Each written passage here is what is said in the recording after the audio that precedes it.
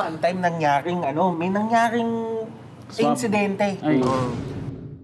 Di talaga ako makapaniwala kay kasi imagine nagawa niya yun. What? No. Wait, what? Really? You know what?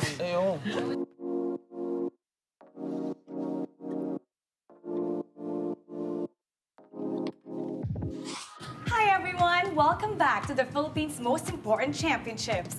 Sa ikalawang episode na ito, babalikan natin ang mga laban sa M2 and M3 World Championships na talagang nagpakita ng lakas ng Pinas sa mundo ng MLBB. Handa na ba kayo sa mga epic throwbacks at kakaibang trivia tungkol sa ating mga paboritong teams and casters? Kaya huwag kayong aalis, simulan na natin! Game. Game. Let's go. Game. Game. M2 World Championship is so memorable from all of us, but if you could take out one word to describe M2, what would that be, Butters? Shocking, unexpected, somewhere along the lines of that siguro. Shocking and unexpected. Unexpected na lang, sige. Yan. Okay, Para sige. may harapan to. Ano sa'yo? Iconic.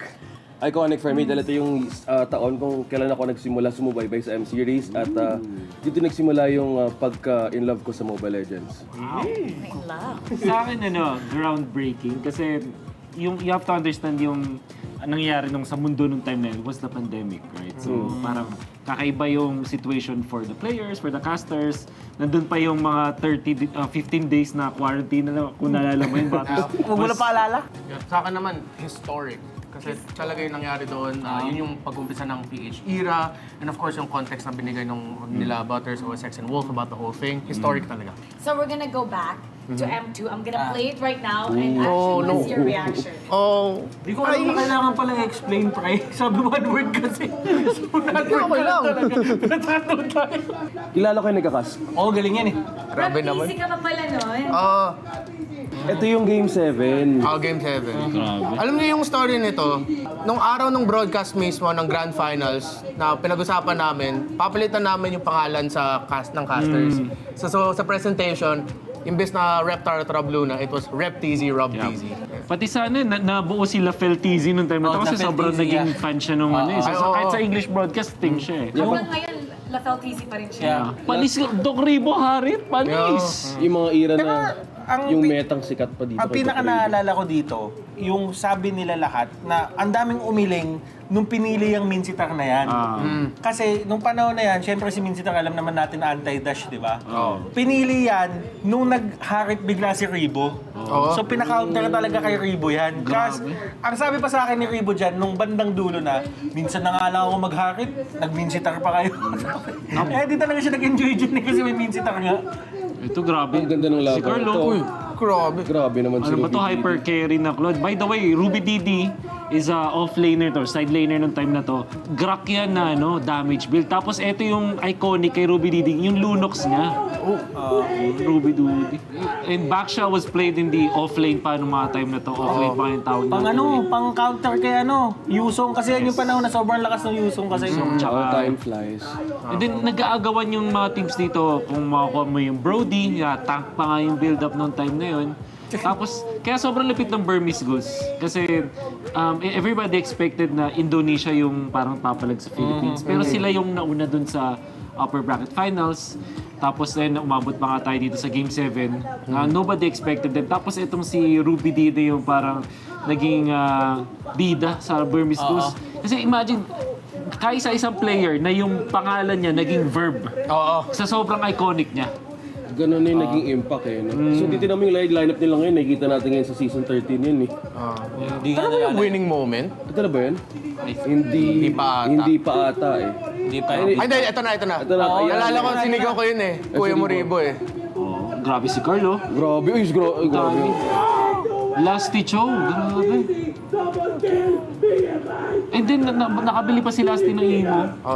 Galing. Well, Anong boses? Okay, oo nga, lumaban na. Ang hindi ko makakalimutan dito, I think it was Game 4, Game 5. May nakita akong post ni Chooks. Parang minessage niya, parang, Munton, ano ba? Bigyan niyo naman ng tubig yung caster niyo. Paus na. Tapos ang daming nagtag sa akin doon. Ang saya nito mga moments. Imagine, in this case, hindi sila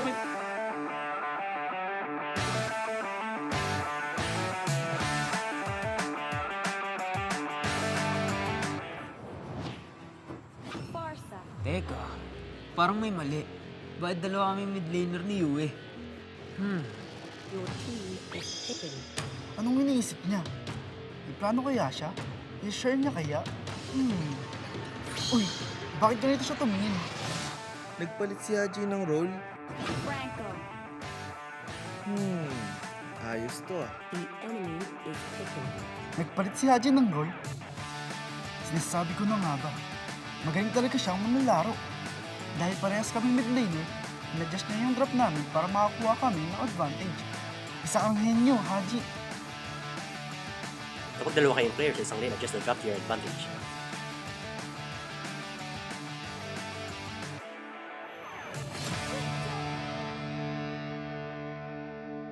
For more #tagumpay tips, nood na ng MPL Philippines sa YouTube at TikTok. Friday to Sunday, 4 p.m.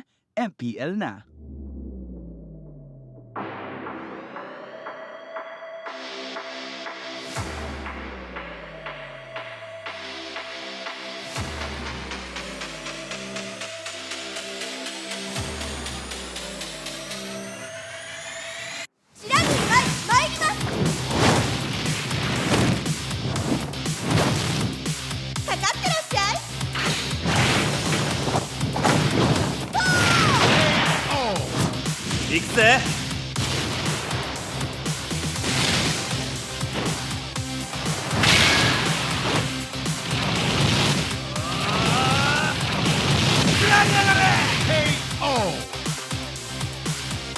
맥시가 지가운다요.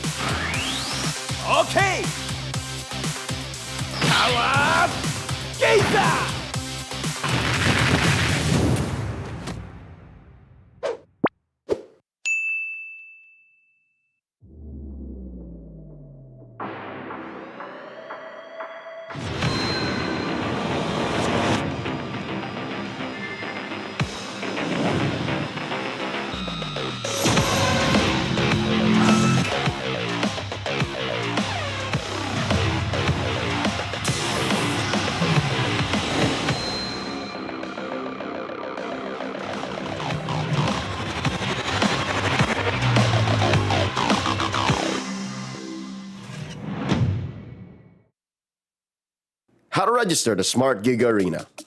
First, go to gigaarena.smart on your browser. Click Sign In at the upper right corner and enter your smart mobile number. Enter the one-time authentication code sent to your number and agree to the terms and conditions and privacy policy. Personalize your account by choosing your username and profile picture. Congratulations!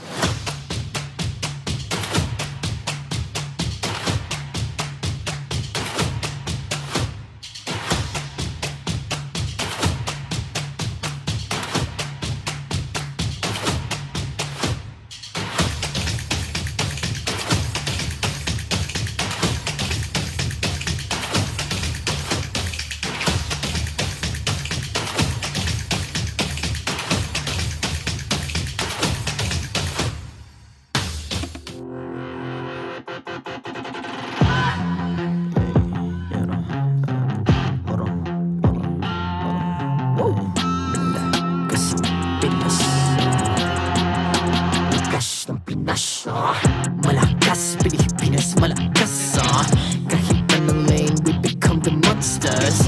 Malakas, Pilipinas, malakas. Face the golden sun and ribbon for the 3 stars. Look at us to the top, no ifs, no buts. Winning any game, para to sa PINAS.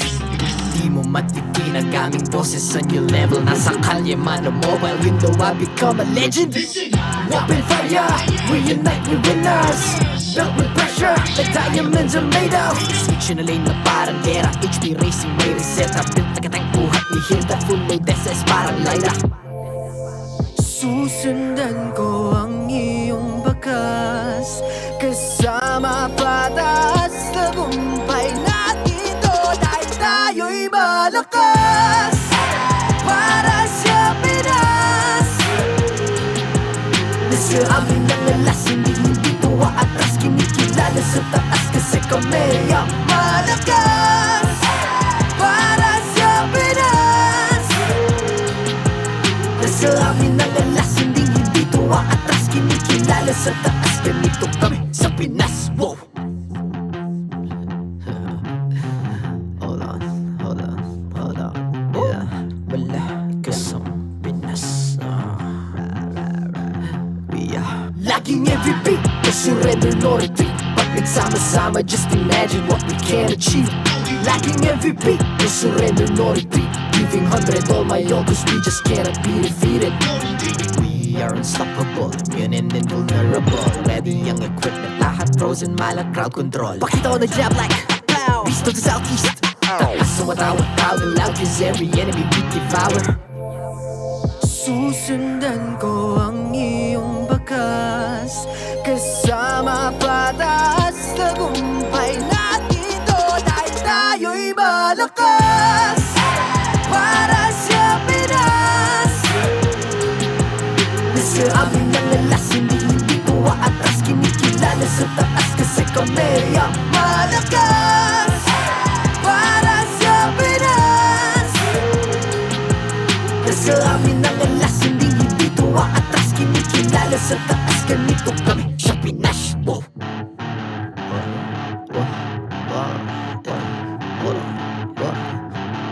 Malakas, Pilipinas, malakas. Kahit anong lane, we become the monsters. Malakas, Pilipinas, malakas. Face the golden sun and repping for the 3 stars.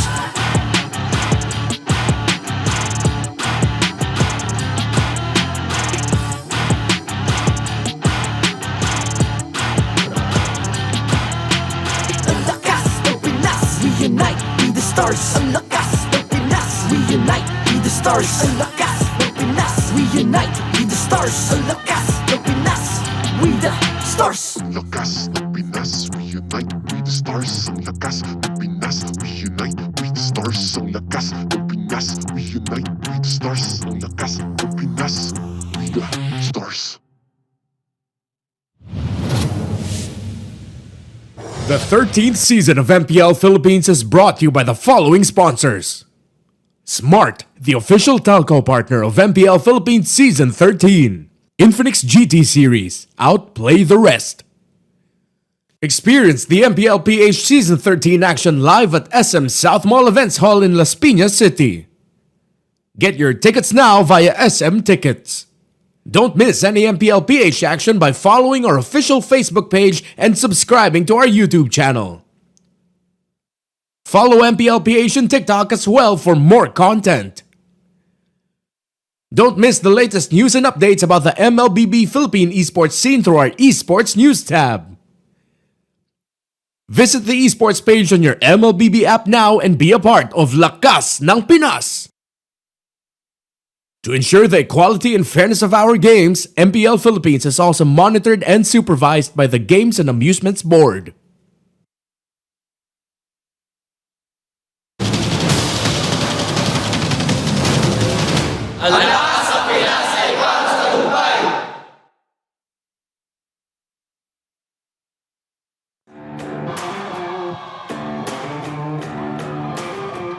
Maligayang pagdating sa Champions Arena!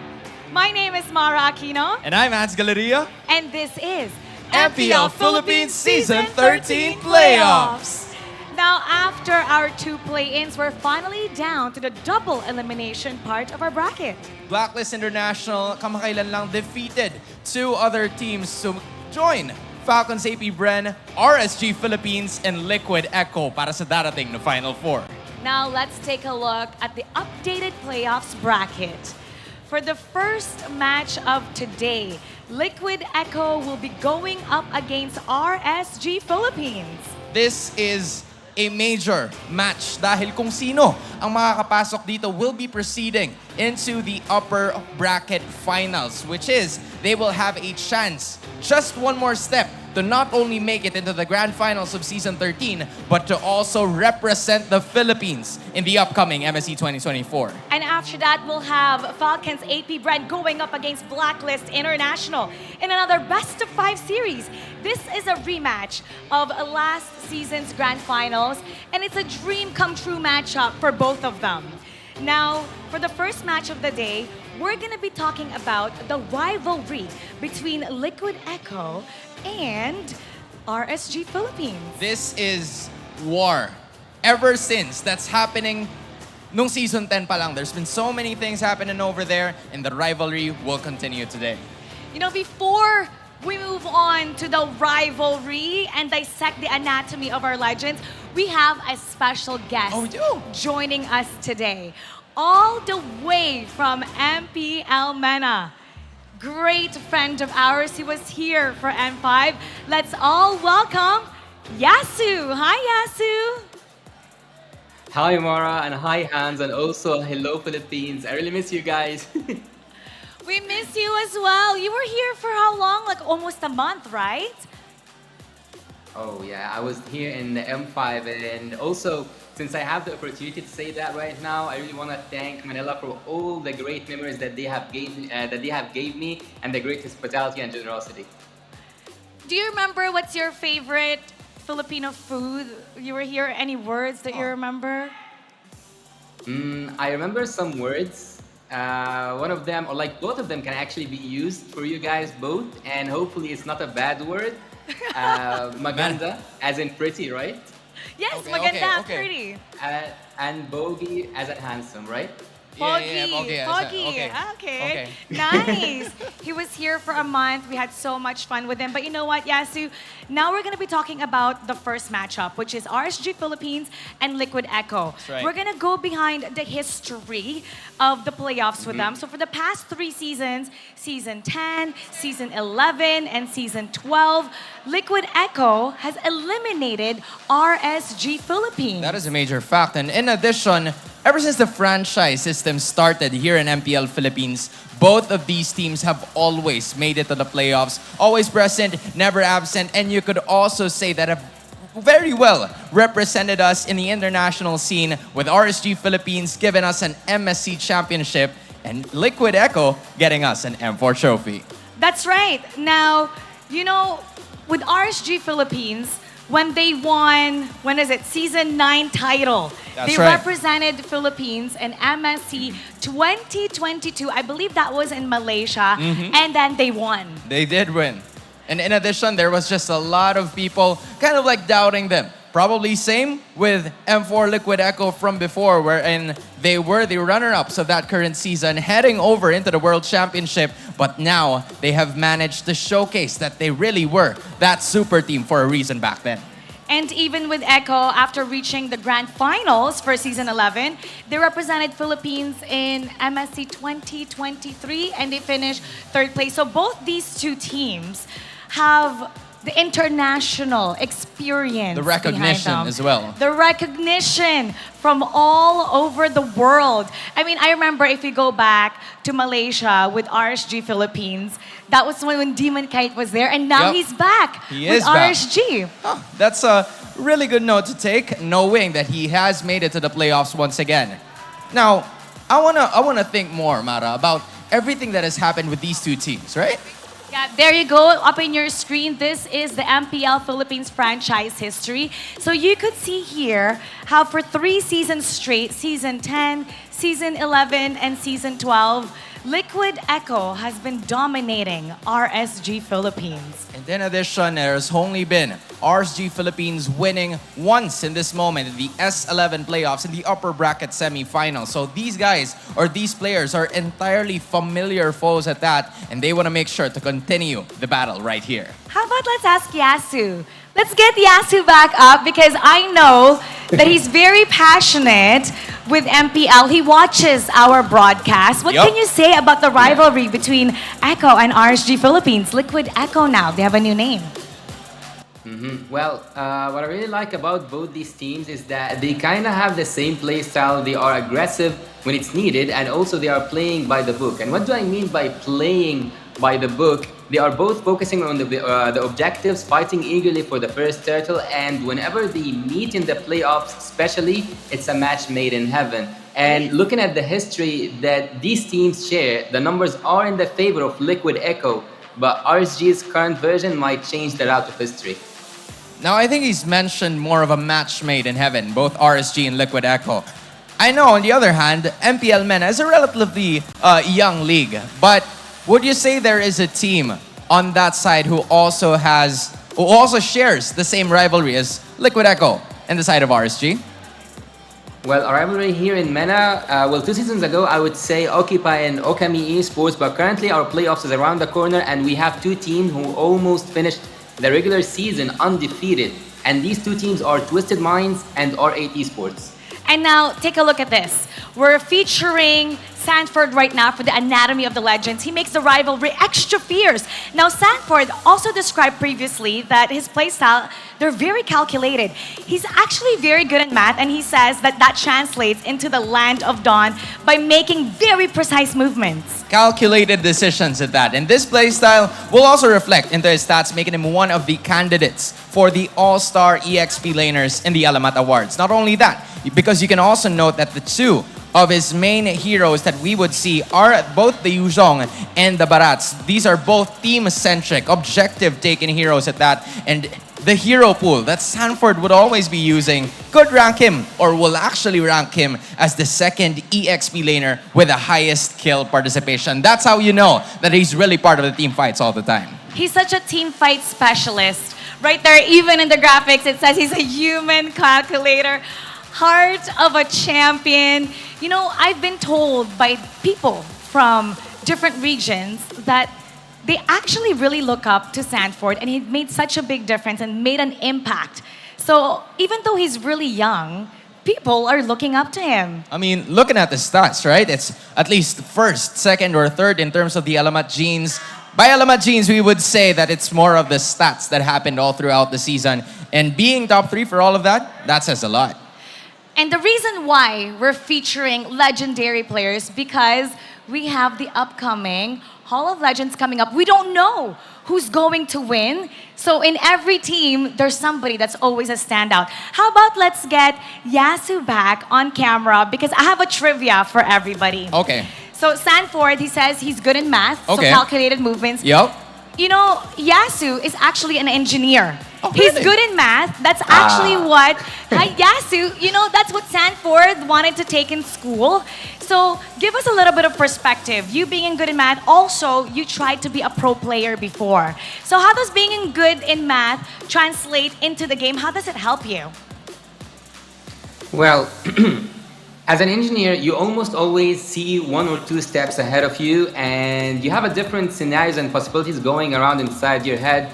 So when it comes to the strategical games, or like the strategical game that we are playing right now, Mobile Legends, as an engineer, you have an advantage, or like you have 1 step ahead of whomever your opponent is, and I think that works perfectly for Sanford. Now, with him being a legend, being a candidate as a legendary MPL player, for you, what makes him a legend?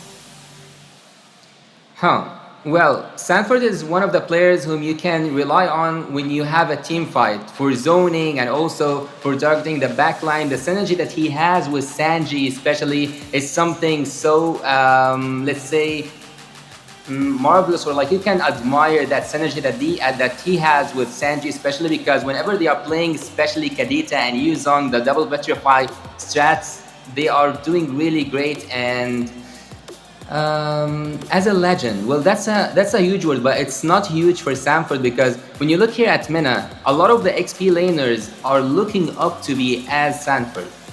Okay, so he explained how Sanford plays in his eyes. So I want to know, from your region in MPL MENA, is there someone who kind of plays a similar playstyle, such as Sanford?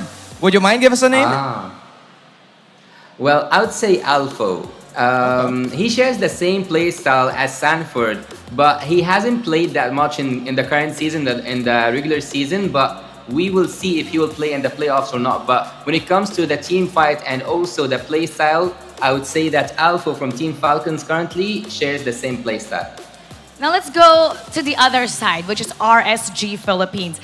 Let's talk about Nathzz. Yep. Now, if Sanford thrives in team fight, si Nathzz naman is a pick-off specialist.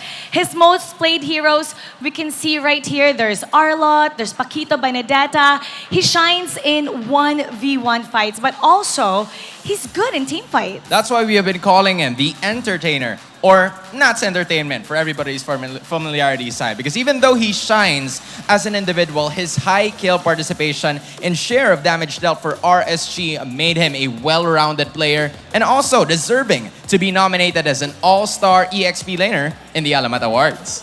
So let's get Yasu back up, because I'm really curious what makes Nathzz a legend for him. Well, for me and for most of the audience and most of the players, everyone loves freestyle and pickup. So no wonder he's the entertainer, like he's called the entertainer. With a playstyle like the one that he has, and by looking at his heroes, you can't help but to admire seeing a player who's able to do freestyles and outplays and still be on an international level and on the international stage. All right, Mara, now that he mentioned more about Nathzz on the other side, I want to know if Sanford is to Alpho, who is Nathzz similar in terms of MPL MENA playstyle with? Yeah. Well, I wouldn't, when you say Nathzz, I cannot think of an XP laner. I can actually think of a roamer who plays the same way. And he's called, a roamer. He's called Troll from Twisted Minds. Well, even though he's not an XP laner, he still plays with the same play style. He's really good with the Chu, the Kaja, the pick-off strats in general. And also, when it comes to the surprise element, he's always there to surprise the enemies. You know, Yasu, it's great to have your thoughts, but we're going to put you on the spot with this question. We want your prediction. Here we go. What do you think is going to happen between the two? It's a best-of-5 series. How is it going to be? What do you think? Since Yasu cannot answer right now, he felt a lot of pressure. Right there, huh? He felt a lot of pressure. Ikaw, I would say it would go to Game 5. Me too. Honestly, I want to see the best of the best, especially Sanford and Nathzz, go at it together. And I wouldn't mind if it reaches a Game 5. It's playoff time, right? Yeah, it's playoffs. You never know how they're going to be. And seeing, even though the history before that Liquid Echo has eliminated RSG Philippines, I feel like RSG Philippines is different this time around, especially with Coach Panda being such a perfectionist. That's right. I mean, we see how he is when he rates his team. We've never heard him give 10 out of 10, has he? Actually, not yet. The entire season. The Not highest yet. is a 9. The highest is a 9. The highest is a 9. Now, we have the Matanglawin, the MSC. Yup. Is that the MSC Matanglawin spiel? I believe All right. so. You guys will get a chance to win 200 diamonds.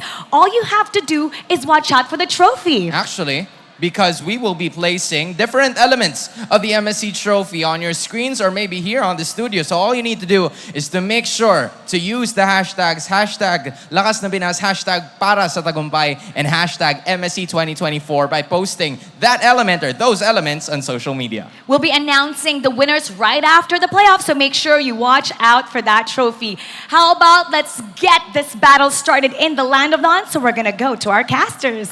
Casters, pasok. The new chapter of the Cavalry and the Raiders rivalry is about to begin. Umi here together with Reptar and Midnight to bring you the first series of the day. It's the upper bracket matchup, best of 5 match between Liquid Echo and RSG Philippines. How you guys doing? Excited is an understatement. I can't believe I'm hearing Liquid Echo and then up against RSG PH. Bro, I've been trying to contain the emotions from my heart. I'm a huge fan of RSG. I'm a huge fan of Echo. I'm a huge fan of Liquid. And to see these 3 names together in one match, oh man, I don't know. I just want to watch. I'm perspiring. The best part here is none of these teams will be eliminated whatever the results is tonight. But of course, it's still going to be tough, mainly because the more you win in this upper bracket match, the more you'll have safety, I would say, in this new bracket system. And it's going to be really tough for both teams. I would say this is going to be a tough one for each and every role. Yeah, and it's always been like that with this rivalry, with this matchup. It's always been a tough series all throughout. They've been doing 2-1 trades every regular season since what, season 10? Yep. And the thing is, it's funny, because like RSG and Echo, whenever they meet in the playoffs, Liquid Echo has always had the final laugh. And I think during the regular season, correct me if I'm wrong, it was 4-1 or maybe around 4-2 in terms of the regular season numbers. And that just means that every time that these two teams met, it's Echo, as you said, or this time around, Liquid Echo is the one who always gets the final laugh. And let's see, is right now in this upper bracket matchup, whoever wins this, where will they end up? Like whoever wins this match, where will they end up? They will end up 1 series win away from flying to Riyadh for the biggest Mobile Legends Bang Bang mid-season cup ever. Wow, come to Saudi, Habibi. It's going to happen, and they're 1 step away if they win this match. Here are the marshals who will officiate this match. They ensure the fairness and integrity of our games. Let's welcome our Kuyas, who will make sure the integrity of this game. So let's welcome Liquid Echo and RSG Philippines. The Orcas find themselves in new waters against an old rival. From the seas will they rise to slay the Raiders. Here come the Cavalry. Let's go! Liquid Echo!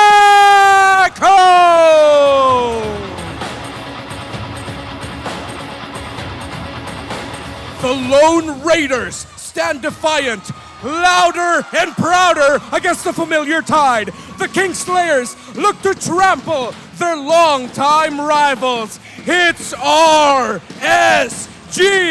Philippines!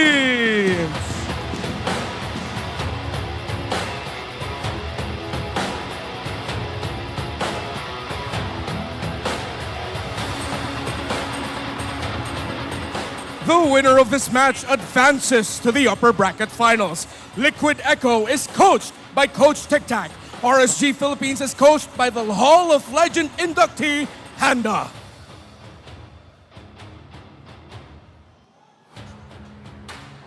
Champions Arena. Team Liquid Echo, RSG Philippines. Welcome to another chapter of this legendary rival. Who sails? Who sinks? Who will come out on top?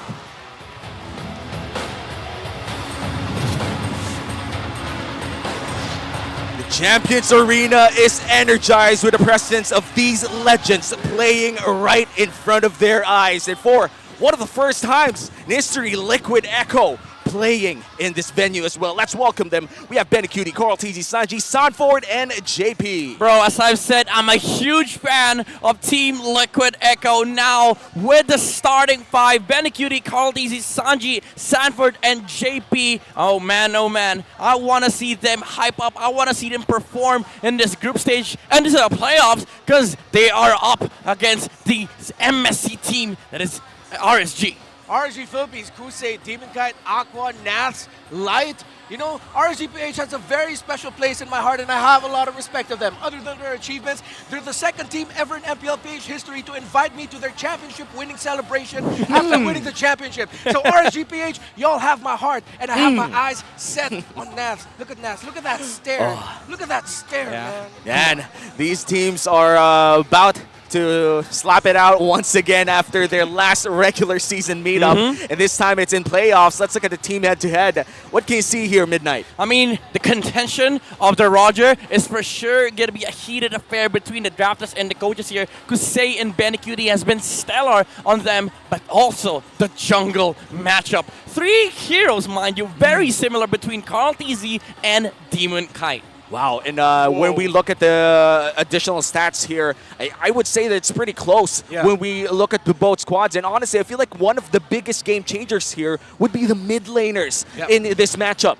In terms of the picks of what Aqua and Sanji will show up, both of them, Aqua really shines in more of the backline role. We've always known Sanji as the mage assassin type if he can. But little by little, Aqua has made a name for himself as well, alongside Light, with finding those weird backdoor angles to surprise their opponents. Yeah, it's not just even the backdoor angles, it's more of the weird picks that RSG has shown us all throughout the regular season. But when it comes to being weird, there's nothing weird about these two. I would say the staple in the EXP, Sanford and Nathzz, has always been the people that, you know, the guys that people look up to when it comes to XP play. The consistency in the turtle contention, the ability to make plays, and of course, the stellar highlights we've seen from these two guys. The Benedetta Stars, the Yuzongs, but of course, the Barats and Arlots on both sides. Yeah, I love these two XP laners. If we're talking about micro gameplay inside the XP lane,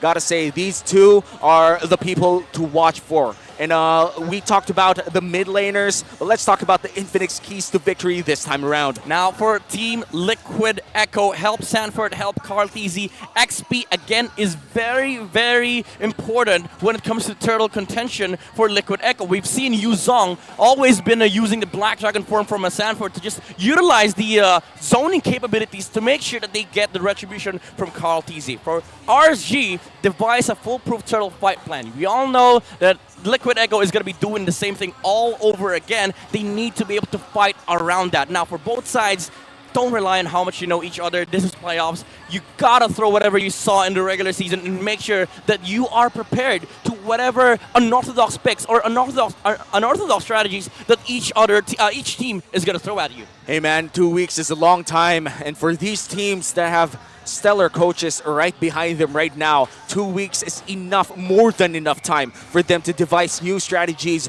new heroes to play, and we could even see that this time around, Team Liquid Philippines, or Echo Liquid, right, Liquid Echo rather, is actually going in for the blue side. What are the implications of choosing blue side? Is this going to be another Fredrin pick? Yeah, you know what?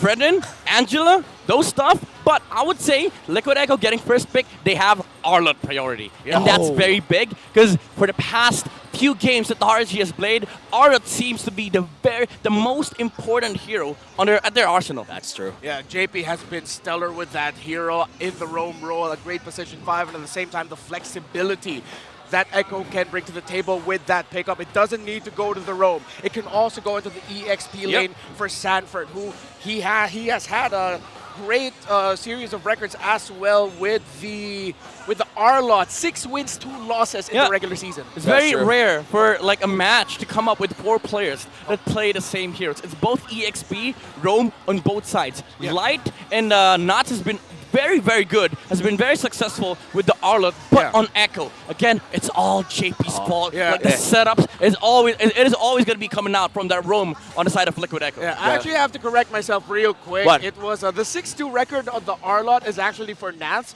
It's 3-1 for Sanford, because his 6-1 record is on the Benedetta. Oh, here we go. Look alive, Champions Arena.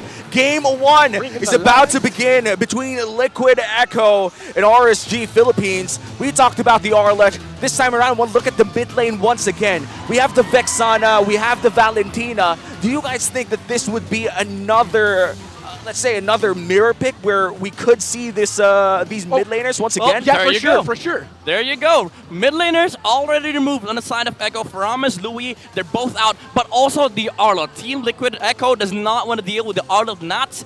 And they don't even want to flex it for JP. They just want to get rid of the Arlot and maybe potentially get the Fred in first pick. Fredrin first pick. I would be very surprised if teams now don't really prioritize Fredrin as the first, because we've been seeing some trends, especially later into the season, where teams who have a chance to pick up Fredrin first don't, and they give it up as the first 2 picks for their opponent's red side. But yesterday, I feel like with the series that we saw, Blacklist International against Banana Evos and Fnatic Onyx Philippines, you have to first pick the Fredrin if it's available for you. Oh yes, definitely. One of the best, if not the best junglers right now. Picked 60% at the time, and there you go. A 63% win rate jungler into the regular season. Yeah, the value is definitely there. The hottest commodity utility jungler out there, Fredrin.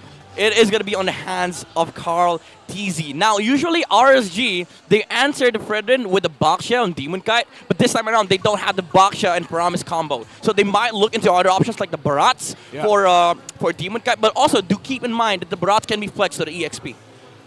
And the Barat's EXP lane, we talked about this several times already off broadcast, and I just like to bring it in the broadcast. What are the good matchups for these Barat's XP laners if ever we do see them? I mean, nothing. He's that good of an XP.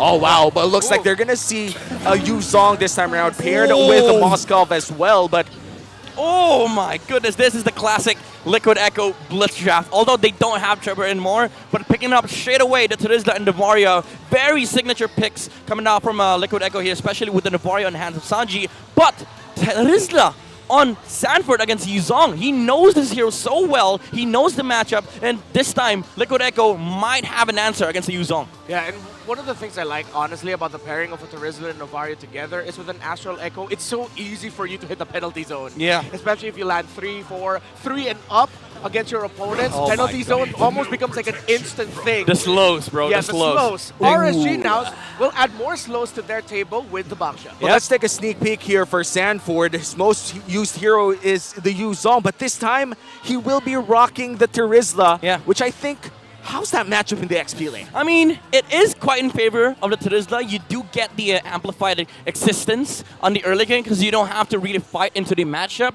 And the thing about Trizla is that, again, it's very good when it comes to turtle fights. That's the thing that Liquid Echo wants. But RSG, Coach Panda, has done his homework. He knows that Liquid Echo is going to try and get that Yu Zong. So they put Nathzz on that hero, and then they got, again, one of their best utility junglers against the Fredrin, which is the Baksha. Yeah, and looking at this Baksha and Yu Zong, I do fear for the life of the Novaria. I don't think he's going to have a good game here unless, of course, Sanji plays a bit less aggressive on his typical, very aggressive Novaria. You know, I'll be honest, after what we saw from Spider Miles on the Roam Novaria yesterday up against a lineup that could have destroyed his Novaria, I feel like now I'm not so scared for this Novaria. Because after seeing what Spider Miles did, I feel like Sanji can do the same. He stays alive, keep himself in the back line. The pressure actually is going to be on the Fredrin, the Trizla, and whatever the roamer is for JP to make sure that the backliners don't even get close to the Novaria. But here's the thing. Liquid Echo, even though it's comfort on Sanji, they have to watch out for the unorthodox pick.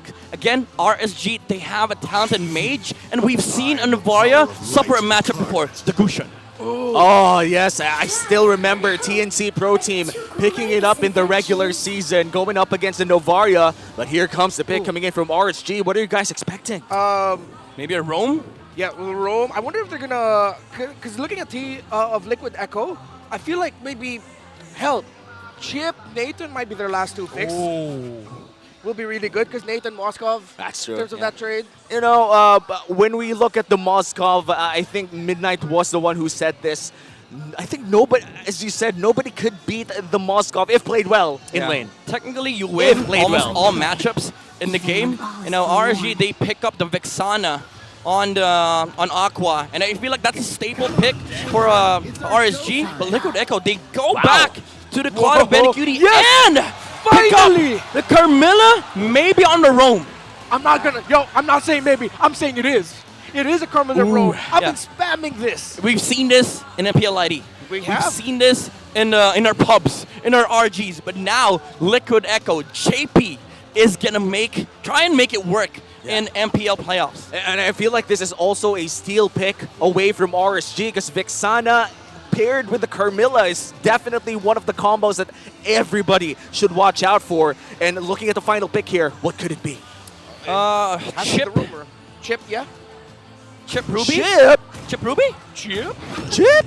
Let's see. Well, looks like they're going to go for the Guinevere instead. Guinevere Rome in this day and age of the metagame. Hey, we haven't seen that for a long, long time. And against the Carmilla, what do you think about this, Midnight? To be fair, I don't think it is straight up against the Rome or even the cores of Liquid Echo. I think it's just a good answer against the Fredrin, because against the Fredrin, you want to be able to control him and make sure that he doesn't get the stacks. And make sure that if he charges up those crystallized energies, you are able to hold him down enough that your teammates can burst him. And I feel like you get that with the Violent Requiem from the Guinevere. And even if you pair it up with the knock-up coming in from the Yuzong as well with the Petrify, that would allow for RSG to have a long crowd control time. And going back on that stat as well, I do think that RSG is also within top 4 of crowd control time inside the league right now. Yeah, now looking at the lineup rating here, Liquid Echo does have the upper hand. They have an insane team fight with the Carmilla, Terizla, and Cloud combination, but there's a huge lockdown on the side of RSG. And you're right, they really love those CCs on the side of the Raiders. And when we talk about crowd control, we talk about winning games. Who's going to win game 1? It's Liquid Echo versus RSG Philippines. And yesterday we saw 5 games in our first series. Do you think it's going to be the same story today? I want 5. I want 5 games. I wanted 5. And again, the heat, the context of this match is Liquid Echo. They want to be able to buy in for their MSC chance against an MSC champion team that is RSG. Just like that, JP burst a chunk of his health down, but Carlteasy is already there as well. And so far, no big casualties. And they're both taking it easy right now. But RSG a little bit more aggressive with the pokes early on, just so they can control the rotations of Liquid Echo. This is the classic RSG early game, just pure aggression. Don't show any sign of weakness. Just make sure that you're everywhere on the map. And they're able to do this with the Basha. But Light, gets poked by Carlteasy. Usually it's the other way around. That is painful. Coming in from the box show 1 minute in the Fredrin rather. But overall, RSG still up with the tempo. Is this actually what RSG wants to do? Do they win the early game? Well, in terms of what RSG wants to do, it has to be control the aggression that the Carmilla and the Fredrin together can dish out. So you want to try and match them with the pokes. Because if you let Liquid Echo do what they want to do in the early game, they're going to be invading the jungle after the first turtle. Yeah. And look at this, 3 Purifies on the side of a Team Liquid or Echo Liquid. Liquid Echo. Liquid Echo. We're getting used to it. It was a surprise for all of us. It was a surprise for all of us. You know? 2 days right before playoff starts. Liquid Echo with 3 Purifies, respecting the crowd control that RSG has, but it looks like Turtle will be started by Carlteasy. In the bottom lane, a bit of a gank onto the EXP lane to push him out. Carlteasy already has brought down the Turtle to 4K. Little reset though. All right. Classic moves from both sides. RSG, they let the enemy jungler get Turtle Prio, but Yuzong? Here comes the Black Dragon form. Astral Echo dropping them down as well. That's an entry by Sanford. Penalty zone. Carlteasy gets the Turtle, but RSGPH are going to be fighting back. And the damage coming out from RSGPH hurts too much. First blood, make it 2 for RSG as Carlteasy and Sanford fall. Liquid Echo losing 2, and Turtle secured though. Who wins that trade? I mean, for sure, RSG, they're going to be definitely happy with what they got. Even though they lost Turtle, it was because the jump from Sanford was there with the penalty zone, but they got 2 heroes, and that's the power of the box shot. The ability to turn these losing fights, they're still going to be able to get pickoffs right after the Turtle dies. And look at the bravery coming in here for Benny Cutie. A 2v1 scenario, putting an aggressive BMI instead. I could never. My nerves would die. Same, dude. It was like, I am not that type of Claude player that can use Blazing Duet to clear waves and poke that early on. I'm saving that up until I have 3 items. Same, dude. I'm a 3-item believer. I'm a power spike abuser. Yeah, he only has a swift crossbow, and he did that. I mean, that's Benny. Come on. That's Benny. It's Benny. And that's just experience, you know. That's a world champion right there. World champion gold laner as well. But for RSG, even if they're up against world champions, they are former world champions themselves. One MSC title, and RSG ahead by 1,000 in this matchup. Is this expected? Are we expecting RSG to ramp up the early game? Oh, Light actually entry with a spatial migration. That's going to be JB with a burst of blood. Light going to be taking damage, but he survives. And look at the Eternal Guard by Aqua. Cartesian is taking a lot of damage. He doesn't have the ultimate anymore, and he goes back. I mean, RSG, again, aggression is the name of their game. This is the task force. No way. Spear of Destruction, is he going to go in? Nah. All right. And they, dude, the control, the macro, and the ability of the box shot to keep this going. Oh no! He tried to hold, but he's not gonna fall. RSG back off as Liquid Echo will bite back and defend the tower up top. Let's talk about aggression here. RSG is doing this non-stop. They're going in 3 men at a time. But looks like Liquid will be starting once again the second turtle of the game. Liquid Echo, can they secure this for free? Yep, I think Liquid Echo does take the turtle for free. RSG, they were in no shape to contest that turtle. And I mean, in a macro sense, it's right for RSG to just give it away. Because if you fight and then you lose against Liquid Echo, that's momentum being taken away. But RSG, again, with this kind of lineup, the prioritization on the box shot and the matchup preference, it does make sense that they are able to do this with these set of heroes. Light has just been jumping all over, dude. Yeah, he's not shy with it. I mean, there were 3 members of RSG PH there. If they got the jump, it would have been a go. But it looks like this is a go for Liquid Echo. Astral Echo finds them. Carl Teasy. Wow! Using the Spear of Destruction to get behind Carl and then be able to blink away. My goodness, the dodge. The micro mechanics of these guys. I could never have thought a defensive Spear of Destruction would have worked out. But you know, how do you even call it Spear of Destruction if you use it to protect yourself, you know? It's Spear of Protection. It's Spear of Protection at this point, but RSG... It's the SOP. I can't wrap my the head SOP. around it. Wrapping my head around it is not an option at this point because we have 3 people wrapping around Nathzz, and there is the option for Black Dragon form, but it's not using it just yet! Oh, but in the bottom lane, it's actually a big wraparound onto Sanford. Are they going to be able to find Nathzz? No, he used the Black Dragon form to send the members of Liquid Echo back. They try to poke him down, but Aqua is here to help. 4-man rotation by Liquid Echo up top will not lead to anything. JP? Big win for RG, the bottom lane, but Liquid Echo are going to continuing this out. Wow! Curse of Blood, the taunt, the damage. Aqua falls, there goes the Vixana. Nathzz is trying to survive in the bottom, under the tower. But he falls down, but he's able to free hit. Demon Kite gets spotted out by Carl Teasy, and they're going to be chasing after this box shot. Carl Teasy, taunted, damage. Can he hold? He does not. And just like that, Liquid Echo trims the lead from 800 to none. The decision of Liquid Echo to go for that swap and the punishment, they saw that there were 2 heroes on the bottom lane. Even though Sanford died, they knew that it was always going to be 3v4, 3v5 max at top lane, and they are going to be favoring that trade. And again, the commitment. They dove that tower, disrespecting the Yuzong and the Vexana. Oh, yeah. Carl Teasy might be in trouble here, but objective control is the name of the game. If you're Team Liquid, if you're Liquid Echo, 3 turtles secured for the early game as they scale towards the late game, in which I think the Claude should have the upper hand. Yeah, this is classic trade in the late game. You don't... Nathzz gets dived upon by the members of Liquid Echo, but he flies away like a G6 on that dragon. Almost gets hit by the Star Shatter, but Nathzz survives. You know what they say, if you can't reach the dragon, aim for the stars! TC! Full-on combo by RSG! Sanford goes in with the penalty zone, but doesn't actually connect that much. Carl TC falls. RSG PH are going to be fighting back. Team Liquid Echo is trying to escape. Sanford will get taken down.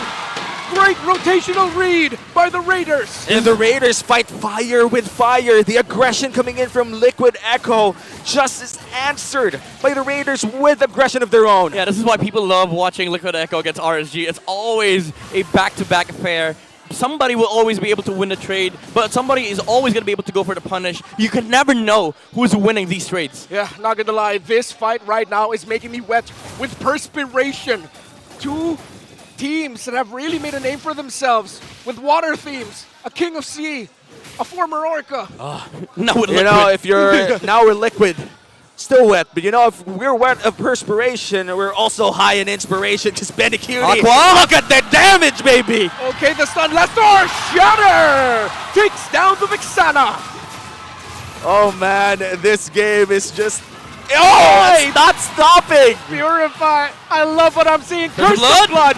Gets to Grotties. It goes in Sanford. Penalty zone. There's the Appraiser's wrap. Demon Guy still holding on. Daz able to deal a bit of damage, but the Baksha will fall at the hands of Liquid Echo. Crucial pickoff on Demon Kite. The Lord is started by Team Liquid. Come on. Usually, whenever we see teams win mid-game fights, they just snowball. RSG just won a fight. Liquid Echo, they didn't care. They were like, all right, no Moscow, 5v4. And then they won that. Although the Spirit Destruction almost got the Lord. But again, Liquid Echo now has the momentum back on their side.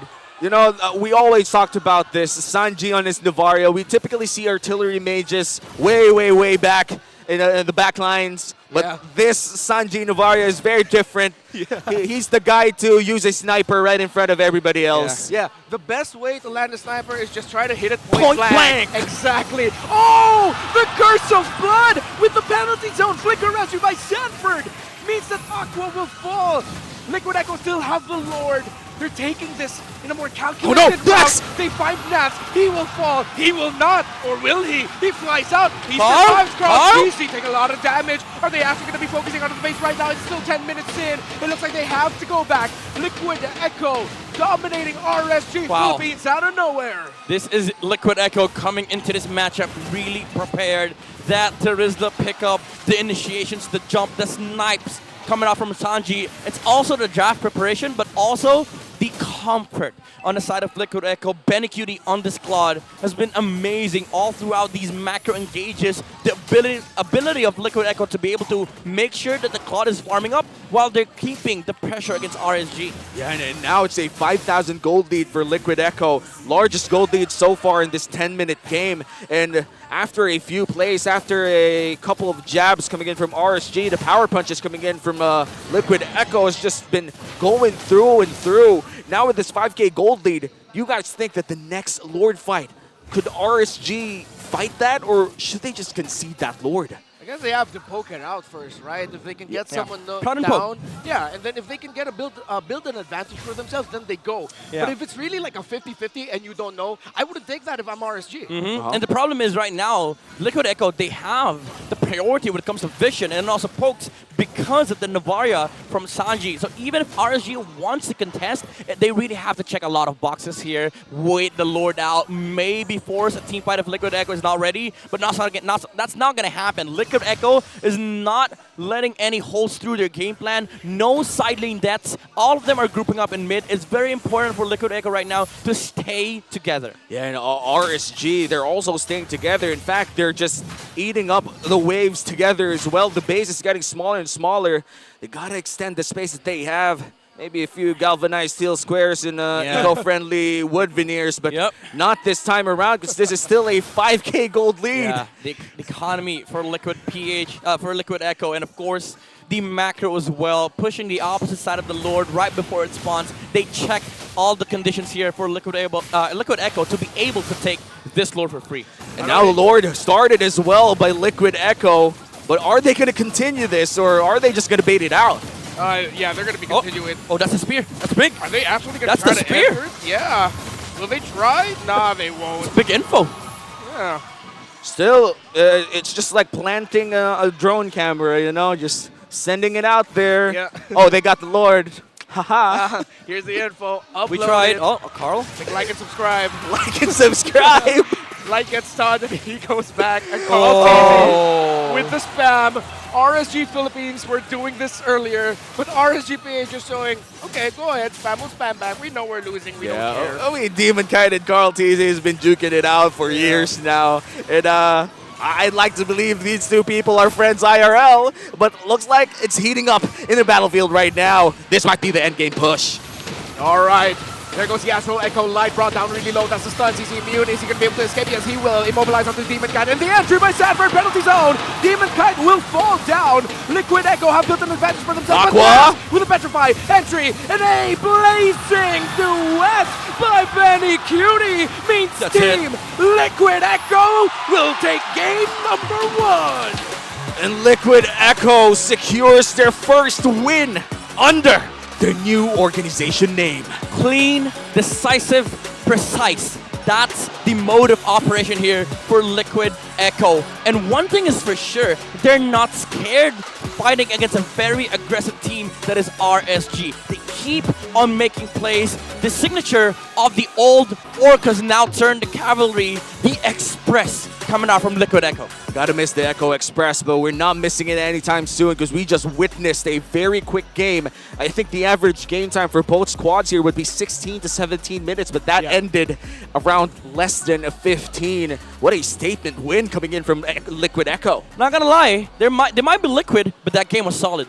It really was. Yeah, they really gassed up the tempo over there, right? Yeah. They did. I had to make that joke somewhere. Now you gotta include Plasma wherever, but that's really hard, you know?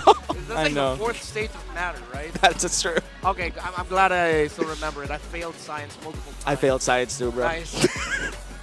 Now look at us. Look at where we are. Look at us where we are, you know? Making science jokes on broadcast. On broadcast. That's the reason why we learned it. Shout out to my grade school science teacher who doesn't remember me. I don't remember. You never know. You never know. Might be watching.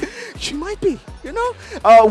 We do have a lot of, I think, MPL fans who are in the age bracket of, I think, 40 to 50 years old. So shout out to the moms and dads, to the titas, to the titos, to the uncles and aunts there who actually support and watch MPL with their family. And I'd like to believe that for a lot of families, especially here in the Philippines, MPL or MLBB is a big bonding session for them. Oh, it definitely is. And after what we saw the crowd yesterday and then now here, it's really great to see a lot of families. They bring their children with them. Yeah, Start them young, baby. Yeah, exactly. I feel like the people that we're seeing bring their kids didn't have kids yet when they started watching MLBB esports. Oh, you're right. Did they just suddenly have babies during the pandemic or something? Yeah. I don't know. I mean, people have babies all the time. But you know, we're going to head on into our analyst to talk about what happened in Game 1. Butters, and whoever you are with, it's your turn.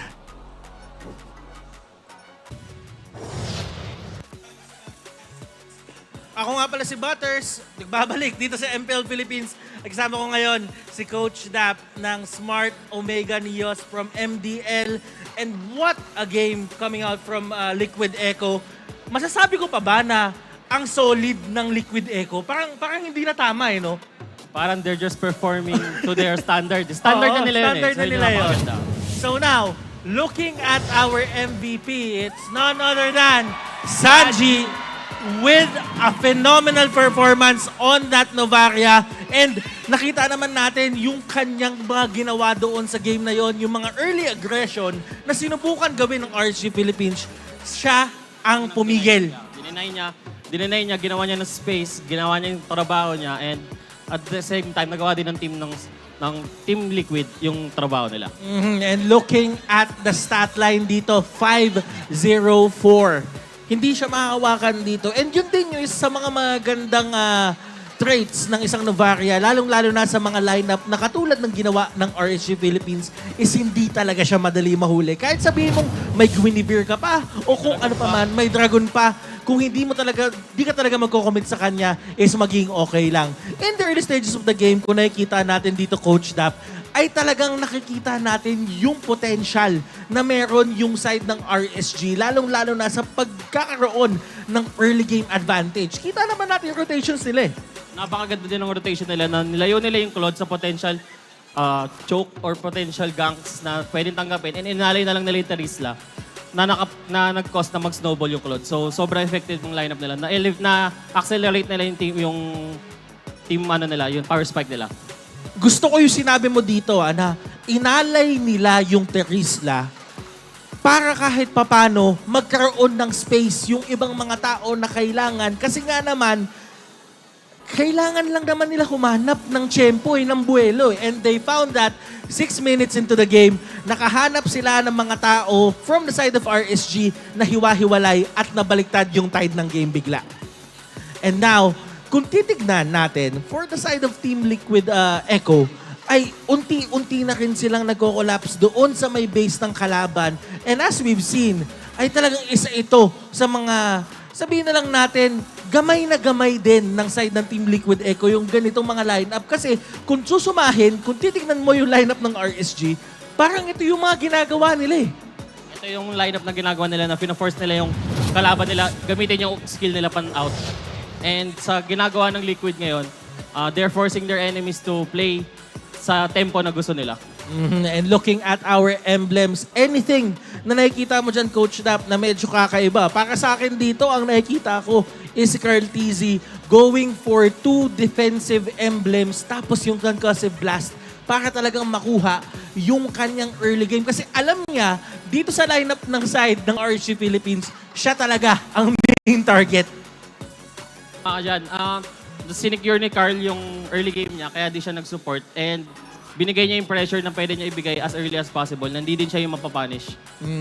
But in terms of scaling, Coach Dap, the Claude and the Novaria against a Moskov and a Vexana, kanino ka dito? Late game-wise, mas maganda yung Claude and Novaria. Pero sa ginawa ng tempo ng Team Liquid, pinakita nila na pas early aggression, mas kaya nila i-control yung tempo, mas kaya nila i-accelerate. Dapat na lamang yung Moskov. Pero napakita nila na kaya nila sumabay sa tempo. And with that, those rotations, kung iisipin mo, back siya, Yuzong, tapos meron ko pang Guinevere, parang dapat talaga hawak nila all sides of the map. Super early game lineup yung team RSG dito. Pero talagang ginawa lang din na-understand ng team Liquid Echo yung yung game timing nila, yung power spikes nila. And tingin ko yun yung the way they play is yung ginagamit na ng RSG yung mga skills nila pang out eh. And that's a sign na they're not playing their game. Katulad ng sinabi mo kanina, kung titignan natin yung rich guy ngayon, inaalay nila si Sanford on that Trisla para magkaroon si Benny ng 836 gold per minute and napakalaki nun. At kung tutuusin, kung titignan natin yung damage dealt dito, makikita mo si Sanji, palong-palo talaga. 53,000 ang na-deal niya all in all doon sa buong laro na yon. And now, kung titignan natin dito, Coach Dap, ano naman yung masasabi mong pwedeng gawing adjustment naman sa mga ganitong klaseng lineup na side ng RSG? Kasi kung tutuusin, in terms of damage taken, nagawa naman ni Demon kahit yung trabaho niya. Present nga siya almost all fights na nagkaroon doon sa may mapa natin.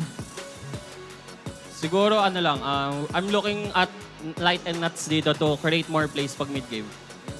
Now, kung tutuusin, Coach Dap, ay alam naman natin, talagang nag-draft ka din para sa team mo. Yung mga ganitong klaseng laban na nagawa mo naman yung early game checklist mo, tapos hindi talaga pumanig sa'yo, nabaliktad ka. How do you get back dito sa mindset na parang winning mindset tayo, 5 games to, kailangan bumawi lang? 3 as best as one. Best of one lang, best of one.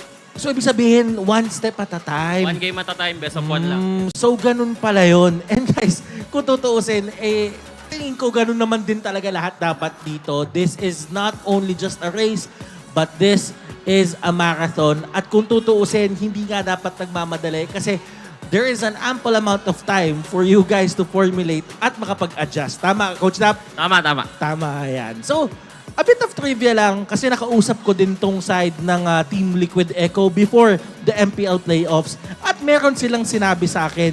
According to Sanford dito, mas gusto daw nila dito yung second place na nakuha nila ng regular season kasi daw, mas naaral na daw nila yung kalaban nila at nakita naman natin doon sa pacing ng draft na kung nakita natin yung draft, dire-diretso yung pili. Alam na alam nila kung ano na yung gagawin nila.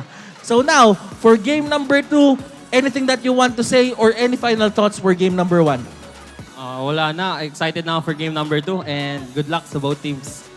Good luck to both teams. And sa totoo lang, guys, this is going to be exciting and this is going to be one fast match-up. Kasi nga naman, ang gusto ng dalawang team na to, kumbaga basketball to, Coach Dap, parang pang run and gun. Kumbaga yung mga mabilisan na play to, kumbaga lahat to pumapass break.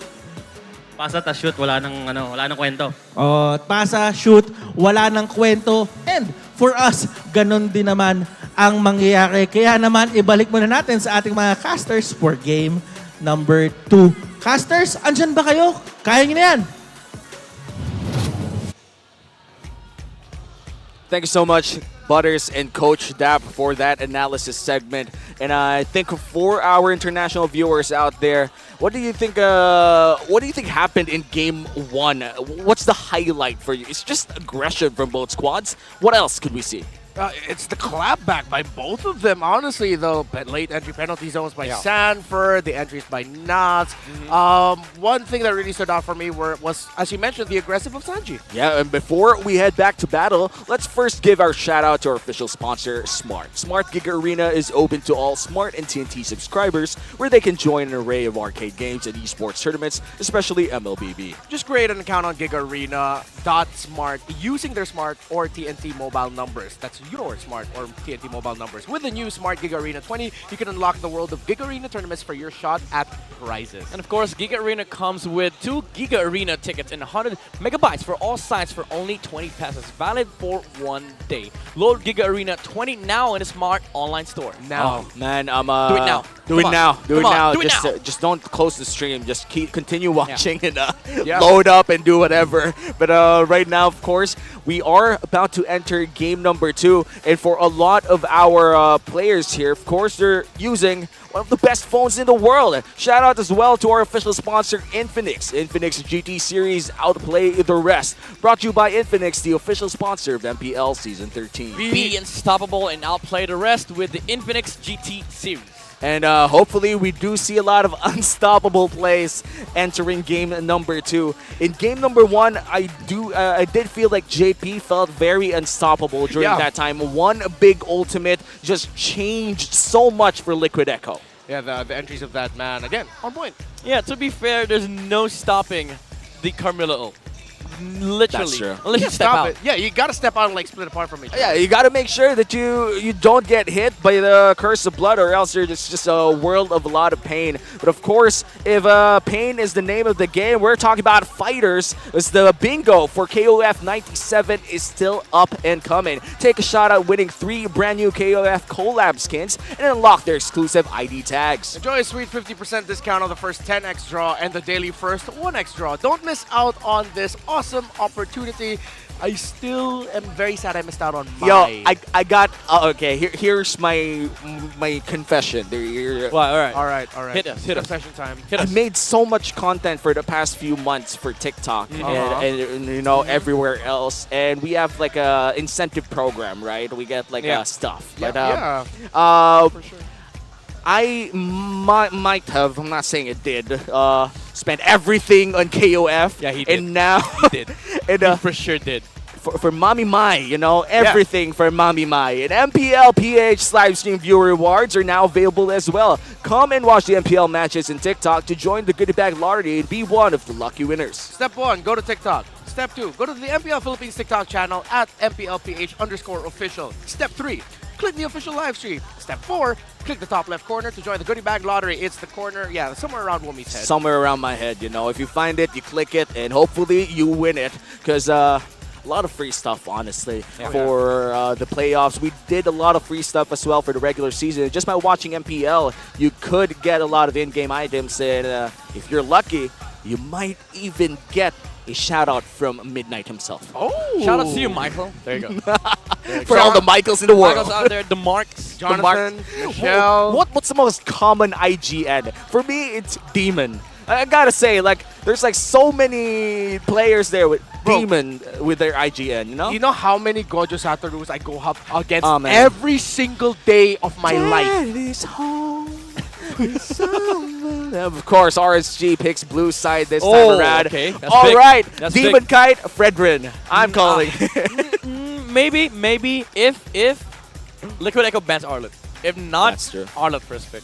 Yeah. Oh, you'd rather prioritize the Arlet than the Fredrin of your RSG players? Dude, Nathzz went on a winning streak with the Arlet. 5 series straight. Wow. He won his games on the Arlet. After people started banning the Arlet, RSG started losing games. Oh, wow. They just never. Oh, yeah, that's true. That sends That's a message. Like when Arlet actually was introduced in the game, I think it was so game changing. Back when the Ultimate didn't even have animation back then, it didn't have a delay. There's 0.2 second delay. This time it was instant in general. You know. First guy that utilized it too, Nathzz. Yeah, Nathzz and Edward. I feel like it was always between them, but this time. I would say if it's the Benedetta, it would be 50-50 between Edward and Nathzz. But in terms of Arlet, I gotta give it to Nathzz right now. But you know, for the Edward fans out there, the Paquito is something that Edward plays really well during this era. The thing is, whenever Nathzz is on heroes like Teruzda, Paquito, especially the Arlet, whenever he can jump, he starts the plays for RSG. It doesn't have to be Light, doesn't have to be Demon Kite, because these guys are very good when it comes to like catching up and following up whoever sets up in front. And I think that's the key against Liquid Echo, because you don't want JP and the other people setting up against you. And that is what happened in game number 1. Liquid Echo just went on against RSG, jumped on them, and they didn't have any answer. And wow, when we talk about the XP laner, I think for Nathzz, the moment Liquid Echo goes for the XP laner early on, this might just be the problem for RSG. There's no big playmaker apart from Light and Nathzz, unless, of course, we're going to see a different type of Aqua in this game number 2. Lads, I just want to say I love our Champions Arena. I love First it time so we've much, had it, too. like, This is one of the best, man. yeah, I know it looks great on broadcast. I love how the community... Champions. Yeah. I just want to emphasize Champions Arena. Of course. Champions Arena. Yeah, it's not an MPL arena, it's a Champions Arena. We have like 4 or 5 trophies and like, what, 6, 8 medals? I don't know. I stopped counting at 3 M Series championships, you know. It's 12. 12 in total. 12? Is that a real number? Or is that made up stat? No, it's actually 12. All right, we don't do made up stats here. Yeah, Everything we say, 100% legit. Now that's a made up stat. Wow, the irony. And now, of course, for Coach Tic Tac is going to take away the Harith and the Faramis as well. Same bands as well for Coach Panda, taking away the Louis Yi and the Mathilda. Boys, Arlet, Barats, they're both up. Ooh, that's going to be a matchup that I'd like to see in game number 2. The Arlet, please put it in the hands of Nathzz. Yeah, I think that's going to be the trade war that they're going to be going for. Arlot, Baksha, Fredrin. I'm missing out one more. Barats. Ooh, okay. Angela. Now, this makes things interesting. There's 2 things that Liquid Echo is looking at. Oh, all right. They removed the Fredrin so that whatever Coach Panda goes with, Liquid Echo is always going to be able to prioritize the Barats. Maybe even force out the Barats versus Baksha matchup, which does favor the Barats a little bit. But here's the thing. If they force RSG on the Arlet and Baksha, they might be able to set up heroes for Sanford and also Sanji on both EXP in the mid. Yeah, it's almost, it feels like Liquid Echo is daring RSG to pick up the Arlet. It's like Coach Tic Tac is already whispering in Panda's ear, hopefully in English, saying that pick Arlet. Pick Arlet, baby. Pick Arlet, come on. Yes. Is it going to be the Arlet, though? I wonder if any of them are thinking about the Edith later on, though. There you go. There you go. Of course it is. Not on the Arlet. And they get, oh my goodness, Yuzong on Sanford. And they block the box shot from RSG. You know, whenever Coach Tic Tac goes in for the Blitz draft, it almost feels like you've just stepped on the trap just because of how fast he locks it in, you know. It's like Tic Tac saying, we know this. Yeah. We know what you want to do. We already have prepared for it. We own this. Those are our brothers and sisters in MPL Indonesia. That's true. Shout out to the Bahasa stream, Yeah, to by the the Bahasa way, stream, for the Indonesians who would like to watch MPL Philippines playoffs on their native language. We have a Bahasa stream as well this time around. But what's going to be the reply here? Claude's Are we looking open. at the Claude? Claude Barats? Oh, never mind. Oh, all he sees a lot of praise. All It's right. going to be the Roger. Finally, someone picked up the Roger. It's like Roger was late to the party yesterday. No one picked him up. That's true. It became a battle of who gets the musket first. Yeah. I mean, to be fair, it has 100% win rate in Indo with the Barats. So with the matches yesterday with I think 3 teams liking the Barats and Moscow, that does make sense. It's it aligns with the statistics from other regions. But again, Liquid Echo and RSG, they have different strategies here. They have identities, and Liquid Echo again sticking to what they know, sticking to the comfort. This is the identity of this squad. You put heroes that are very comfortable on these stellar players so that they can perform inside the game. And I love the Valentino pick coming in from RSG as well, making sure that there will be no final slash available for the side of our Liquid Echo. It looks like they're going to take away more roamers if you're Liquid Echo. Game plan for Liquid Echo, second phase, because if you go to if browse the history, the draft history of RSG, Light has always been on the second phase. Now this Grok, they did the same thing on game number 1. If they remove the Edith once again on the side of RSG, Light might be forced to once again go back to the Rubies, the Chos, even the Guinevere Roam. That's why maybe the reason why we saw it game number 1, because they had nothing on the Roam. They have no option, and that's what they do. Grok, Edith is now taken off the table. RSG, they have to go back to the Guinevere and the Rubies. I like how we just both went. Yeah, we just like groaning from time to time, especially when we are waiting for the last ban. And no, I thought it was an acknowledgement also of what Midnight said of like, wow, Light's getting pinched again. Yeah, you and know? if Liquid Echo pick up the roamer in the next pick, then Light has gotten pinched again. Bro, JP Minnow is coming, I think. Yeah, the Minotaur coming in from JP, one of the most effective pickups that they've used in the regular season. I would say Liquid Echo would be really happy to take that pickup. All right, Nathzz is on the Arlet once again. Looking at the stats, 75% win rate. Oh, RSG, they took the bait. They removed the Minnow. There's a good chance JP gets the Ruby here. Yeah. Unless with the Valentina there, I wouldn't want to pick up the Ruby as much. Even though, yes, Trent say go for that. Maybe it could be something else. They could go back to the Carmilla if they want to give the Curse of Blood to the Valentina. Yeah, especially with the Yuzong too. Yeah. Like, it's a good combo with the Petrify and the knockup. RSG though, like, there's a good chance they flex this Arut into Rome and then pick up a Benedetta for Nathzz, because it is a good matchup against a Yuzong. You know what? With all those heroes that you mentioned, saying, I wonder if Liquid Echo would consider being one of the first teams, because I can't remember if anyone actually picked it up. No, yeah, it has been picked up. I'm saying Kufra. Oh, I miss Kufra. The last time that I saw Kufra was in the hands of Chak Mamba himself. But looks like they're going to go for Florin instead. And what is that reaction, brother? No, I'm just like, it's surprising to me. I mean, it's a Florin with Boxia. I think they just want to be able to sustain the damage output of the Roger. Because the thing about Roger is that he likes playing into team fights with maybe 3 to 4 heroes with low HP. Yeah. Florin solves that. Because like if you go in, you smell somebody, he just presses blue. And then they can reset and then go for the team fights once again. No, but my problem with this, brother, man, There's a Val on the other side. Yeah, exactly. With all of the bans of Liquid Echo, I thought they wanted to pick up a Roman mid-tandem that can actually control the middle.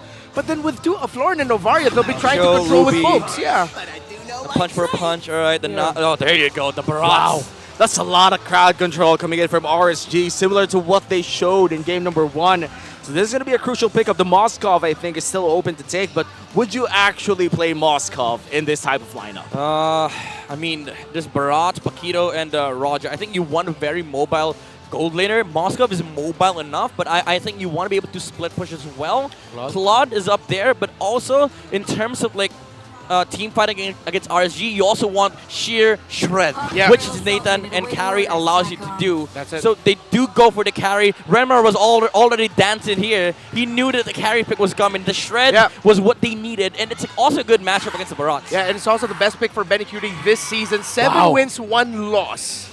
One of the best comfort picks here for Benny Cutie. And when we look at the Barats versus carry matchup, as Midnight said, this is the actual direct counter where you kind of just want to shred these tanks. And if we look at the tanks as well on the side of RSG, there's a lot of people to shred if you're the carry. Yeah, I just want to point out that maybe the reason why Liquid Echo didn't want to go for the anti-light strategy was because of the fact that they recognized that light might be able to flex that Arlot into rope, which they did. So I think they really just wanted to prioritize the overall composition. But it looks good. It looks good from the side of Liquid Echo, because that now RSG, they have damage, they have crowd control, but it's not reliable enough against the carry, which I think why the Claude and carry worked in their lineup. Now you add more sustain and heal to that. You just amplify the presence of this carry with the heals. Oh, and now we are going to enter game number 2 between Liquid Echo and RSG Philippines.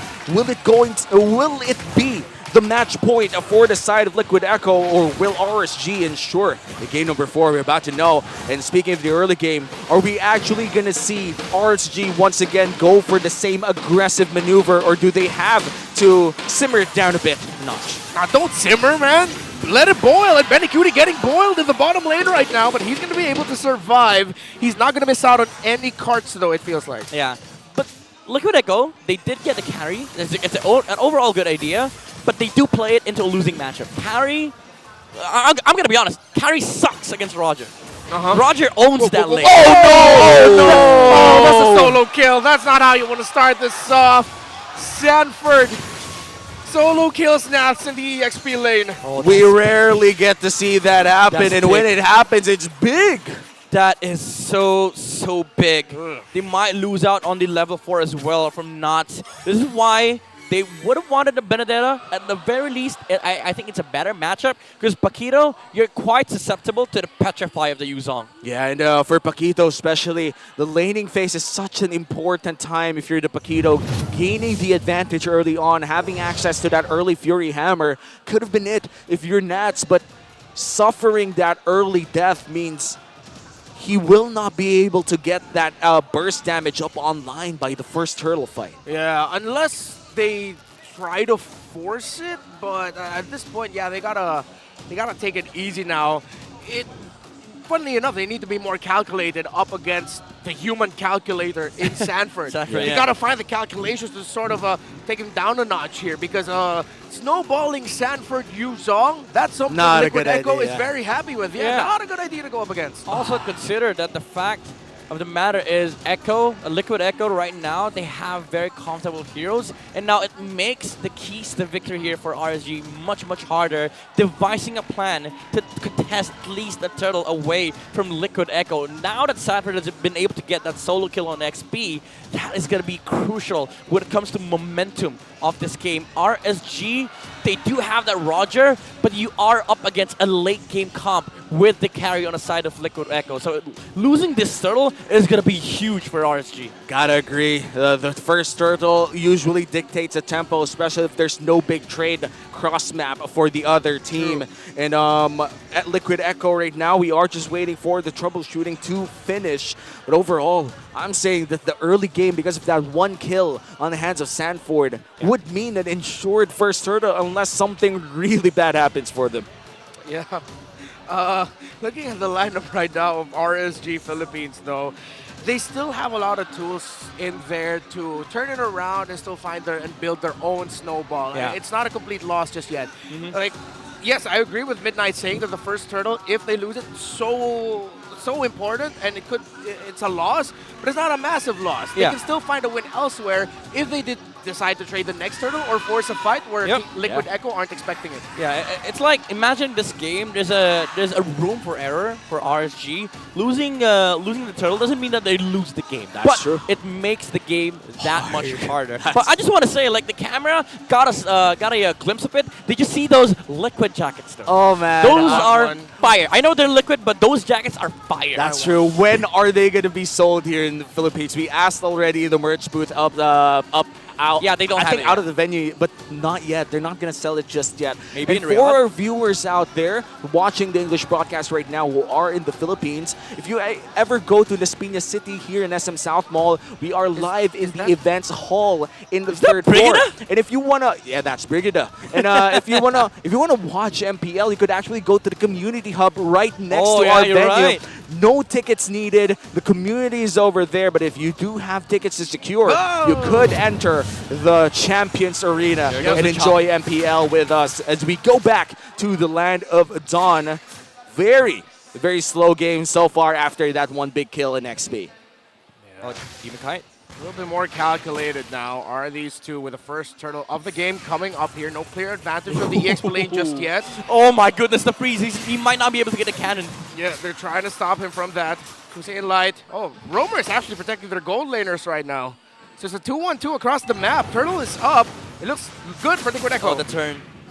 Yeah. They're just making sure that Nathzz is not having a good time he's in not. the XP lane. He's not even level 4 yet. There's going to be no contention here from RSG Unless- Philippines. Unless Demon Kite, just look at him. Come on, man. There's a dragon coming towards you, and you're really going to stay there. Here comes Aqua, though, in an off angle to try and get close enough. No, it will not be caught. Oh, the Valk? Demon Kite taking a lot of damage. Sanford going in. He takes No way! A massive one from the Yutong. No way! Goes down. Sanford survives. 2 down for Nathzz! RSG PH, but Nathzz finds the Yutong. He gets one back. Here comes RSG PH with their own clapback. Carl Teasy trying to survive. Double trying knockup. to hold on. The knockup. Oh. And Light will fall. Carl Teasy does not. What a counter Sanji. by Liquid Echo. So many things happened in that entire sequence, but who won the trade? It's Liquid Echo for sure. You see, whenever Liquid Echo are on Comfort Heroes, they just constantly make plays. Sanford, after that Petrify onto the Barats, they did enough damage for the Yuzong to fall, but what he did there was make sure that if ever he dies, he deals enough damage to the heroes on the side of RSG so that Liquid Echo can still continue to fight. And so far, Liquid Echo with a 1.5k gold lead. The XP lane coming in from RSG. I do feel like he kind of got a bit of gold with those kills, or a kill that he did get in that entire trade-up. But look at that. Damage coming in from Nathzz. That's just a Fury Hammer. It's just a Fury Hammer. It's a 1-level lead here for Sanford. But Nathzz, it's sort of like he gave him a heat check. I got a kill on you earlier. The lead of yours isn't that massive. I can still take down 50% of your health with one combo. Yeah, I mean, he did take down the Yuzong earlier, but again, Liquid Echo, they do have the gold lane at their side, the gold lead at the side right now. But remember, they are on a carry. They have to wait for the late game. RSG, they have a Roger. Mid game is everything for the Raiders. That's a big 4v1. Kusei, can he find the key to get away? Carl TZ is able to stun him down. He uses the flicker to get away. Here comes Aqua, but he's going to be near the other 3 members of Liquid Echo. Here comes Light as well, and now Liquid Echo have been sent back. But that means a lot of plating gold going into the hands of Benicudi. 170G to be exact. Now Turtle will be reset. Liquid Echo and RSG trying to fight for control here. Yeah, playing a game of chicken around this Turtle. Already a Hunter Strike there for Sanford, but he's not here. 4 versus 4. Liquid Echo is able to get it, but Light with a final slash.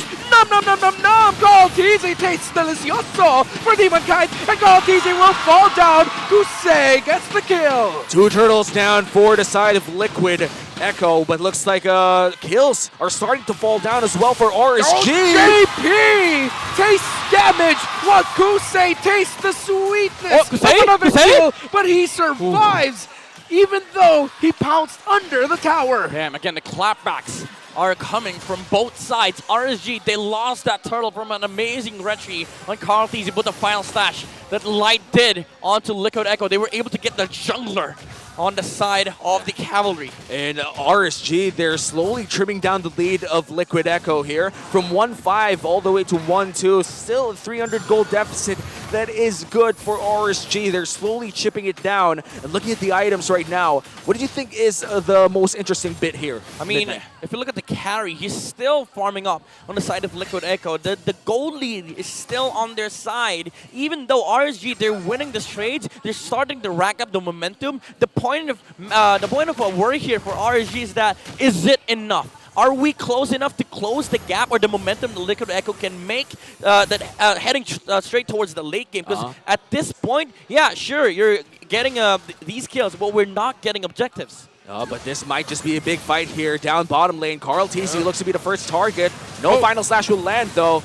Big ultimates popped. All right, so both of them back off now, going back into their respective jungles. Good read. Oh, Sanford? Up top, a duel. Sanford will get a little bit of a spell vamp onto there, but he should be okay. No clear advantage just yet, but I like the positioning right now of Liquid Echo around the center of the map. They understand and have read the rotations of RSG Philippines really Oh, well. Aqua. Aqua will get spotted out here. He has the ultimate of the Novaria. His flicker available for him, but he's not going to use it. Final turtle of the game. 1,144 was the damage he took.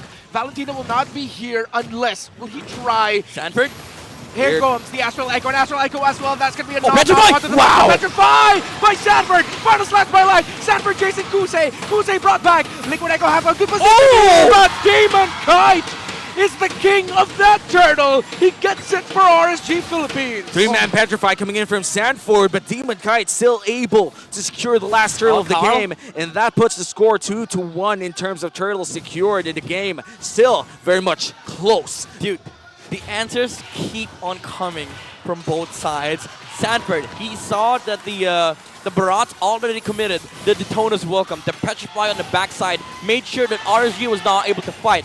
But Demon Kite answers back with an amazing retribution. The turtle steal away from Liquid Echo. But as time marches on in this game, even if the gold dwindles down back to 0, Liquid Echo is still scaling really well with his Florin and carry. What could RSG do as we approach the mid-game mark? More stuff like this, be aggressive, but that's final slash of the 2, but Demon Cat is actually not going to land with the Detonus welcome, and here comes Liquid Echo chasing the back, and Kusei will fall. A punishment by Liquid Echo. Demon Cat could be up next on the chopping block as that Barrett falls, killed by the Florin. What did I just see? Nathzz gets away, but he's getting chased. A win for Liquid Echo. But here comes the Wheel of Fortune, Nathzz. Can you punch away Carl Teasey's right in front of you? Sanford and Carl Teasey spots the Paquito and burst him down. The big win has turned into a massive lead for Liquid Echo. Even with that alone, you saw how committed Liquid Echo are, and just the micro mechanics waiting for a little bit just to make sure that the space between the Yuzong and the Paquito is covered to land the layered stun from the Basha and the Petrify. But also keep in mind, this is Liquid Echo's momentum right now. The carry is leading by 1,000 gold over the Roger, and ladies and gents, we're now entering late game. Detona's welcome an inch away from securing a target early on, but with that, closing the gap instead, Liquid Echo, now with a 3k gold lead, might be able to secure this Lord as well. Is this contestable for RSG? Oh, definitely so.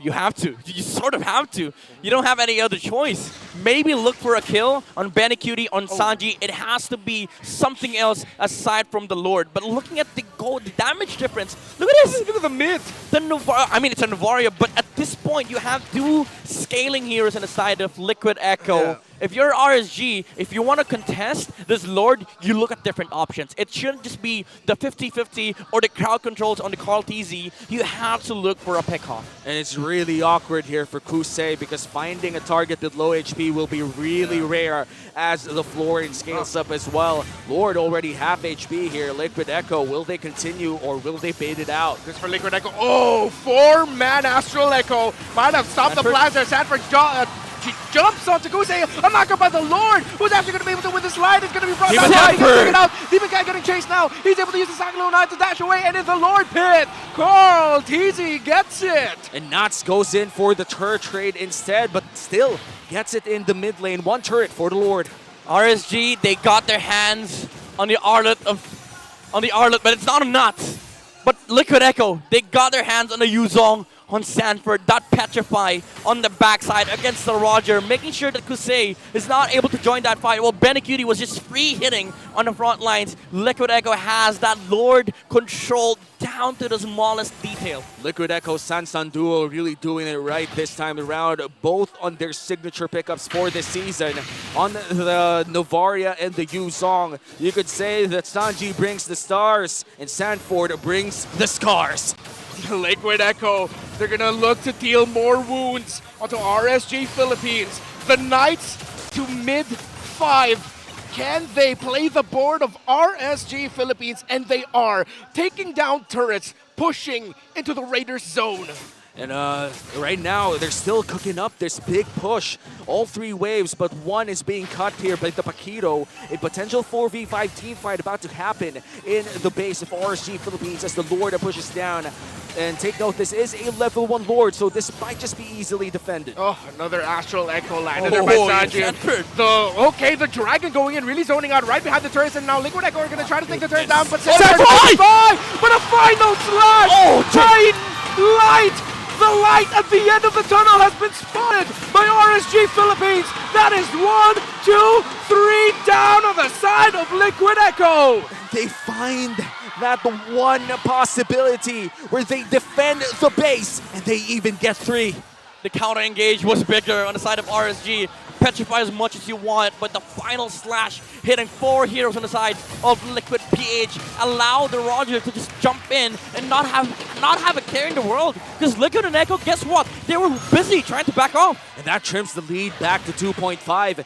Liquid Echo, they did get 1 inhibitor turret, and I think in terms of position, it's actually really good for them because it's away from the Lord. Yeah, you know what that looked like? Liquid Echo desperate to take that tower down because they were trying to get Sanford out.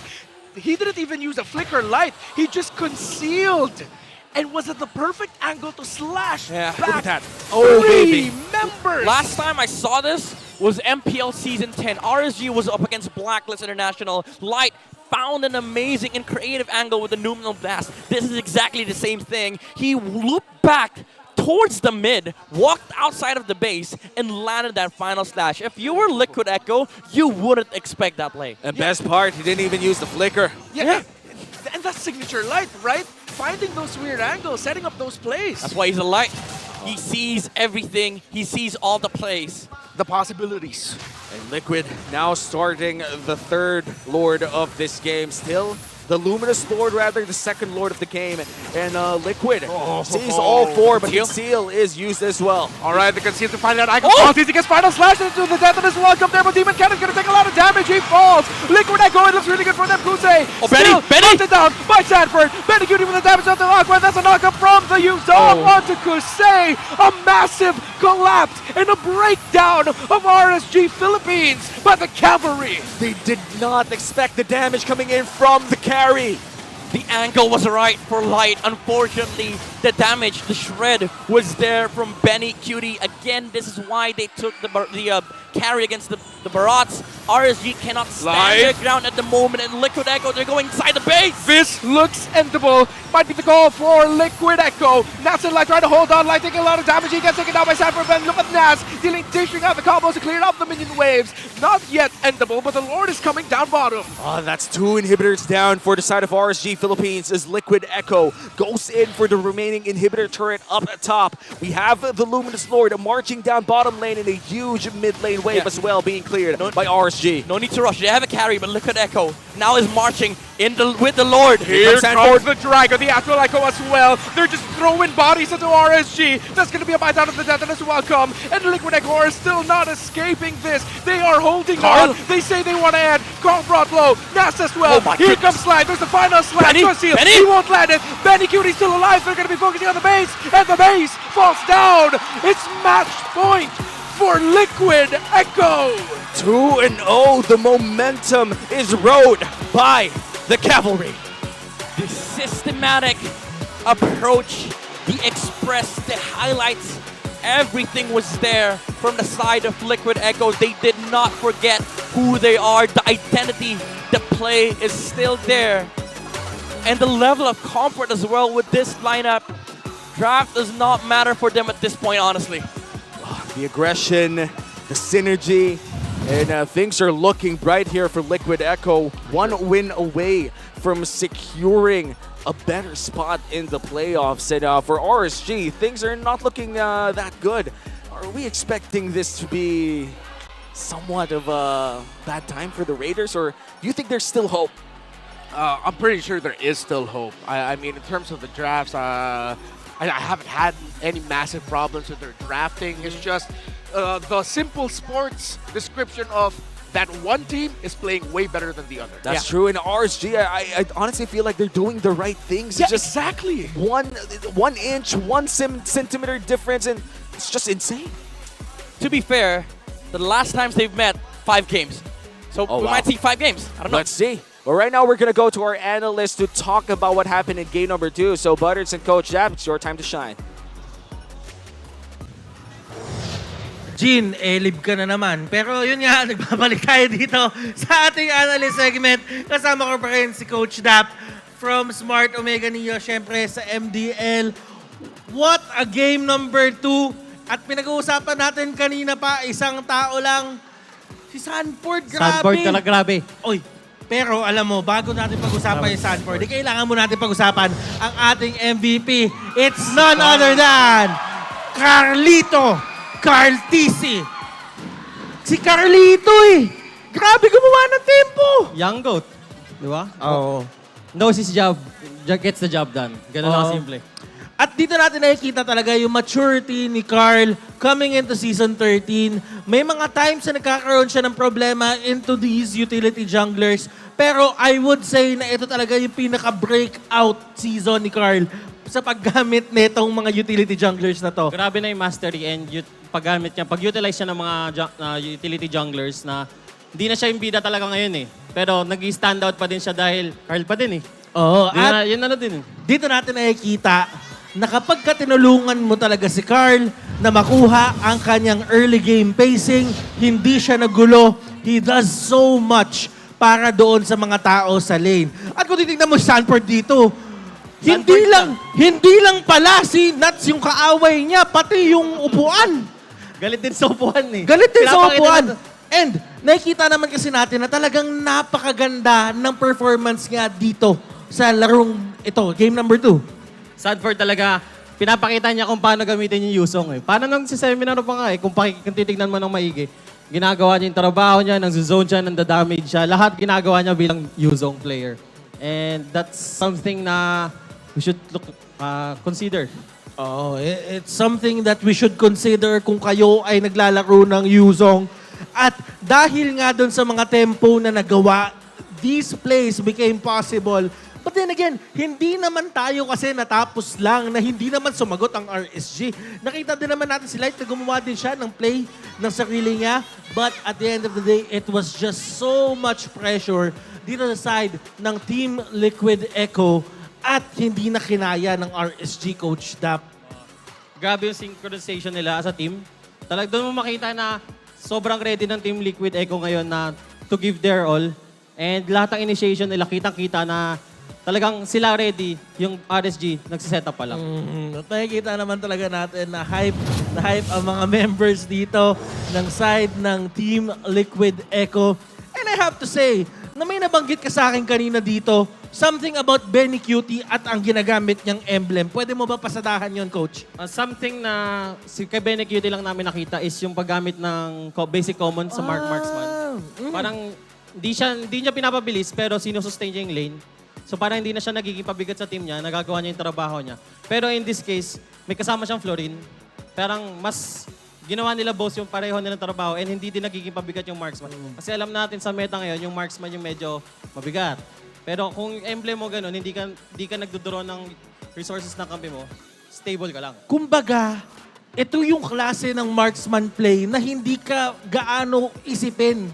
Hindi ka dadalawan, hindi ka priority.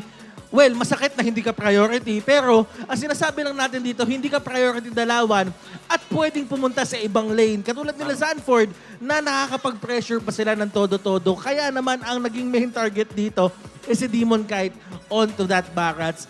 Kung titignan mo yung itemization ni Demon Kite dito, tama naman Wala namang maling nangyari. It just so happened that yan talaga kasi limitation sa isang Barrats kung tutuusin. Talagang limited to one ang pwede mo kontrolin. And gusto ko lang din i-highlight yung kay JP dito na may yung early game immortality niya. Sobrang laking factor nun kasi ikaw yung uhulihin.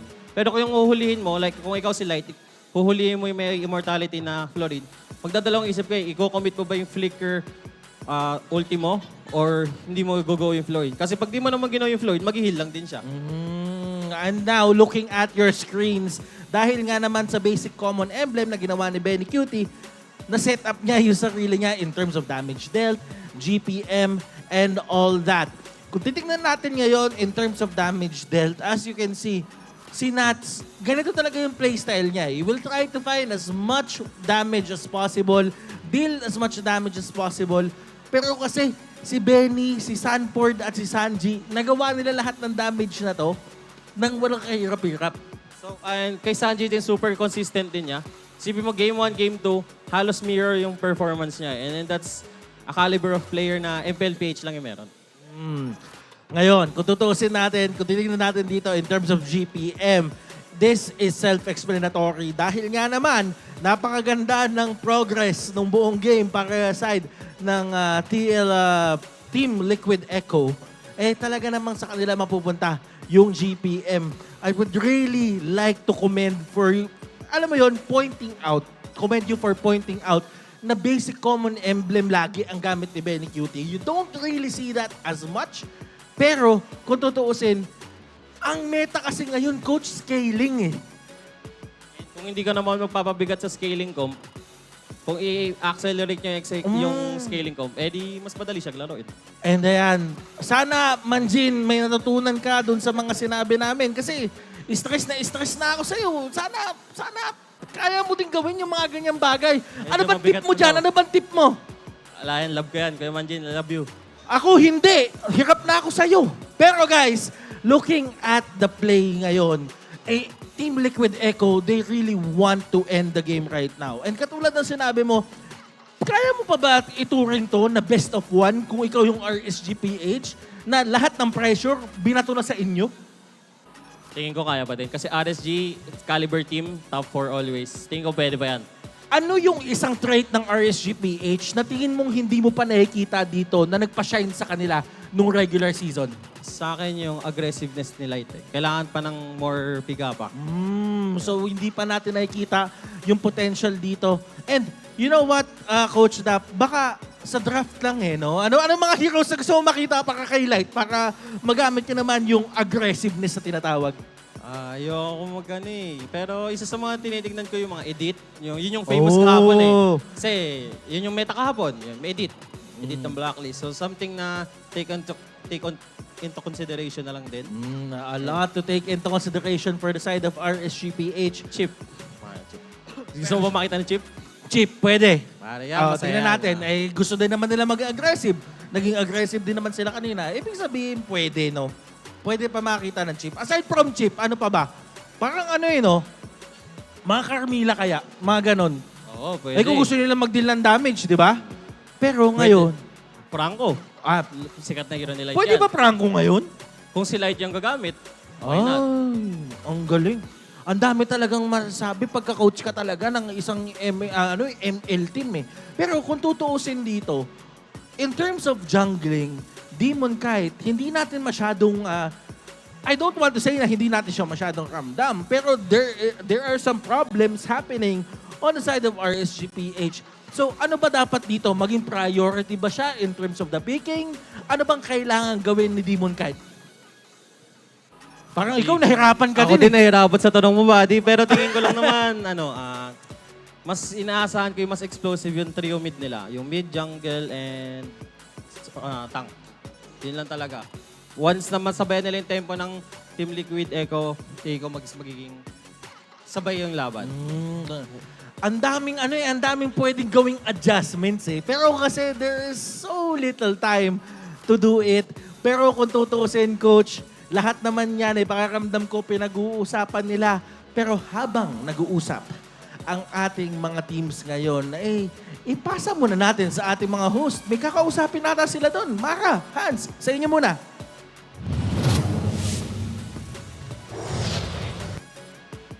Thank you, Butters. You know, kami din dito, ang dami namin kinausap ng mga fans. Tuwang-tuwa sila sa mga nangyayari, pero yung mga RSG fans, they're very shocked with what's happening. This side, sila Mima, cheer ng cheer. Sa side naman ng RSG Philippines, they cannot believe it's a 0-2. Well, hopefully they would be able to, make themselves alive in this one because RSG will need all of the support that they can get. And same for Team Liquid Echo dahil nakita natin yung energy levels nila really went into the players and got themselves a 2-0 victory now. At kung sino rin ang kailangan namin kausapin? ang ating mga kaibigan, our friends from the Bahasa Indonesia broadcast. OG, Wawa, what are you guys up to now? Hi! Hello! Hello! How are you? guys, how are you? We miss you. How are you doing? Wawa, how are you doing? OG, how are you doing? We are very good, thank you. All right. Hello, Philippines! Hello, This is so Indonesia! alive. I love it. I love it. Now, OG, Wawa, Miss ko kayo! Oh, miss ko rin kayo. Miss ko kayo. Kami rin. Us too, okay? Now, OG, Wawa, I'm gonna ask you guys, okay? What do you think about the first two games that happened all throughout the series between Liquid Echo and RSG Philippines? I think it's very fast for 2 games in early for Team Liquid. And this is the one, that's why Echo Express ada. Okay. Okay, so we meant that this is what we've been expected when we saw Liquid Echo playing. They play really expressive, especially since the early game. They used to play like this. They really bring the name of Echo Express previously, right? Right now they are Liquid Echo. So yeah, this is the game that we want to see from Liquid Echo. I see it. Okay, now, you know, we were talking about the rivalry between RSG Philippines and Team Liquid Echo with their history. How about for Indonesia? Can you share with us some of the rivalry similar to this? Pokoknya intinya ini yang cepat kayak gini ada nggak di Indonesia? Okay, so I think that if we're gonna say something that's similar to this rivalry, it's gonna be like BTR against Alter Ego, the STM, right? It's always like an explosive team fight. Explosive team fight, but not fast enough. Okay. So maybe like if we could add something, Liquid Echo, they played like our derby here, STM derby, but with a very fast game time. So maybe El Mabilis, I believe you said? I think I will call RSG PH versus Team Liquid Echo is El Mabilis. Mabilis. Because they play fast and also precise. Okay. He did his review. Yeah, he reviewed on this one. I like it. Learning about the language. Now, how do you think this series will unfold? Do you think it's going to be a sweep? Do you think it can still reach Game 5? From my perspective, I'm gonna say that it's gonna be like 3-0. Oh. Menurut saya, di Filipina semua apapun bisa terjadi dan bahkan possibility 3-2 bisa terjadi. Okay, according to OG, he said that anything can happen because it's the PH Playoffs, so probably 3-2 can also happening for RSG. Yes, because this MPL PH, anything can happen. Yeah. This is MPL Philippines. Anything can happen. Thank you so much thank you for guesting us, for guesting here in our broadcast. And good job doing the Bahasa Indonesia broadcast for MPL Philippines. Bye. Thank you. See you in a bit. Bye guys. Thank you, Philippines. Thank you. Grabe, yung isa, feeling niya, it's gonna be a sweep. Sabi naman ng isa, it's going to be 3-2 cause anything can happen in the Philippines. Ngayon, tignan natin kung ano na nga ba ang mangyayari para sa ating third game in this series. Balikan na natin ating mga casters. Let's do it. Casters, pasok. Thank you so much, Hans, Mara, OG, and Wawa, all the way to the Bahasa Indonesia stream. I think this is the first time ever as well for the playoffs that we have a Bahasa Indonesia coverage. Yeah. So Actually, I would say it's a milestone. It's a throwback to something that we did in MPL Philippines Season 7. Then I take back that milestone. Yeah, we had a Bahasa Indonesia stream then. Sorry, man. It's all right. No, revise the milestone. It's We the revived second the time. revived it, and it's a good revival. This time around, right. Liquid Echo picks blue side, and right. does this mean Fredrin? Bro, back to game 1. Back to game one. You know? Fredrin, Boxia. But here's the thing. Maybe this time around, Liquid Echo let's go of the Arlet.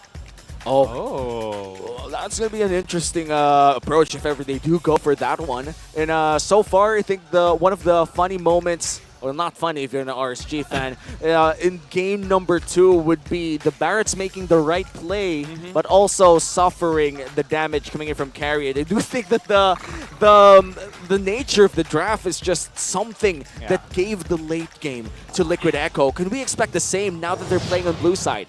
It depends, because like if you want the same outcome for like the jungle and the gold lane, maybe if RSG do take the Barats, Liquid Echo might just go with the same pick with the carry. And again, we've said it before, like it's a bad matchup. If you're the Barats, it doesn't feel good that it is you know, the matchup that you are in. And now we're entering the drafting phase. First few bans already locked in, taking away a lot of mid laners and the Arlet. That is the strategy for Liquid Echo, and immediately the Fredrin is picked up. Really? What we say, you know? They give Chess Man the Fredrin man. Could never go wrong with the Fredrin. You can never go wrong with the Fredrin. Also, same bans for both sides. And I do feel like RSG, they have to get the Moskov and Edith here, honestly.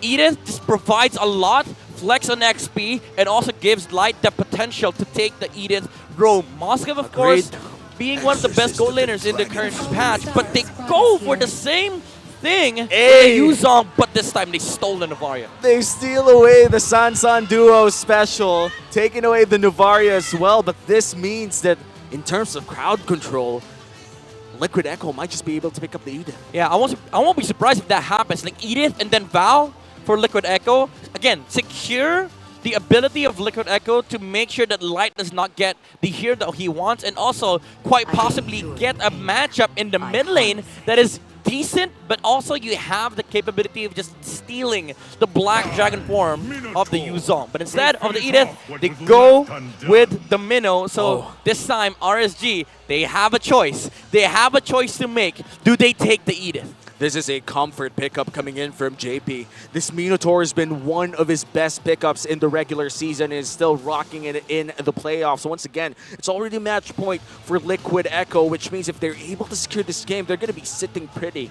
in the upper bracket. Meanwhile, RSG will be sent down below, fighting other people. But what will be the last pick here for the side of RSG? I mean, Finally, maybe please, again the Edith. Please, Edith. And also the thing that you were mentioning. There you go. Edith! Yeah, I love for this. RSG. And I think a lot of people tend to forget the damage coming in from Primal Wrath. The damage from this Edith, especially from the passive, is percentage health damage. And keep in mind, the reason why Edith started popping out in the current meta, it's because of the change with the armors of these heroes. They got a buff, even though some of these items were nerfed. Edith in early to mid still deal higher damage compared to the old Edith. Wow, then honestly, that's insane when we talk about early game numbers, because old Edith was already dealing a lot of damage, and now new Edith apparently deals more damage. Wow. She is old, though. She's like 1,000 years. She's 1,000 years old. She's, you know? she might be our ancestor. She might look young, but she's really old. She is. I mean, there's a lot of heroes in ML that are old, but are quite, you know, child looking. Now, I bet Nana's like 100 years old or something. You know? No, I think I don't even want to say Val's that old. anymore. Huh? Val's old. Valentina's old. Oh yeah, Valentina's old. You Val's know, legit like 1,000 years old. I'm not sure if it's still the same lore, but ain't Valentina, Gushin, and Amon's auntie or something? What's up, auntie? Looks like Carl TZ taking in the Fredrin. 75% win rate. Yeah, why did he give this pick to this dude? Well, to be fair, that's their first pick. So that's true. He's only played, all right, because they keep batting it. 3 wins and 1 loss this season for Carl Teasy on the Fredrin. Again, to be fair, if you're RSG, it's not that they're letting Carl play the Fredrin, but it's also them. We're trying to get Fredrin, bro. Yeah. We're trying to get the Fredrin. While I'm looking at the draft here of Liquid Echo, I can't imagine a lot of picks that will actually take the Edith down faster. They got baited. Oh my goodness, they got baited. Wait a minute, is That's that a Kali? Bennett. That's a Bennett. It's a Bennett. They banned the Nathan. They forced the Roger on the side of RSG because you don't want to be losing out on a better gold lane. But now they pick up the Moskov. There's nothing against this Moskov, by the way. Yeah, and just for the clarity's sake, as you guys said, it is a Benedetta with the Moskov here. A Moskov versus the Roger. In terms of pure stats, are we talking a Roger win here in the laning phase, or is it still going to be a Moskov? definitely is going to be the Moscow, but the thing is, Roger has the highest chance of maybe leveling out the Moscow capability. But the one thing is for certain, like RSG, they need to play around the Roger heavily in this game. But speaking about like the Moscow alone, that's why the Moscow and the Benedetta make sense, because now you look at RSG, as much as they want to fight, they need to group up. But with Liquid Echo, they have the choice of just splitting all throughout this game. And this time around, the Novaria coming in here from Aqua has to stay where way back, I would say. The Benedetta is insane backline access. This is already match point for Liquid Echo. They are able to secure a win in this game number 3. We might just see our next series early on, but as others would say, the Raiders would never really back down. So I'm expecting a potential game 4 here. Yeah, and I like how Midnight mentioned the split pushing capabilities of Liquid Echo in this in this matchup, because in the lineup of RSG Philippines, again, I'm still leaning towards the idea of if Liquid Echo try to take the fight honestly, they're not going to be able to take that Edith down fast enough, and the Edith is just going to surprise Liquid Echo. But if Liquid Echo continue play this as if, alright, we'll come from unexpected angles, we'll split the map, we won't show ourselves so easily to RSG Philippines, then it's going to be good for Liquid Echo. Name of the game here for RSG is brute force their win against Liquid Echo. They need to make sure that they fight constantly and get these advantages utilized. And but come late game, it is going to be hard for RSG to deal with the split push of the Bene and the Moscow. I already said it as well. The early game is the name of the game here for RSG. You have the Edith, you have the Roger, you have the Yuzong. So many tools to use to secure that potential snowball. And for Liquid Echo, if this game goes past 15 minutes, as you said, Midnight, a split push coming in from Benny and Sanford will be insane. Not good for Gusei. Is he going to be able to get away? The answer might be yes. Yay, he does. He does. Fortunately for him, is a Moscow level 1. So it's not a biggest of threat. Like a Brody, you know, it's still a Moscow, but this makes sure that this ensures Liquid Echoes win on the gold lane. Yeah, I just realized how garbage of a gold laner I am, because if that was me, I would have used that Purify, dash into the wall, died. The moment I see another person in my gold lane, I'm going to press that Purify faster than, I don't know, kids running. I'm not sure. What else is fast? An F1 car. An F1 car. And maybe the early game tempo coming in from RSG as well. Maybe me trying to run away from a Barat. I don't know. Dude, you have arthritis. You can barely run. Not really. You can barely run. I mean, thank you for reminding me, but yeah, sure. I'm sorry. He misses the onward flicker and he gets knocked up, and he looks like he might get punished here. Liquid Echo will find the Edith running away. It's a big whoopsie. That is such a, I would say, an unforced error, but very rare coming in from low. Already used the Petrify, and he gets eaten up by the Barretts. This looks good for RSG. Nathzz this time around comes in as a Yuzong against Sanford. Now you know how it feels. Now you know how it feels. Nathzz combo onto JP. Forces him back. Karl'tzy close enough here for the Retribution, for the Petrify. He stunts it up. All the crowd control onto that Frederick, who's going to win it still. The young GOAT gets it. Jamie with a knockup with a big Minoan Fury onto Light and Demonkind. Sanji chasing after Aqua. Bang! As the Valentina cosplaying as the Yuzong. Here comes Sanji. Sanford as well. Actual final blow. Backs off. And the tempo coming in from Liquid Echo is just insane. We talked about the early game pressure from RSG, but Echo is just playing with it as well. Unlike game number 1, RSG found the trade even though they lost Turtle. Here, Liquid Echo gets the Turtle, steals it away from Demonkind, and gets a kill in the mid lane. There's something that I've been seeing from the Philippine players lately. I sensed it in the final weeks of the regular season, and especially after day 1 of playoffs. We're fighting way more. We're trading way more. Hey man, I love to see a lot of actions. And looks like Sanford will be able to escape that 1v1 scenario. Overall, what brings this aggressive early game to our meta game right now? Oh, Carl. We'll get back to that, but JP and Karl'tzy able to protect that orange buff. I mean, to be fair, there's a lot of brawling meta heroes in the current meta, like the Edith, the Yuzong, the Terizla. These are all brawlers. And as much as possible, you want to be able to utilize these heroes' strengths. Fortunately for them, most heroes that came into the meta are early game to mid game heroes. Oh, Sanford and Sanji under the base. Sansa and Duo trying to take down that Yuzong. Oh, Sanji no. gets a lot of damage. He got way too greedy, Sanji. A kill for Nathzz. And way across mid lane, Aqua with the Star Shatter. And look at all those carts. If I were a gold laner, I'd be smiling, but Nathzz. A lot of damage from that eye from Nye. Yeah, but it's actually Sanford under the turret right now. 3 members of RSG PH up top. Carl TZ's here. And overall, looks like the next turtle will be something that both teams will be fighting for. Oh, yes. Liquid already securing their first turtle of the game. Looks like they're not going to shy away from the second as well. Carl TZ starting it with his Fredrin here, and JP guarding the perimeter as well. Yeah, no Black Dragon form here for RGPH. Sanford already using the Electro final blow.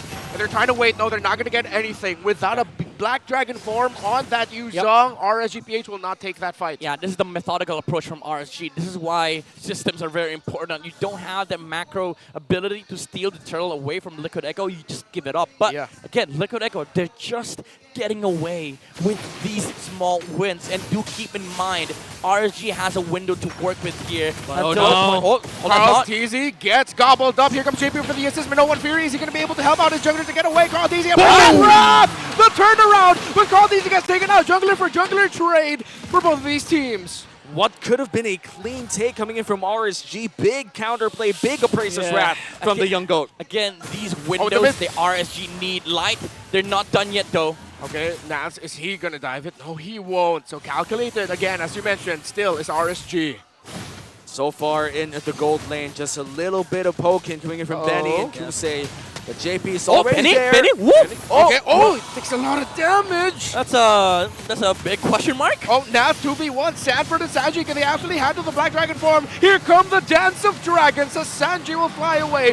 Nathzz just sending back the members of Liquid Echo. I like his flight path. His flight path actually told Liquid Echo to back off. Moskov, he hits the Spear of Destruction, but he gets knocked up. Benny! It's a big outplay by Nathzz to Benny Cutie, and Benny Cutie gets punished.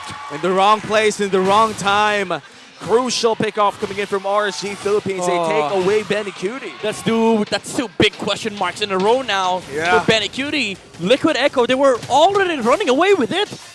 The momentum was not there for RSG. Liquid Echo, all they had to do was wait for the proper timing so the Moskov can actually come into these fights. Now RSG, they have killed down the Moskov, made the window much bigger for them, and do keep in mind they have a Roger. This guy snowballs out of control. Yeah, and the glimmers for RSG is starting to become bigger and bigger. If for Demon Kite and the gang, they're gonna start this turtle. 2 turtles already went to the hands of Liquid Echo here. The RSG looks like they want to take a piece of the pie as well.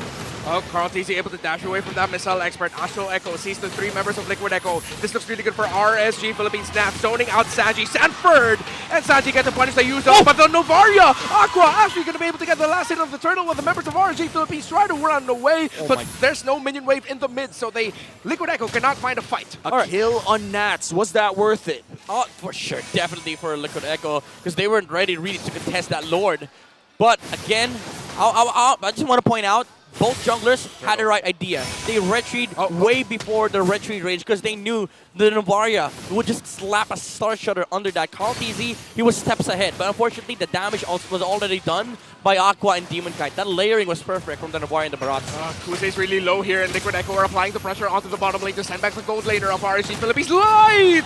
With an Earth Shatter knockup, but the entry coming in Benny. from the members of Liquid Echo. They try to chase. Light is out, but they're still fighting. Electro final blow. The Dancing Dragon. Carl TZ low. Petrify! 3-man Petrify. He's still chasing. He gets punished. 2 members of RSG down while Sanford falls for Liquid Echo. But Benny Cutie finds the Spear of Destruction onto Demon Kite. Insane map reading from Benny.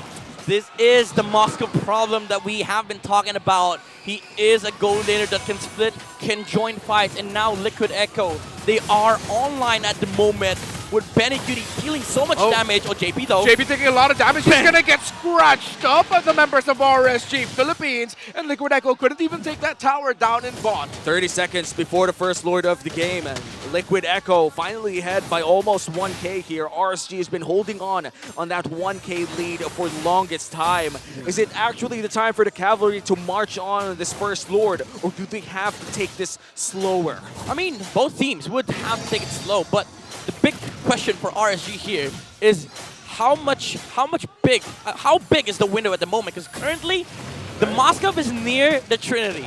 The Corrosion, the DHS, and of course the Golden Staff is almost complete on BLCK. Once you have that on the Moskov, he just destroys, shreds the heroes on the side of RSG. It's so hard to catch as well, especially with the Purify. Light with an alley-oop there for RSG PH. Are they going to be able to take Sanji down? He uses the ultimate of the Roger and changes forms to be able to jump away. But this Valentina is brought down low. This is still advantage somewhat for RSG Philippines. Astral Echo still not used here. 3/4 HP on this Lord take. BLCK going in for the burst down. Half HP on the Lord. Liquid Echo, it looks good for them to contest this even deeper, even though their Valentina took a lot of damage. Kusei trying to find the right angle. Here comes the Black Dragon form, but the Detonus welcome onto a member of Liquid Echo. JP brought down really low. Who's gonna get it? Sanford! Take down Kusei, but Demon Kite gets the retribution, and RSG Philippines are crumbling one by one. BLCK, Spear of Destruction into the dash, finds the kill onto Nathzz, and Liquid Echo will push down mid, but RSG Philippines got the Lord. 3 kills down, and looks like they're not going to be able to use this Lord. Oh my goodness, Liquid Echo, the sacrifice from JP using the Minoan's Fury forces out the Detonus welcome, not with the Black Dragon form going on the backside, but the Purify was there from BLCK, and he danced around that team fight. Nobody was able to touch the Moskov of Liquid Echo. And I gotta say, Sanford in that entire sequence was doing the same thing that he did in game number 2. Whenever he saw Kusei, he saw an opportunity to get a kill. Look at this, the split pressure from Liquid Echo. Sanford just came from the bottom lane. Crosby's used the retribution because they know they have a fight. Going with the Electro final blow, but miscommunication with the members of Liquid Echo. It's only Sanford. It's only Sanford. He falls. JP with a big Minoan Fury onto 3. Demon Cat Kusei live. That's 1. That's 2. Will it be 3? Oh, one more. One more. And the spear lands from BLCK. Liquid Echo now ahead by 2K. We say it's miscommunication. Liquid Echo says it's timing. We're waiting for the proper moment to go in, and RSG, they lost 4 heroes on the back of that skirmish. And Liquid Echo, again, this is the scary part of their game when BLCK hits all the marks and has now all the items that he needs. Liquid Echo with a 3K gold lead might just be able to buy themselves even more time or even more turrets if they find the opportunities. RSG, what's the win condition left? If you're a Raider, what else do you have to do? They gotta find this Moscow, honestly. They have to work out. They have to make up a solution against BLCK. Maybe force the Purify with the Black Dragon form, and Light with the Flicker could potentially set up BLCK. But you also have to worry about the damage. Is it enough? Because as of the moment, BLCK is almost near the completion of the Wind of Nature. And this Wind of Nature is going to be crucial in protecting himself against that Kusei Roger, and of course the Yuzong as well. Overall, Liquid Echo is looking to have the tools that they need to sweep RSG. There you go. 300 more gold, I think. No, never mind. He already has it. Yeah, he just built it up. And Liquid Echo, seeing how BLCK, even after, despite the couple of errors that he got early on here with this Moskov, I feel like my question is answered. Why did we see a lot of Roger in day 1? Yeah, it's because people are picking Moskov instead. That's true. This guy just wins every matchup there is in the current meta of Ammo PP, and BLCK now is three times at least more harder to kill for RSG. Cartesi finds Light. Look at BLCK, free hitting, and JP with a Minoan Fury. The Edith falls. This is bad news for the Raiders as the Cavalry have their eyes set on the Lord. Edith killed in the coffin herself. And 3K gold lead in the hands of Liquid, already starting this Lord fairly fast and might be free as well. It will be. RSG PH can just watch. And now they have to try and hold on and defend. Yeah, but the thing is, they're defending for what? Because now Liquid Echo, they have late game, but they're also late game comp. That's true. Light not even being able to use the Primal Wrath is a big problem here for RSG. The damage that they expect will come from the Edith. They cannot feel it at all. Yeah, and also the difference with the damage output versus the heals being done by both roamers. They have an Edith on the side of RSG, which means no heals for his teammates. All the while, for Liquid Echo, it's still the same idea with the Florin. You have a roam that can heal up the damage from the enemy side so that the Roger does not work that efficiently. And the best part, their healer has crowd control too. It's one of the main reasons why this Minotaur is such a great pick in the roam right now. And for RSG, they have to find the right targets. And as you guys said, they have to find BenQt. Will they find the target? Will they hit the mark? That Star Shatter doesn't, but Liquid Echo have hit the turret up top. Light already forced to use the ultimate. No one Fury! Light falls down. No more roamer for RSG Philippines. Liquid Echo still needs to take down the turret in the mid lane. Nathzz already down from the Black Dragon form. Lord has been taken out. Liquid Echo still have a 5+4 advantage. BenQt focusing on the turret. Kusei goes down. Godlike for Sanji. They have the advantage. They have the chance. And for the first time, we can say, but BenQt takes down himself, but Liquid Echo takes down RSG. The Cavalry have made their first big mark in the Philippines. One more step for Liquid Echo. One match away from booking their ticket to Riyadh. And just like that, Liquid Echo cementing dominance already in the playoffs with a sweep against the Raiders, and it was no easy feat. It may have looked easy in the eyes of the regular viewer, but what Liquid Echo did against RSG was not easy at all. Yeah, RSG, they went with the comfort picks. They got themselves what they wanted in the last game, the Edith on Light, but it seems like it wasn't really enough for the aggression and the mastery, plus the comfort on the side of Liquid Echo. And wow, the game, the series so far, I would say Liquid Echo definitely already made a statement there that the Echo Express, everything that we loved from the Orcas is not going away. Yeah. It lives on with their newfound identity. And of course, RSG is not bowing out of the playoffs just yet. They still have the chance to go all the way from the lower bracket up to the finals if they can. I still can't believe that I'm hearing "Let's Go Liquid" in the Champions Arena here in the Philippines. And what a mark. The first mark to make in the MPL Philippines playoffs, and it's a resounding sweep victory against their rivals in RSG PH. And now, we're going to send you guys over to our hosts in the main stage. We got Mara Aquino with Hans Galleria talking to our victors of Series number 1, Liquid Echo. Everybody give it up to Liquid Echo! Congratulations! I just want to say, Carl, I'll give the floor to you. Ang ganda ng jersey nyo. I guess that goes out for everyone, and I'm sure nakita nila yan. Kwento mo sa amin, kamusta yung partnership with the entire Team Liquid para sa paghahanda nyo sa playoffs? I knew you guys had a lot, pero kamusta yung partnership and also the preparation with them included in it? Okay. Nagkaroon po kami ng usap sa mga boss ng Liquid, tapos parang minotivate po nila kami, tapos sabay sinabi niya pa yung motto ng Liquid, winning is everything. So mas lalo kaming na-motivate, tapos na-hype lalo. Love that. Winning is everything, Mara. Kay Sanford naman. Sanford, you know, you guys have a storied rivalry kontra sa RSG Philippines, but the result shows your dominance, Team Liquid Echo's dominance. Now, what makes this series different compared to the ones before? Siguro,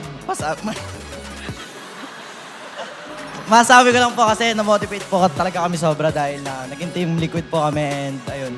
Kasi mas mataas po yung expectation ng mga tao. So, mas tinaasan po namin yung, yung effort. Kaya na-sweep nyo? Opo. So talagang planado yung sweep? Ano sige. Ayan. So talagang planado yung sweep nyo? Hindi naman po. Yung parang expected po namin na score is, it's either kami ma-3-1 or 1-3 po. It's either kayo yung ma-3-1 or 1-3. So yung 3-0, yung Tinatawa na ka ni Hindi Benny. narinig si Benny. Parang mali daw. Parang mali. May mga calculations na. Parang, okay. So, congratulations kasi ang ganda ng pinakita nyo. You guys made it into a quick fight. Kaya nga, ang tawag sa inyo ay Echo Express ngayon. Liquid Echo Express. Ngayon, meron na ring winning is everything. Gaya ng binanggit ni Carl. I guess I have one more question para kay Sanji. I'll pass it over sa dulo. Sanji, you're one step closer with this win. You're one step closer to getting back to MSC the second time around. Nung bumalik kayo ng MSC, you ended up at 3rd place. Gaano kagutom ang Team Liquid Echo to get back there and get revenge and hopefully land the championship? Gaano kagutom para makabalik ng MSC? Siguro po, gutom na gutom kasi yun nga, sobrang taas ng price po ng MSC ngayon. So, yun yung motivation namin. Winning is everything. And that everything is everything para kay Sanji. And you know kung sino nga ang Mr. Everything today, ang ating Mr. MVP? Benny Cutie! Benny Cutie, congrats! Uy, anong gusto mo sabihin sa lahat ng mga manonood, all your fans? We also have a Bahasa Indonesia broadcast. So people from Indonesia are also watching you. What do you want to say to all your supporters? Ayun, shoutout sa mga fans ng Echo to Liquid na nag-transition. And sa mga pumunta sa venue, maraming salamat kahit malayo pinanggalingan nyo. And shoutout sa family ko, kay Seska pati kay Wanwan. Hello to Cheska and Wanwan. Congratulations once again. You may now take your bow. Give a round of applause to Liquid Echo. And take your walk of victory. Bagong look, but their dominance is still the same. Jerseys are really going to say something else. Whether it's the mic, it's massive. And I know that they can contribute. And now we're gonna break it down for you. So we're gonna go to our analyst, Butters. Pass off.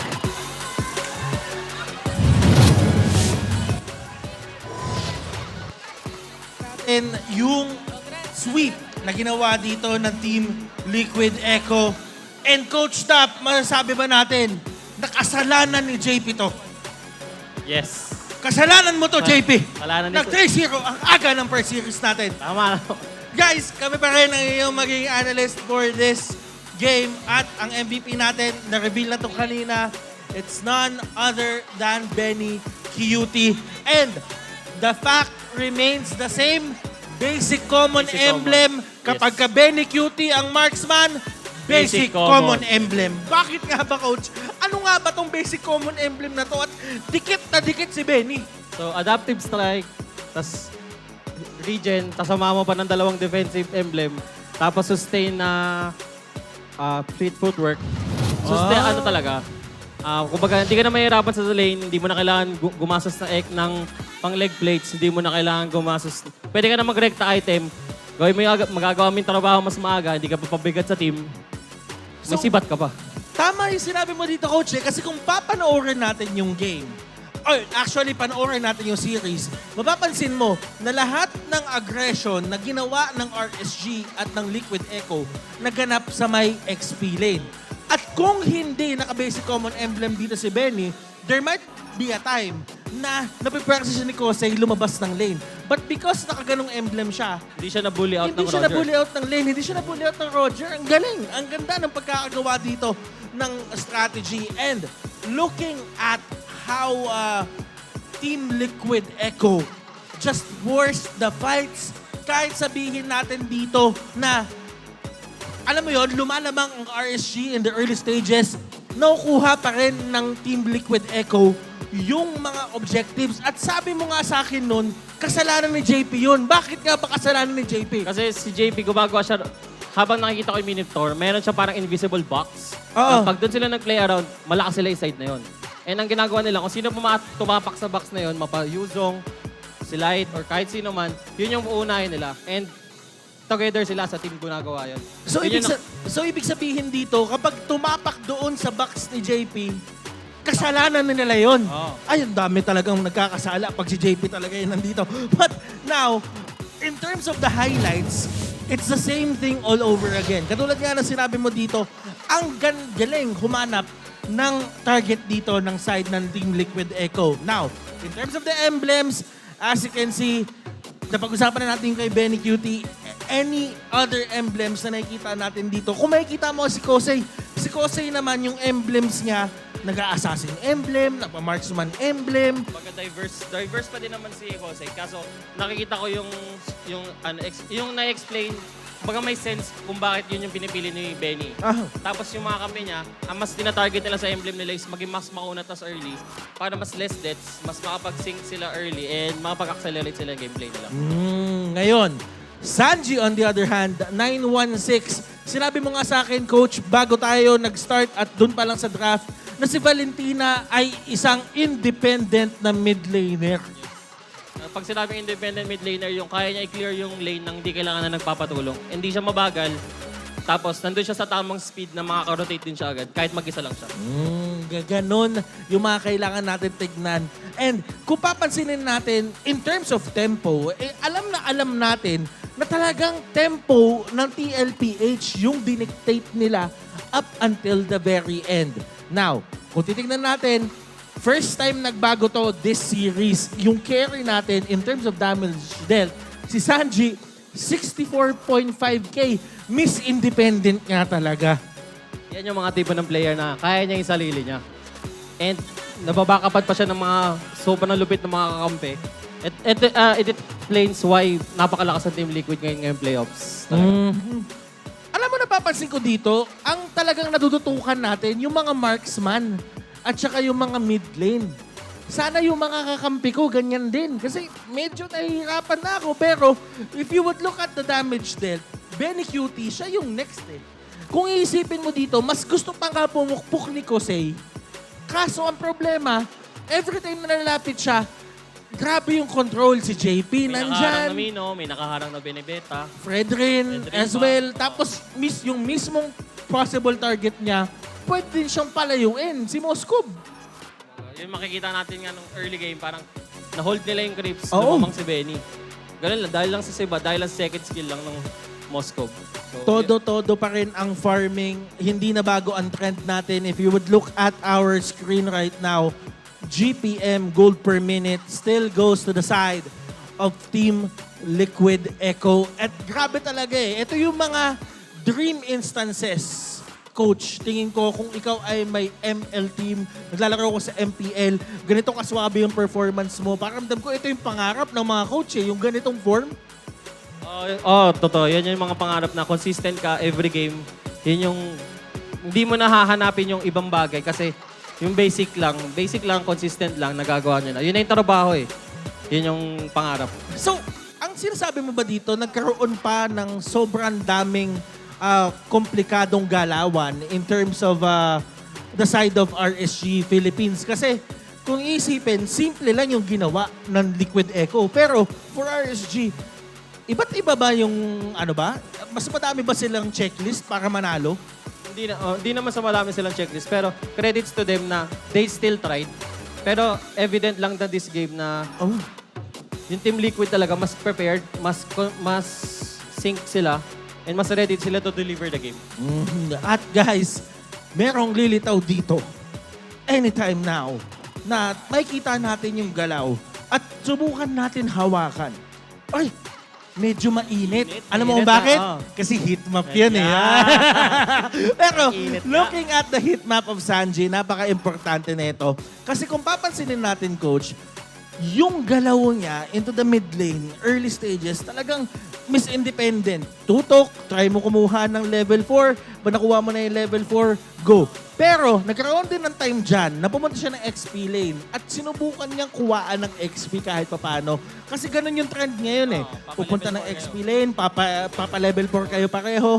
Tapos, mas ready kayo. Kasi yung roam nyo din, nakakuha din ng XP. Di ba?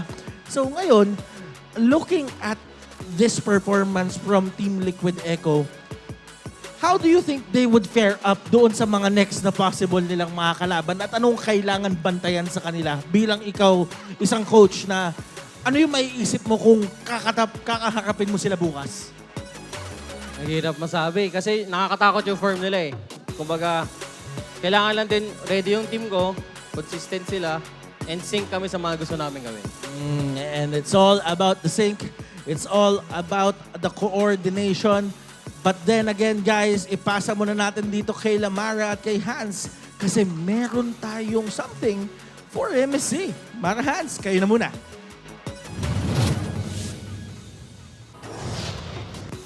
Welcome to CU's MSC, where we'll feature different teams from all over the world who have qualified for the upcoming international tournament happening in Riyadh, Saudi Arabia. You know, Mara, we talked about the bloodthirsty Kings from North America yesterday. This time, we're gonna take a mini trip to Turkey para pag-usapan ng MTC champions ng kanilang third season, none other than Fireflux Esports. And we're very familiar with this team because they've represented the region in several international tournaments. You know, I have to say, all right, their dominance in their region continues. Kasi biruin mo, out of the 40 games that they've had, yung mga nilaro nila ay naipanalo nila ang 83% of those games. And if you take a look, 53 unique heroes should not be taken lightly. Yep. That shows how versatile this team is. Aside from that, most of the heroes that they play are also the ones na kadalasan nakikita natin dito mismo sa MPL Philippines. But I think it's their mastery doon sa region na yon that makes them versatile and sobrang lakas in Turkey. And if you take a look at the players, the one that stands out to me the most is Rosa. Ang laki nung impact niya nung World Championship at siya rin ang soul sister ni Mom Shu. Experience really is right there. Nakakatakot yung 100% win rate nung kanyang Angela and also the Novaria in 6 matches and 4 games respectively. Magkaiba yung kits ng dalawang yan. So hindi biro yung mastery niya towards being a support and giving out the vision to the rest of his teammates. And TNZ also, take a look. 100% win rate with Fredrin and Nolan, 2 heroes with completely different playstyles. You know what? I am very excited to see the representatives of Turkey na painitin palalo ang Riyadh, Saudi Arabia. Kaya naman for Fireflux Esports, MSCU!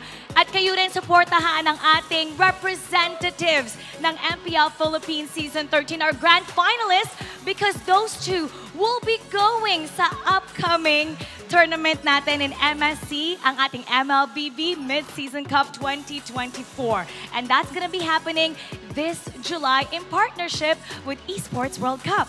Maikipaglaban din ang ating mga pambato sa pinakamalaking bahagi ng life-changing na $3 million prize pool. Well, may isa pa tayong laban ngayong araw and that is gonna be between Falcons AP Bren making their debut this playoffs kontra sa raging and heating up the Blacklist International. That's gonna be another fiery best of 5. So don't go anywhere.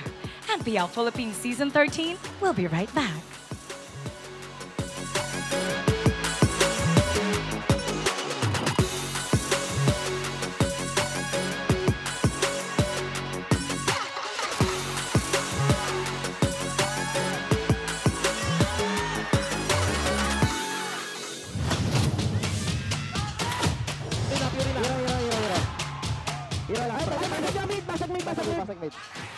Basag mid bot, pre. Ay, double pa. Ay, double pa. Sure. Low kasi.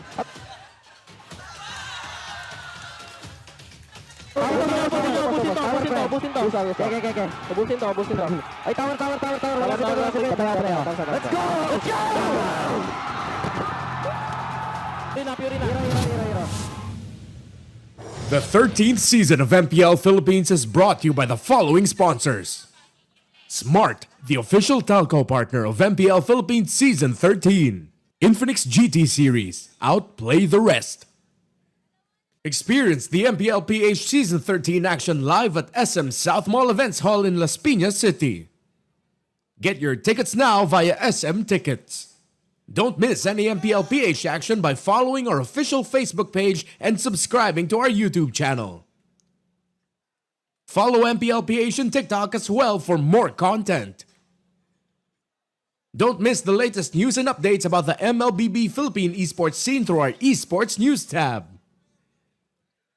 Visit the esports page on your MLBB app now and be a part of Lakas ng Pinas.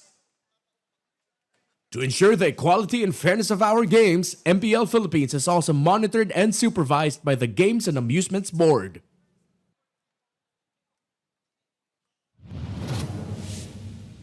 How to register the Smart Gig Arena.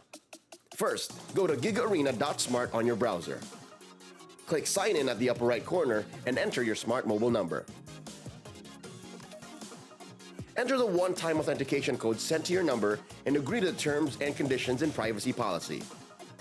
Personalize your account by choosing your username and profile picture. Congratulations! You've just taken the first step on your path to greatness. Check out upcoming tournaments and play arcade games. Just subscribe to Gig Arena 20 to join. To join tournaments, click the Tournaments tab. Find the perfect tournament with the search option.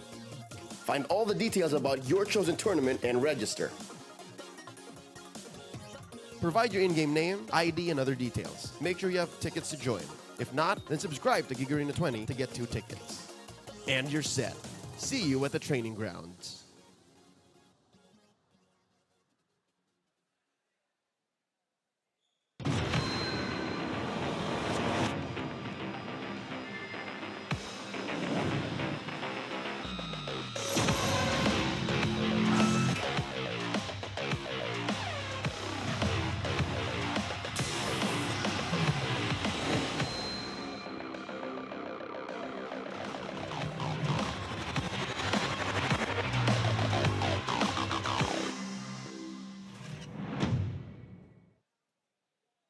How to register the Smart Gig Arena.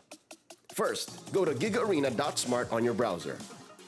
Click Sign In at the upper right corner and enter your smart mobile number. Enter the one-time authentication code sent to your number and agree to the terms and conditions and privacy policy. Personalize your account by choosing your username and profile picture.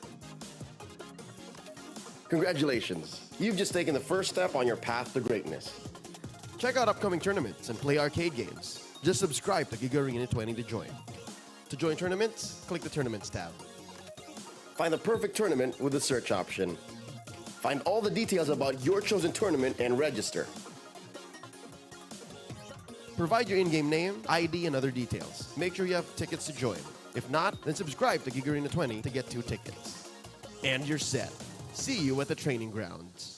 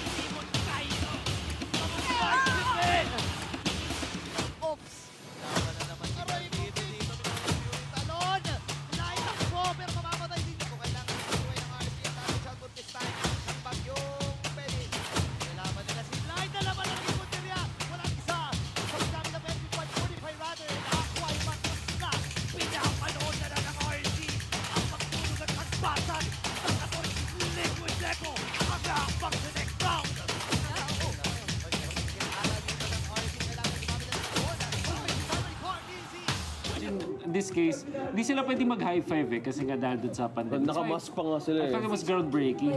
Yeah, it was Joakim. And Si Lysander. Lysander tsaka si Joakim. Parang sobrang kalma ng brand dito. Alam ba nila nanalo sila? No, they cannot celebrate kasi pandemic pa na tayo to. Hindi sila pwedeng mag-hug, gano'n. Yung contact pa, bawal pa. Yung Singapore na parang yung nag-regulate sa Singapore. Bawal sila mag-appear. Bawal sila mag-appear. Kahit teammate Bawal sila. talaga, bawal talaga. Yeah, they can. Sobrang this was 2021, so sobrang strict pa ng Ito, guidelines. si Ducky, tsaka si Ducky, si EJ, si Coco, nandun sila sa baba niyan. Nakatingin ako sa likod nung panahon na yan. Si Ducky, si EJ, si Coco, gusto nang tumakbo pataas kasi gusto nang yakapin. Nung palapit na sila, bigla silang hinakangan, hindi daw pwede kasi nandyan yung mga nag-regulate sa Singapore. Nice, they got to hold the Napaka-strict ng ano pa ng time na yun. Grabe yung development ng stage, no? Oo. Sobrang tindi nitong M2 because it was the only international tournament na face-to-face, technically speaking, na nagawa ng time na to. It has been a long time since kahit anong esports, So, ML was groundbreaking ng mga time na to. And then, obviously, si Carl cementing himself as the legend. Tingnan mo, sobrang bata pa na itsura niya dito. Bata itsura niya, si Coach Ducky, iba din yung itsura, grabe. That was super heavy, by the way. And by the way, itong M2 World Championship na to, kaya siya sa mga most important championships na meron tayo, is because somewhat nagbigay siya ng hope for everybody. Na parang, katulad nga sinabi ni Wolf, na si Munton pinush through niya yung M2 sa panahon na wala talaga nag-expect na may magpupush through. And at the same time, isipin mo sa isang panahon na hindi ka sure sa mangyayari sa'yo. Nakita ka ng something to be happy about, to be proud about na ganito. Kaya naman, yung mga tao sa social media niyan, nag-aaway na yung Burmese tsaka yung Pilipinas sa social media talaga. Ang tindi nung wars na Ganun yun. yung pinaglalaban nila. And at the end of everything, ang naging maganda naman, naging magkabati yung Burmese tsaka yung Pilipinas. Since we're going back, at saka na-mention ni OSX na ito yung tournament na parang nag-umpisa yung love mo for MLBB and MLBB esports. Ano yung dumadaan sa'yo sa utak mo noon nung winning moment, nanalo na yung Bren esports? Do you remember that moment, yung winning moment nila? Oh yeah, and actually nung habang nakasubaybay ako dun sa live chat, sobrang gulo na. Gusto ko nga mag-comment, let's go Philippines eh. Kaso wala na, hindi na ako abot dun. Kaso, nung time na yun, I started to make content out of it for that specific M series para maka-join ako sa nangyari sa Mobile Legends. Wala lang, hindi ko talaga mapapalit yung feeling kasi nangyari siya last year kung saan yung M5 na Game 7, it was Bren Esports. Like, if anyone saw me when AP Bren won in M5, hagulgul talaga yung iyak ko. Yeah, man. Because I was brought back.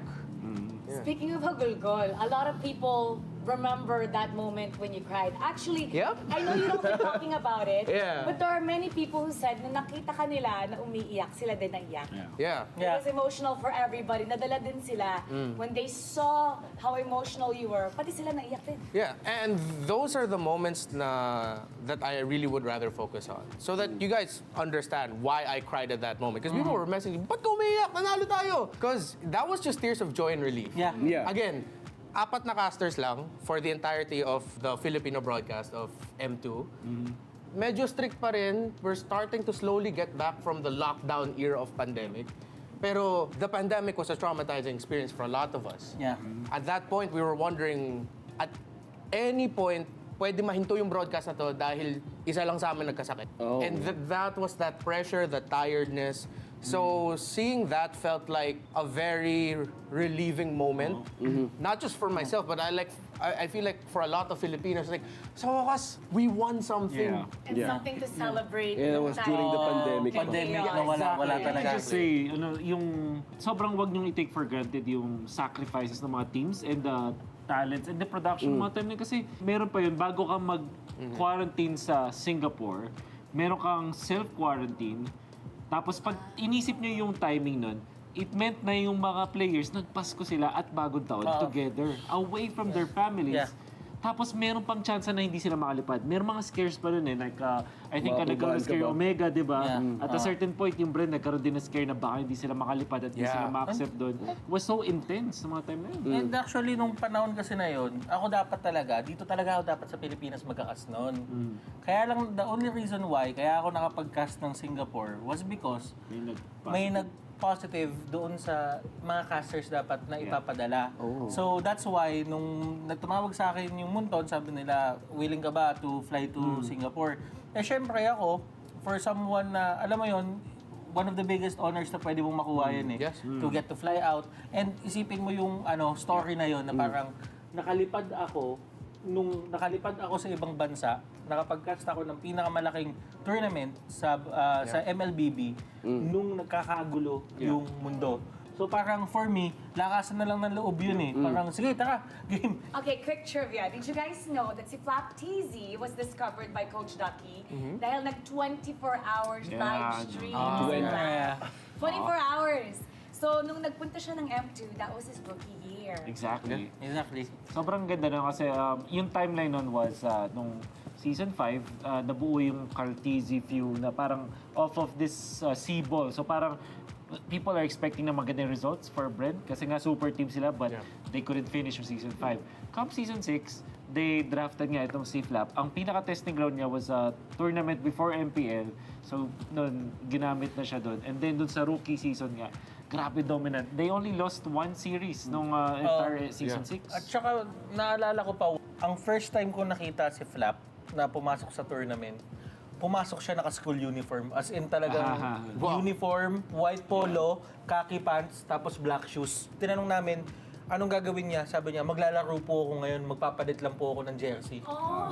Galing siyang klase, pumunta siya dun sa tournament, tapos nakita namin siya. Tapos sabi ko, parang at first may kita mo, parang nakakatawa siya, pero nakikita mo na parang gustong-gusto talaga ni Flap na mag-succeed. And with everything na alam na natin ngayon, di ba, nakikita natin na talagang nag-succeed nga siya.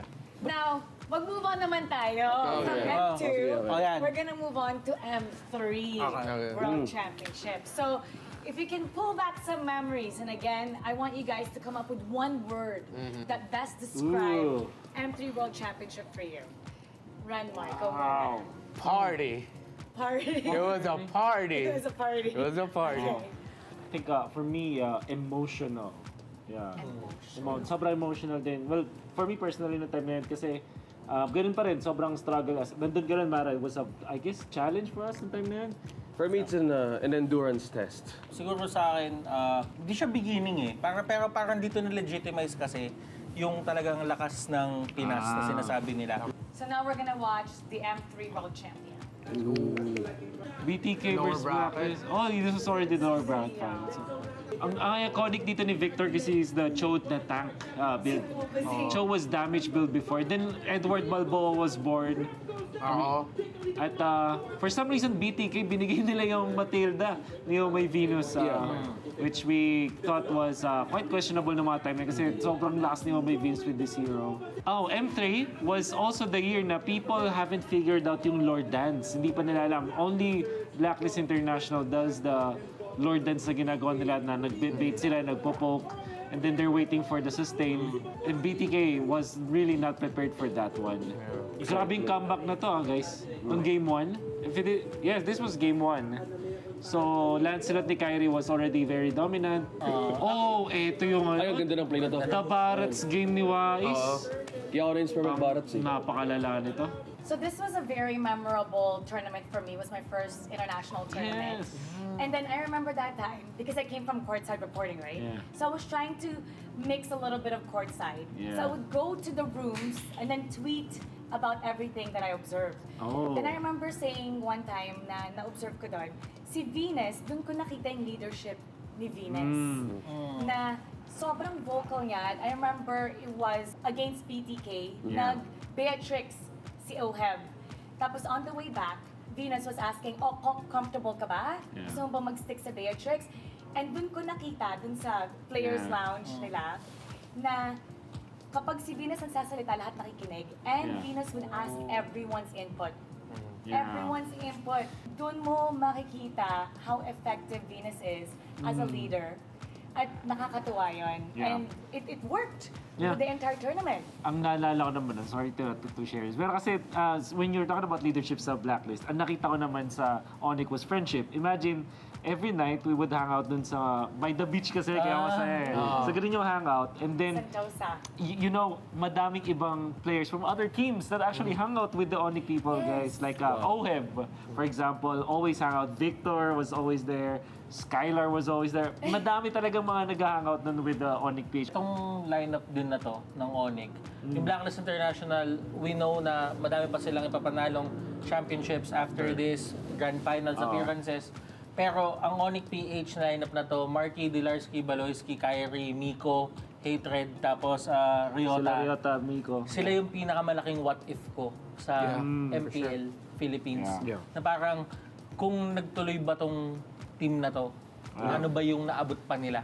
Fun fact about M3, at sobrang nakakatuwa because after we saw them win, nakita naman natin where they used their prize money. So most of the players received their first million and most of them got a house right after. So sino nga ba? Sunod-sunod yung mga post nila dun eh. I fairly remember, syempre, V-Wise, Eson, yung meron silang spade, yung may pala. Meron sila doon. Yung groundbreaking. The ceremonial. But majority of them had that. I think si Haji naman parang went on to get a business and same with Oheb, alam mo yun. And then the coaching staff, obviously. So it was nice kasi they knew that they needed to invest now. Siyempre, with Wise, binili pa rin niya yung mga bagay na nagpapasaya sa kanya. Nagpapasaya. Ganun bagay. Pero yung bahay kailangan niya yun eh. Kailangan niya yun. So nung M2 tsaka nung M3, dito nagsimula yung term Pinas lang malakas. So bakit nga pa natin ito sinasabi? Well, if we're gonna start from M2, simple lang. Doon nag-umpisa eh. It was a Game 7 at that point, greatest grand finals we've seen for a long time, and doon nag-umpisa yung Pinas lang malakas. Yeah. And this is funny kasi what I was going to tell you is, kasi nanggaling yan sa Aether lang malakas, tas Bren lang malakas. Eh, nag-champion yung Bren internationally, so Pilas lang malakas na inherit kumbaga.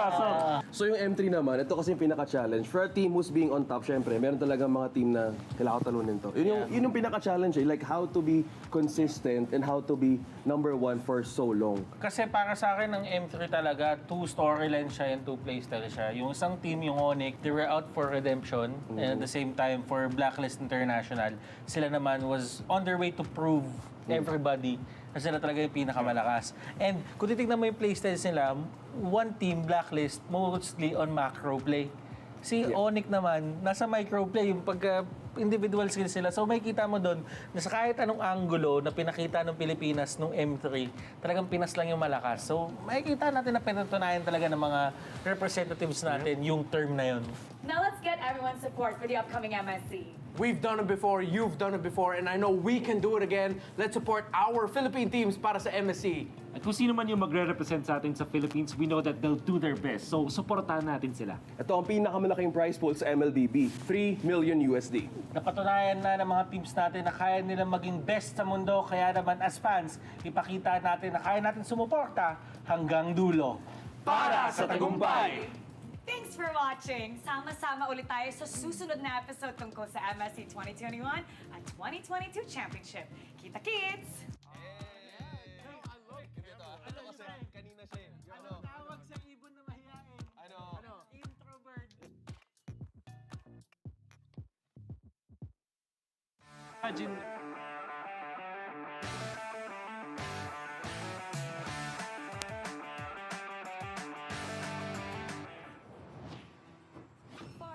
Teka, parang may mali. Bakit dalawa kami mid laner ni Yue? Your team is picking. Anong iniisip niya? May plano kaya siya? I-share niya kaya? Uy, bakit ganito siya tumingin? Nagpalit si Haji ng role?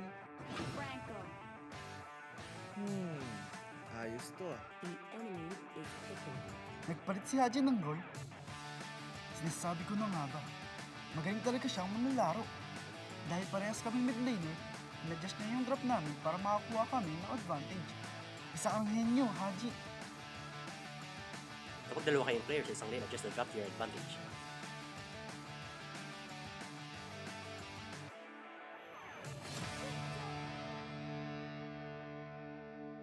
For more #tagumpay tips, nood na ng MPL Philippines sa YouTube at TikTok. Friday to Sunday, 4 p.m., MPL na. 4 p.m. MPL na. 4 p.m. MPL na. 4 p.m. MPL na. 4 p.m. MPL na. 4 p.m. MPL na. 4 p.m. MPL na. 4 p.m. MPL na. 4 p.m. MPL na. 4 p.m. MPL na. 4 p.m. MPL na. 4 p.m. MPL na. 4 p.m. MPL na. 4 p.m. MPL na. 4 p.m. MPL na. 4 p.m. MPL na.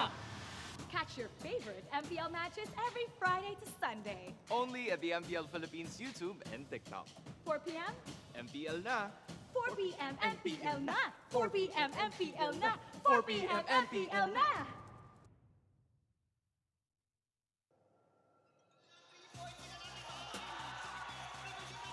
Walong kupunan nung nagsimula. Sinubaybayan natin ang kanilang mga laban. Nagpakita ng lakas sa loob at labas ng laro.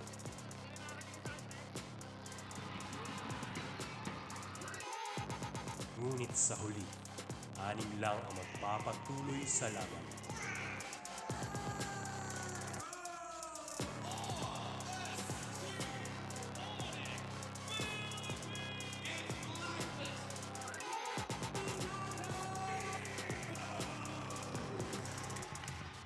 Sino ang magiging kampiyon? Sino ang tunay na magtatagumpay? Abangan ang huling laban para sa tagumpay.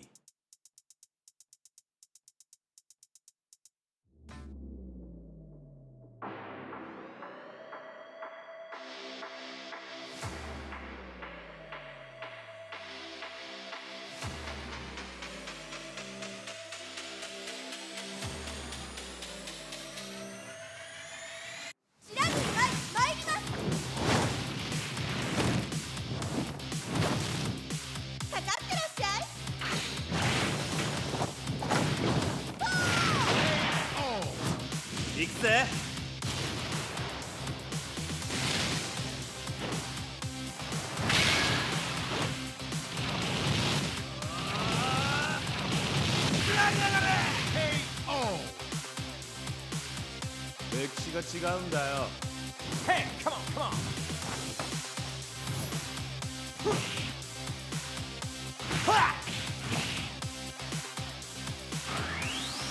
Okay. Power Giza.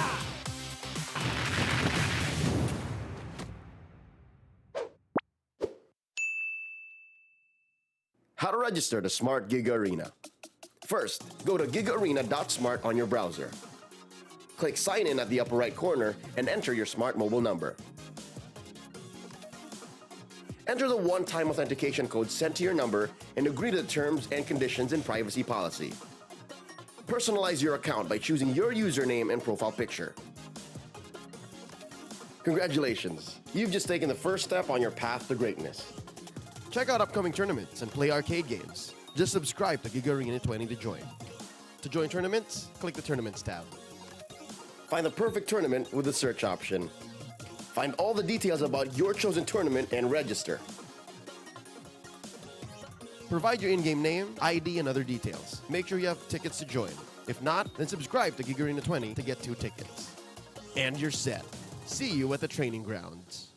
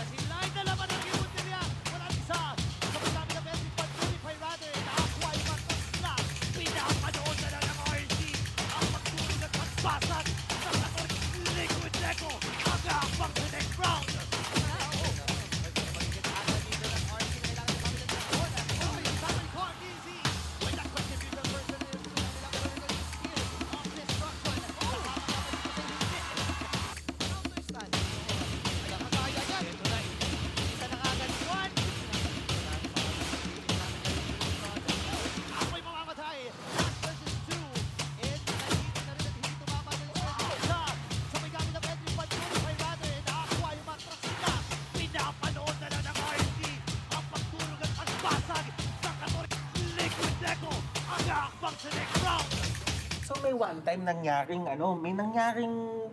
insidente. Ay.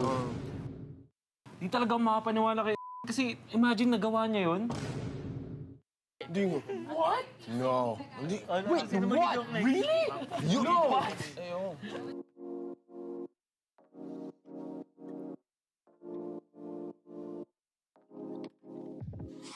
Hi everyone! Welcome back to the Philippines' most important championships. Sa ikalawang episode na ito, babalikan natin ang mga laban sa M2 and M3 World Championships na talagang nagpakita ng lakas ng Pinas sa mundo ng MLBB. Handa na ba kayo sa mga epic throwbacks at kakaibang trivia tungkol sa ating mga paboritong teams and casters? Kaya huwag kayong aalis, simulan na natin! Game! Game! Let's go! Game! M2 World Championship was so memorable from all of us, but if you could take out one word to describe M2, what would that be, Butters? Shocking, unexpected, somewhere along the lines of that siguro. Shocking and unexpected. Unexpected na lang, sige. Yan. Okay, Para sige. may harapan to. Ano sa'yo? Iconic. Iconic for me dahil ito yung taon kung kailan ako nagsimula sumubaybay sa M-Series at dito nagsimula yung pagka-in love ko sa Mobile Legends. In love. Sa akin, groundbreaking. Kasi you have to understand yung nangyayari nung sa mundo nung time na yun was the pandemic, right? So, parang kakaiba yung situation for the players, for the casters. Nandun pa yung mga 15 days na quarantine na kung naalala mo yun. Huwag mo na paalala? Sa akin naman, historic. Kasi talaga yung nangyari doon, yun yung pag-umpisa ng PH era, and of course yung context na binigay nila Butters, OSX, and Wolf about the whole thing. Historic talaga. So we're gonna go back to M2. I'm gonna play it right now and actually what's your reaction? Di ko alam na kailangan palang explain, pre. Sabi one word kasi. So, one word ka lang talaga. Natatawa tayo. Kilala ko yung nagkakas. Oo, galing yan eh. Grabe naman. Easy ka pa pala nun. Ito yung Game 7. Game 7. Alam niyo yung story nito, nung araw ng broadcast mismo ng Grand Finals na pinag-usapan namin, papalitan namin yung pangalan sa cast ng casters. So sa presentation, imbes na Rep Tart Rob Luna, it was Rep TZ Rob TZ. Pati sana, nabuo sila Fel TZ nung time na to kasi sobrang naging fan siya nung So, kahit sa English broadcasting siya eh. Hanggang ngayon, Lafel TZ pa rin siya. Panis, Doc Ribo, Harit, panis! Yung mga era na yung metang sikat pa dito. Ang pinaka naalala ko dito, yung sabi nila lahat na ang daming umiling nung pinili yung Minsitar na yan. Kasi nung panahon na yan, syempre si Minsitar alam naman natin na anti-dash, di ba? Pinili yan nung nag-harit bigla si Ribo.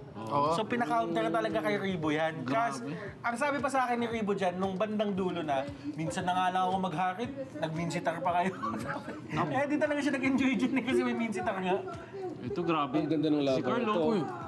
Grabe naman si Ano ba to, hyper carry na Claude? By the way, Ruby Didi is a off-laner to, side laner nung time na to. Grak yan na damage build. Tapos ito yung iconic kay Ruby Didi, yung Lunox niya. Ruby Didi. And Baksha was played in the off-lane pa nung mga time na to. Off-lane pa yung tawag natin. Pang counter kay Yusong. Kasi yan yung panahon na sobrang lakas ng Yusong kasi. Time flies. And then nag-aagawan yung mga teams dito kung makakuha mo yung Brody, tank pa nga yung build-up nung time na yun. Tapos, kaya sobrang lapit ng Burmese Goose.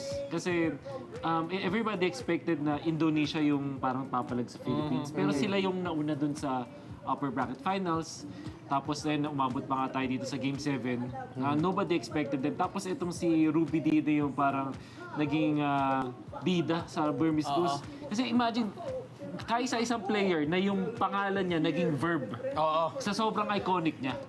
Ganun na yung naging impact eh. No? So, titignan mo yung lineup nila ngayon, nakikita natin ngayon sa season 13 yun eh. Pero ba yung winning moment? Ito na ba yun?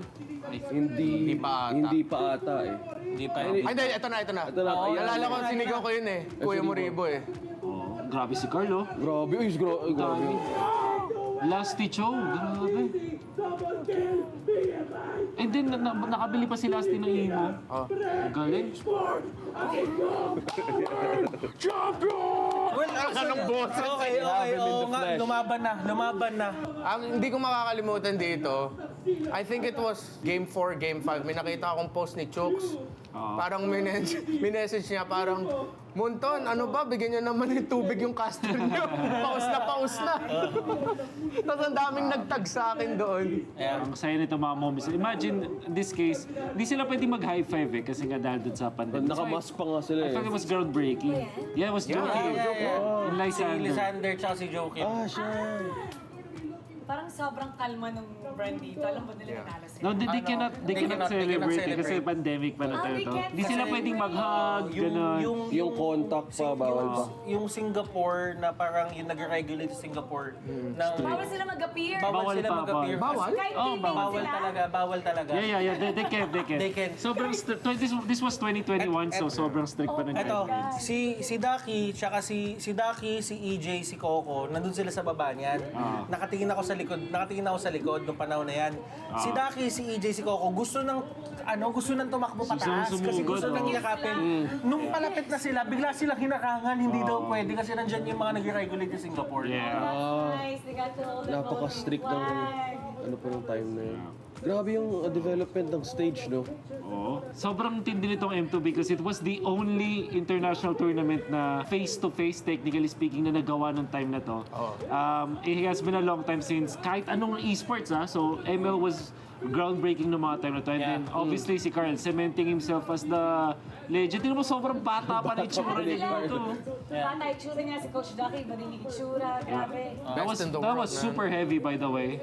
And by the way, itong M2 World Championship na to, kaya din siya isa sa mga most important championships na meron tayo, is because somewhat nagbigay siya ng hope for everybody. Na parang, katulad nga sinabi ni Wolf, na si Munton pinustro niya yung M2 sa panahon na wala talagang nag-expect na may magpupush through. And at the same time, isipin mo sa isang panahon na hindi ka sure sa mangyayari sa'yo. Nakita ka ng something to be happy about, to be proud about na ganito. Kaya naman, yung mga tao sa social media niyan, nag-aaway na yung Burmese tsaka yung Pilipinas sa social media talaga. Ganun yung pinaglalaban nila. And at the end of everything, ang naging maganda naman, naging magkabati yung Burmese tsaka yung Pilipinas.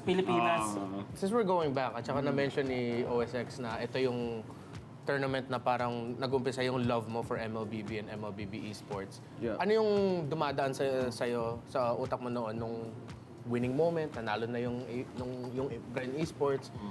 Do you remember that moment, yung winning moment nila? Oh yeah, and actually nung habang nakasubaybay ako dun sa live chat, sobrang gulo na. Gusto ko nga mag-comment, let's go Philippines eh. Kaso wala na, hindi na ako abot dun. Kaso, nung time na yun, I started to make content out of it for that specific M series. Para maka-join ako sa nangyari sa Mobile Legends. Wala lang, hindi ko talaga mapapalit yung feeling kasi nangyari siya last year kung saan yung M5 na Game 7, it was Bren Esports. Like, if anyone saw me when AP Bren won in M5, hagulgul talaga yung iyak ko. Yeah, man. Because I was brought back. Speaking of hagulgol, a lot of people remember that moment when you cried. Actually, I know you don't like talking about it, but there are many people who said na nakita ka nila na umiiyak, sila din naiyak. It was emotional for everybody. Nadala din sila when they saw how emotional you were. Pati sila naiyak din. Yeah, and those are the moments that I really would rather focus on. So that you guys understand why I cried at that moment. Because people were messaging, ba't ka umiiyak? Nanalo tayo! Because that was just tears of joy and relief. Again, 4 na casters lang for the entirety of the Filipino broadcast of M2. Medyo strict pa rin. We're starting to slowly get back from the lockdown era of pandemic. Pero the pandemic was a traumatizing experience for a lot of us. At that point, we were wondering, at any point, pwede mahinto yung broadcast na to dahil isa lang sa amin nagkasakit. And that was that pressure, that tiredness. So seeing that felt like a very relieving moment. Not just for myself, but I feel like for a lot of Filipinos, like, sa wakas, we won something. And something to celebrate. Yeah, it was during the pandemic. Pandemic na wala talaga. I just say, yung sobrang wag niyong i-take for granted yung sacrifices ng mga teams and the talents and the production ng mga time na kasi meron pa yun, bago ka mag-quarantine sa Singapore, meron kang self-quarantine. Tapos pag inisip niyo yung timing nun, it meant na yung mga players nagpasko sila at bagong taon together, away from their families. Tapos meron pang chance na hindi sila makalipad. Meron mga scares pa rin eh. Like, I think nagkaroon Makapabahan scare ka ba? Omega, di ba? Yeah. At a certain point, yung Bren nagkaroon din na scare na baka hindi sila makalipad at hindi sila ma-accept doon. It was so intense sa mga time na yun. And actually, nung panahon kasi na yun, ako dapat talaga, dito talaga ako dapat sa Pilipinas magka-cast noon. Kaya lang, the only reason why, kaya ako nakapag-cast ng Singapore was because may nag-positive doon sa mga casters dapat na ipapadala. So that's why, nung nagtumawag sa akin yung Munton, sabi nila, willing ka ba to fly to Singapore? Eh syempre ako, for someone na, alam mo yun, one of the biggest honors na pwede mong makuha yan eh. To get to fly out. And isipin mo yung story na yon na parang nakalipad ako sa ibang bansa, nakapag-cast ako ng pinakamalaking tournament sa MLBB nung nagkakagulo yung mundo. So parang for me, lakasan na lang ng loob yun eh. Parang, sige, tara, game. Okay, quick trivia. Did you guys know that si Flap TZ was discovered by Coach Ducky dahil nag-24 hours live stream? 24 hours. So, nung nagpunta siya ng M2, that was his rookie year. Exactly. Exactly. Sobrang ganda na kasi yung timeline nun was nung season 5, nabuo yung Cartesi view na parang off of this C-ball. So parang people are expecting na magandang results for Bren kasi nga super team sila but they couldn't finish yung season 5. Come season 6, they drafted nga itong C-Flap. Ang pinaka-testing ground niya was a tournament before MPL. So, noon, ginamit na siya doon. And then doon sa rookie season nga, grabe dominant. They only lost one series nung entire season 6. At saka, naalala ko pa, ang first time ko nakita si Flap na pumasok sa tournament, pumasok siya naka-school uniform. As in talagang uniform, white polo, khaki pants, tapos black shoes. Tinanong namin, anong gagawin niya? Sabi niya, maglalaro po ako ngayon, magpapadit lang po ako ng jersey. Galing siyang klase, pumunta siya dun sa tournament, tapos nakita namin siya. Tapos sabi ko, parang at first may kita mo, parang nakakatawa siya, pero nakikita mo na parang gustong-gusto talaga ni Flap na mag-succeed. And with everything na alam na natin ngayon, di ba, nakikita natin na talagang nag-succeed nga siya. Now, mag-move on naman tayo from M2. We're gonna move on to M3 World Championship. So, if you can pull back some memories, and again, I want you guys to come up with one word that best describes M3 World Championship for you. Run, Mark. Wow. Party. Party. It was a party. It was a party. It was a party. Okay. I think for me, emotional. Yeah. Sobrang emotional din. Well, for me personally na time na yan kasi ganun pa rin, sobrang struggle. Nandun ganun, Mara, it was a, I guess, challenge for us na time na yan. For me, it's an endurance test. Siguro sa akin, hindi siya beginning eh. Pero parang dito na-legitimize kasi yung talagang lakas ng Pinas na sinasabi nila. So now we're gonna watch the M3 World Champion. BTK versus Blacklist. Oh, this was already the lower bracket finals. Ang iconic dito ni Victor kasi is the Cho na tank build. Cho was damage build before. Then Edward Balboa was born. At for some reason, BTK, binigay nila yung Matilda, yung may Venus, which we thought was quite questionable na mga time na kasi sobrang lakas ni may Venus with this hero. Oh, M3 was also the year na people haven't figured out yung Lord Dance. Hindi pa nila alam. Only Blacklist International does the Lord Dance na ginagawa nila na nag-bait sila, nagpo-poke, and then they're waiting for the sustain. And BTK was really not prepared for that one. Grabing comeback na to, guys. On game 1. Yes, this was game 1. So, Lancelot ni Kyrie was already very dominant. Ito yung Ay, ang ganda ng play na to. The Barrett's game ni Wais. Kaya ako na-inspire mag-Barrett's eh. Napakalala nito. So this was a very memorable tournament for me. It was my first international tournament. Yes. And then I remember that time, because I came from courtside reporting, right? Yeah. So I was trying to mix a little bit of courtside. Yeah. So I would go to the rooms and then tweet about everything that I observed. Then I remember saying one time na na-observe ko doon, si Venus, doon ko nakita yung leadership ni Venus. Na sobrang vocal niya. I remember it was against PTK. Nag-Beatrix si Oheb. Tapos on the way back, Venus was asking, comfortable ka ba? Gusto mo ba mag-stick sa Beatrix? And dun ko nakita, dun sa players lounge nila, na kapag si Venus nagsasalita, lahat nakikinig. And Venus would ask everyone's input. Everyone's input. Dun mo makikita how effective Venus is as a leader. At nakakatuwa yun. Yeah. And it worked Yeah. with the entire tournament. Ang naalala ko naman, sorry to share this, pero kasi when you're talking about leadership sa Blacklist, ang nakita ko naman sa Onyx was friendship. Imagine, every night we would hang out dun sa, by the beach kasi, kaya masaya eh. So ganun yung hangout, and then, Sentosa. you know, madaming ibang players from other teams that actually hung out with the Onyx people, guys. Like Oheb, for example, always hang out. Victor was always there. Skylar was always there. Madami talaga mga nag-hangout nun with the Onyx PH. Itong lineup din na to ng Onyx, yung Blacklist International, we know na madami pa silang ipapanalong championships after this, grand finals appearances.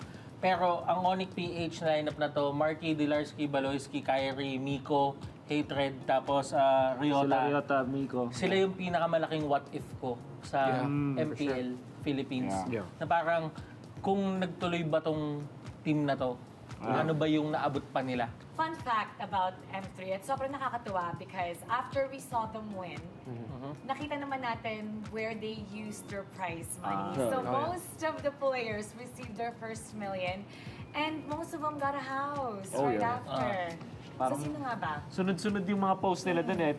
I fairly remember, syempre, V-Wise, Eson, yung meron silang spade, yung may pala. Meron sila doon. Yung groundbreaking. Ceremonial. But majority of them had that. I think si Haji naman parang went on to get a business and same with Oheb, alam mo yun. And then the coaching staff, obviously. So it was nice kasi they knew that they needed to invest now. Siyempre, with Wise, binili pa rin niya yung mga bagay na nagpapasaya sa kanya. Ganun bagay. Pero yung bahay, kailangan niya yun eh. Kailangan niya yun. So nung M2 tsaka nung M3, dito nagsimula yung term Pinas lang malakas. So bakit nga ba natin ito sinasabi? Well, if we're gonna start from M2, simple lang. Doon nag-umpisa eh. It was a Game 7 at that point, greatest grand finals we've seen for a long time, and doon nag-umpisa yung Pinas lang malakas. Yeah. And this is funny kasi what I was going to tell you is, kasi nanggaling yan sa Aether lang malakas, tas Bren lang malakas. Eh, nag-champion yung Bren internationally, so Pinas lang malakas na inherit kumbaga. So yung M3 naman, ito kasi yung pinaka-challenge. For a team who's being on top, syempre, meron talaga mga team na kailangan talunin to. Yun yung pinaka-challenge eh, like how to be consistent and how to be number one for so long. Kasi para sa akin, ng M3 talaga, 2 storylines siya and 2 playstyle siya. Yung isang team, yung Onyx, they were out for redemption, and at the same time, for Blacklist International, sila naman was on their way to prove everybody na sila talaga yung pinakamalakas. And kung titignan mo yung playstyles nila, one team, Blacklist, mostly on macro play. Si Onyx naman, nasa micro play, yung pagka individual skills sila. So makikita mo doon na sa kahit anong angulo na pinakita ng Pilipinas nung M3, talagang Pinas lang yung malakas. So makikita natin na pinatunayan talaga ng mga representatives natin yung term na yun. Now let's get everyone's support for the upcoming MSC. We've done it before, you've done it before, and I know we can do it again. Let's support our Philippine teams para sa MSC. At kung sino man yung magre-represent sa atin sa Philippines, we know that they'll do their best. So, supportahan natin sila. Ito ang pinakamalaking prize pool sa MLBB, 3 million USD. Napatunayan na ng mga teams natin na kaya nilang maging best sa mundo. Kaya naman as fans, ipakita natin na kaya natin sumuporta hanggang dulo. Para sa tagumpay! Thanks for watching! Sama-sama ulit tayo sa susunod na episode tungkol sa MSC 2021 at 2022 Championship. Kita kids! Kanina siya. Ano tawag sa ibon na mahihain? Ano? Introvert.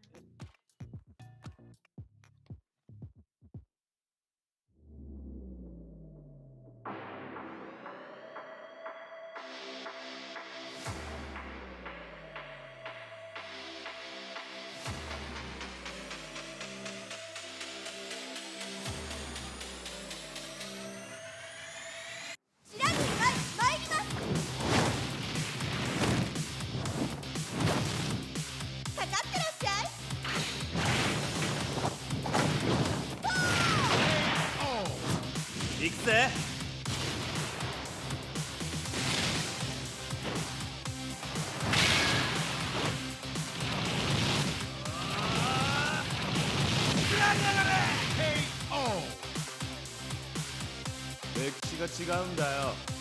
Hey, come on, come on.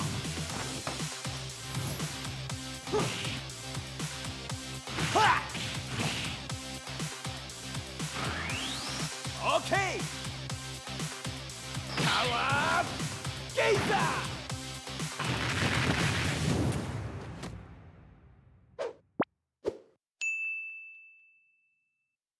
How to register the Smart Giga Arena. First, go to gigaarena.smart on your browser. Click Sign In at the upper right corner and enter your smart mobile number. Enter the one-time authentication code sent to your number and agree to the terms and conditions and privacy policy. Personalize your account by choosing your username and profile picture. Congratulations! You've just taken the first step on your path to greatness. Check out upcoming tournaments and play arcade games. Just subscribe to Giga Arena 20 to join. To join tournaments, click the Tournaments tab. Find the perfect tournament with the search option. Find all the details about your chosen tournament and register.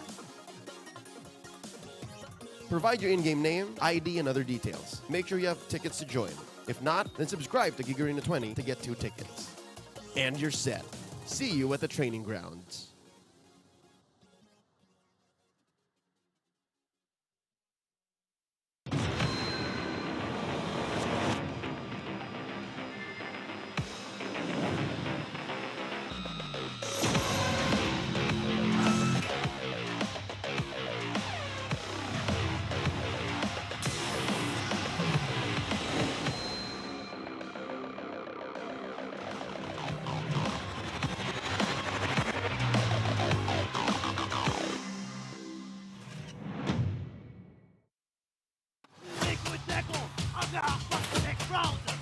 So may one time may nangyaring insidente. Ay.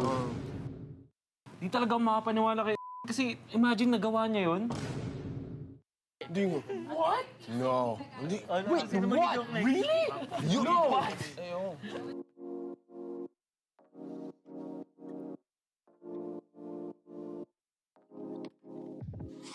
Hi everyone! Welcome back to the Philippines' most important championships. Sa ikalawang episode na ito, babalikan natin ang mga laban sa M2 and M3 World Championships na talagang nagpakita ng lakas ng Pinas sa mundo ng MLBB.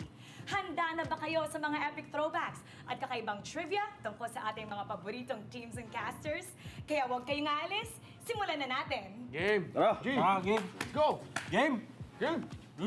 M2 World Championship was so memorable from all of us. But if you could take out one word to describe M2, what would that be, Butters?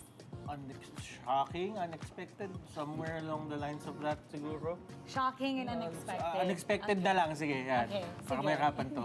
Ano sa'yo? Iconic. Iconic for me dahil ito yung taon kung kailan ako nagsimula sumubaybay sa M-Series at dito nagsimula yung pagka-in love ko sa Mobile Legends. In love. Sa akin, groundbreaking. Kasi you have to understand yung nangyayari sa mundo nung time na yun was the pandemic, right? So, parang kakaiba yung situation for the players, for the casters. Nandun pa yung mga 15 days na quarantine na kung naalala mo yun. Huwag mo na paalala? Sa akin naman, historic. Kasi talaga yung nangyari doon, yun yung pag-umpisa ng PH era, and of course yung context na binigay nila Butters, OSX, and Wolf about the whole thing. Historic talaga. So we're gonna go back to M2. I'm gonna play it right now and actually what's your reaction? Di ko alam na kailangan pala i-explain, pre. Sabi one word kasi. Hindi okay lang. Kilala ko yung nagkakas. Oo, galing yan eh. Grabe naman. Easy ka pa pala nun. Ito yung Game 7. Game 7. Alam niyo yung story nito, nung araw ng broadcast mismo ng Grand Finals na pinag-usapan namin, papalitan namin yung pangalan sa cast ng casters. So sa presentation, imbes na Rep Tara Bluna, it was Rep TZ, Rob TZ. Pati sana, nabuo sila Fel TZ nung time na to kasi sobrang naging fan siya nung kahit sa English broadcasting siya eh. Hanggang ngayon, Lafel TZ pa rin siya. Panis, Doc Ribo, Harit, panis! Yung mga era na yung metang sikat pa dito. Ang pinaka naalala ko dito, yung sabi nila lahat na ang daming umiling nung pinili yung Minsitar na yan. Kasi nung panahon na yan, syempre si Minsitar alam naman natin na anti-dash, di ba? Pinili yan nung nag-harit bigla si Ribo. So pinaka-counter talaga kay Ribo yan. Kasi ang sabi pa sa akin ni Ribo dyan, nung bandang dulo na, minsan na nga lang ako mag-harit, nag-Minsitar pa kayo. Di talaga siya nag-enjoy dyan kasi may Minsitar nga. Ito, grabe. Ang ganda ng laban. Si Carlo. Grabe naman si Ano ba Ruby to? Didi. Hyper carry na Claude. By the way, Ruby Didi, is off-laner to, side laner nung time na to. Grak yan na damage build. Tapos ito yung iconic kay Ruby Diding, yung Lunox niya. Ruby Diding. And Baksha was played in the off-lane pa nung mga time na to. Off-lane pa yung tawag natin. Pang counter kay Yusong kasi yan yung panahon na sobrang lakas ng Yusong kasi. Time flies. And then nag-aagawan yung mga teams dito kung makakuha mo yung Brody, tank pa nga yung build-up nung time na yun. Tapos, kaya sobrang lapit ng Burmese goals. Kasi everybody expected na Indonesia yung parang papalag sa Philippines. Pero sila yung nauna dun sa upper bracket finals. Tapos then, umabot pa nga tayo dito sa Game 7. Nobody expected them. Tapos itong si Ruby Dide yung parang naging bida sa Burmese goals. Kasi imagine, kaisa-isang player na yung pangalan niya naging verb. Sa sobrang iconic niya. Ganun na yung naging impact eh. No? So, dito namin yung lineup nila ngayon. Nakikita natin ngayon sa season 13 yun eh. Ito na ba yung winning moment? Ito na ba yun? Hindi pa ata eh. Hindi pa. Ay, hindi. Ito na. Nalala ko, sinigaw ko yun eh. Kuya Moribo eh. Grabe si Carlo. Grabe. Grabe. Lasty Cho. Grabe. And then, nakabili pa si Lasty ng imo. Galing. Champion! Anong boses? Okay. Oo nga, lumaban na. Ang hindi ko makakalimutan dito, I think it was Game 4, Game 5. May nakita akong post ni Chooks. Parang minessage niya parang, Munton, ano ba? Bigyan niyo naman ng tubig yung caster niyo. Paus na. Tapos ang daming nagtag sa akin doon. Ang saya nito mga moments. Imagine, in this case, hindi sila pwedeng mag-high five kasi nga dahil dun sa pandemic. Nakamask pa nga sila I thought it was groundbreaking. Yeah, it was Joking. Si Lysander tsaka si Joking. Siya. Parang sobrang kalma ng brand dito. Alam mo nila nanalo sila. No, they cannot celebrate kasi pandemic pa na tayo to. Hindi sila pwedeng mag-hug, gano'n. Yung contact pa, bawal pa. Yung Singapore na parang yung nag-regulate sa Singapore. Bawal sila mag-appear. Bawal sila mag-appear. Kahit teammate Bawal talaga. Yeah. They can. Sobrang this was 2021, so sobrang strict pa ng Ito, si Ducky, tsaka si EJ, si Coco, nandun sila sa baba niyan. Nakatingin ako sa likod nung panahon na yan. Si Ducky, si EJ, si Coco, gusto nang tumakbo pataas kasi gusto nang yakapin. Nung palapit na sila, bigla silang hinakangan, hindi daw pwede kasi nandyan yung mga nag-regulate sa Singapore. Nice, they got to hold their Napaka-strict ng ng time na yun. Grabe yung development ng stage, no? Sobrang tindi nitong M2 because it was the only international tournament na face-to-face, technically speaking, na nagawa ng time na to. It has been a long time since kahit anong esports, so ML was groundbreaking ng mga time na to. And then, obviously, si Carl cementing himself as the legend. Tingnan mo, sobrang bata pa na itsura niya dito. Bata itsura niya si Coach Ducky, iba din yung itsura. Grabe. That was super heavy, by the way. And by the way, itong M2 World Championship na to, kaya siya sa mga most important championships na meron tayo, is because somewhat nagbigay siya ng hope for everybody. Na parang, katulad nga sinabi ni Wolf, na si Munton pinush through niya yung M2 sa panahon na wala talaga nag-expect na may magpupush through. And at the same time, isipin mo sa isang panahon na hindi ka sure sa mangyayari sa'yo. Nakita ka ng something to be happy about, to be proud about na ganito. Kaya naman, yung mga tao sa social media niyan, nag-aaway na yung Burmese tsaka yung Pilipinas sa social media talaga. Ganun yung pinaglalaban nila. And at the end of everything, ang naging maganda naman, naging magkabati yung Burmese tsaka yung Pilipinas. Since we're going back, at saka na-mention ni OSX na ito yung tournament na parang nag-umpisa yung love mo for MLBB and MLBB esports. Ano yung dumadaan sa'yo sa utak mo noon nung winning moment, nanalo na yung Bren esports? Do you remember that moment, yung winning moment nila?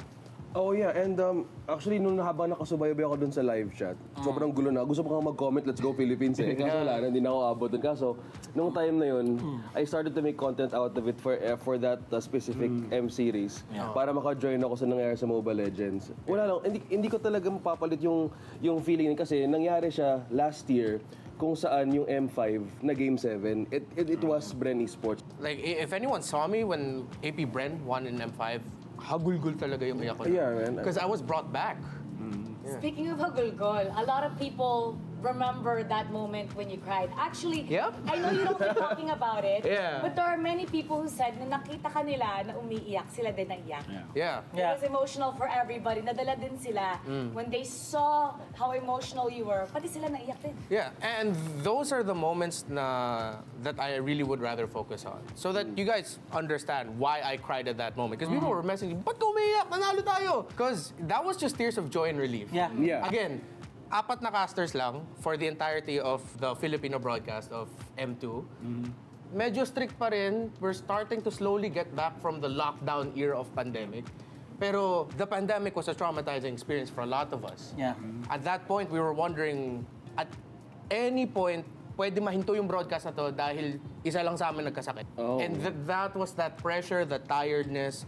So seeing that felt like a very relieving moment. Not just for myself, but I feel like for a lot of Filipinos, like,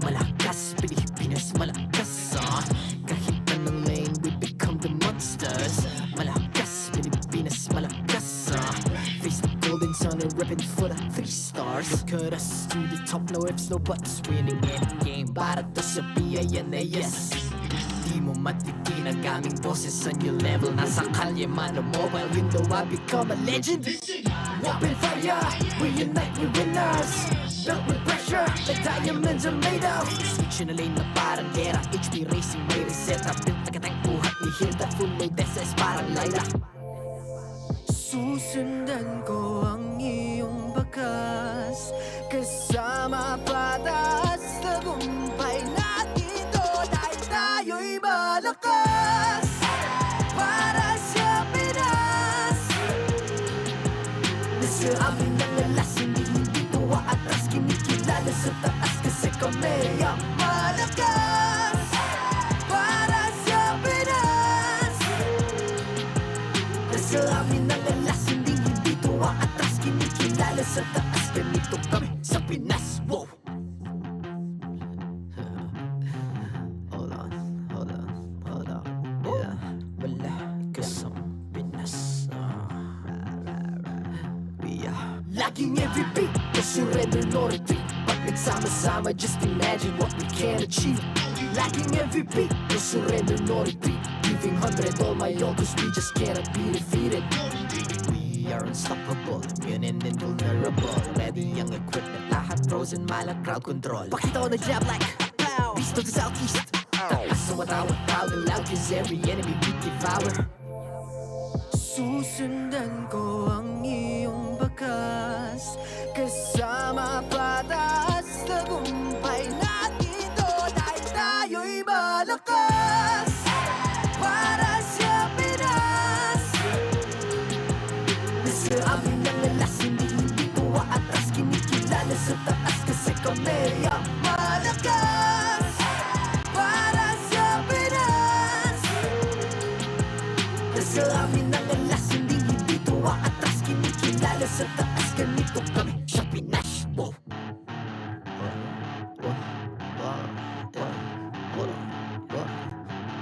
Malakas, Pilipinas, malakas. Kahit anong lane, we become the monsters. Malakas, Pilipinas, malakas. Face the golden sun, I'm repping for the 3 stars.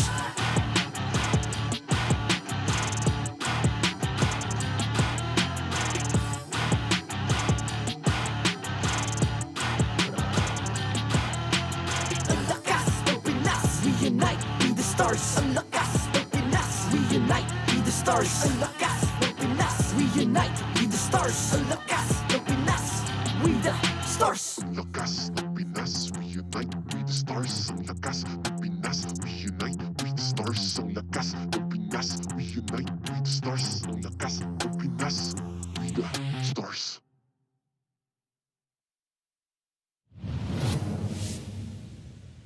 The 13th season of MPL Philippines is brought to you by the following sponsors. Smart, the official telco partner of MPL Philippines Season 13. Infinix GT Series, outplay the rest. Experience the MPL PH Season 13 action live at SM South Mall Events Hall in Las Piñas City. Get your tickets now via SM Tickets. Don't miss any MPL PH action by following our official Facebook page and subscribing to our YouTube channel. Follow MPL PH on TikTok as well for more content. Don't miss the latest news and updates about the MLBB Philippine esports scene through our esports news tab. Visit the esports page on your MLBB app now and be a part of Lakas ng Pinas. To ensure the equality and fairness of our games, MPL Philippines is also monitored and supervised by the Games and Amusements Board.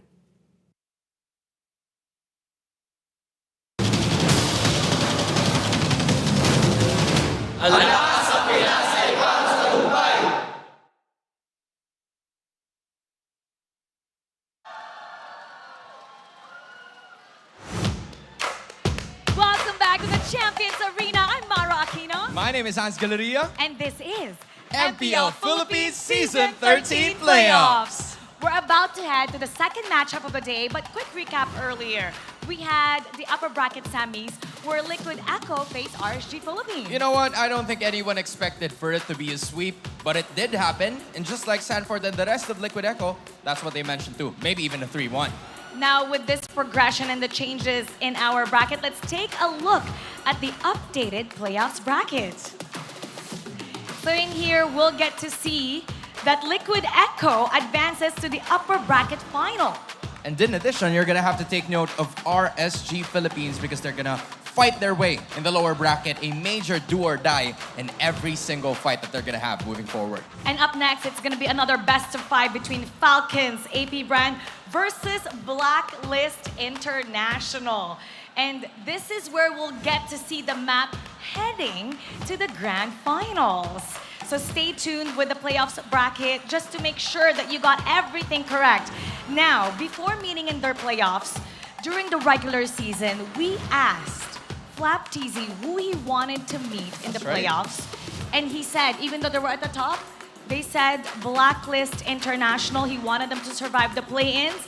And he gets to do that now. You know what, Mara? It takes 2 to tango, and that is the same thing that Edward wants to have a rematch against Falcons AP Bren because everything that has happened throughout them all throughout the regular season really didn't go so well. But now they want to get their revenge.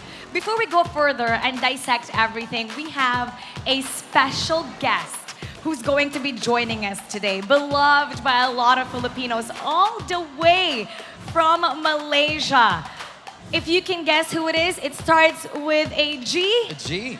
Let's welcome Gideon. Hi, Gideon. Apakabar. I think I remember Apakabar. You nailed that. Hi, Gideon. Gideon, can you hear us, man? Gideon was actually here during the M5. The M5. Yes. He loved the Philippines, and we're so excited to have him back. He's very, he's been so much fun every time we guested him. We guested him last regular season. Now Gideon is here. Hey, Gideon. He's there. Hi. Good to see you. See you all. I'm in a gray shirt. I'm not color-coded. I'm not biased to anybody else. Good to see y'all. Hi. How y'all doing? How are you doing? We miss you. I'm doing good. You know, I just had a bit of a spill of curry chicken on this shirt. Not that you guys can see it, but similar to how Malaysians like to read palms and look at tea leaves to predict the future. I mean, we all knew that Blacklist, well, I knew at the very least that Blacklist would be in this position. Oh, wow. Okay, well, good prediction. You're not cursed like Mirko. We're gonna be talking a little bit about these two. First, we're gonna be talking about Anatomy of a Legend. We're going to highlight Super Marco from Falcons AP Bren. Now, the first thing I noticed, if you take a look at this, is that Super Marco he has had a bulletproof body. Apparently, this gold laner has finished 18 game victories with 0 deaths. It's major. I mean, that stat alone is an incredible feat to take note of, which is why Super Marco is nominated as an all-star gold laner for our Alamat Awards. And in addition, he's also one of the gold laners that has the best among all marksmen in terms of game MVPs with 6. Now that's impressive. Let's get Gideon's thoughts about this, because for sure he's been I know that he was one time asking for AP Bren, now Falcons AP Bren's jacket, so you very well know about Super Marco. Why do you think he's a legend? What makes him a legend? Well, I think, it's not just in my opinion of why he's, so big. As you can see by the stats, I think he has a flawless track record for most people who are doubting the numbers. But at the very least, for a lot of gold laners out there, especially here in Malaysia as well, most people aspire to be like Super Marco. Like, he has some flawless positionings. That's why he has 0 deaths. That's why he's considered bulletproof. I would say he was pretty much untouchable sometimes. I think that his record overall really says more about himself rather than us having to judge him. He's a legend through and through, hands down. Untouchable Super Marco. Untouchable, bulletproof. I know that's a song. But now, over there in MPL Malaysia, this is a tough or an easy question based on you, okay? Who do you think is a gold laner that has a similar play style to Super Marco back here in MPL Philippines? Oh, yikes. That's a loaded question. I mean, you know how Malaysia likes our games. We're the strikers of this mixed martial arts world, Super Marco, he's more like a jiu-jitsu guy. He gets you on the ground, he slowly takes advantage of you, and the next thing you know, you're getting choked out, right? There's not a lot of players that kind of fit that style. I would say the closest would be Sasa, but even so, most people haven't reached that level of untouchableness like Super Marco. There he is. And it's not just Super Marco that we're going to be highlighting. We're also going to be talking about Kyle TZ. Now, what makes him a legend is his lightning fast retributions, neutral objectives like the Turtle and Lords.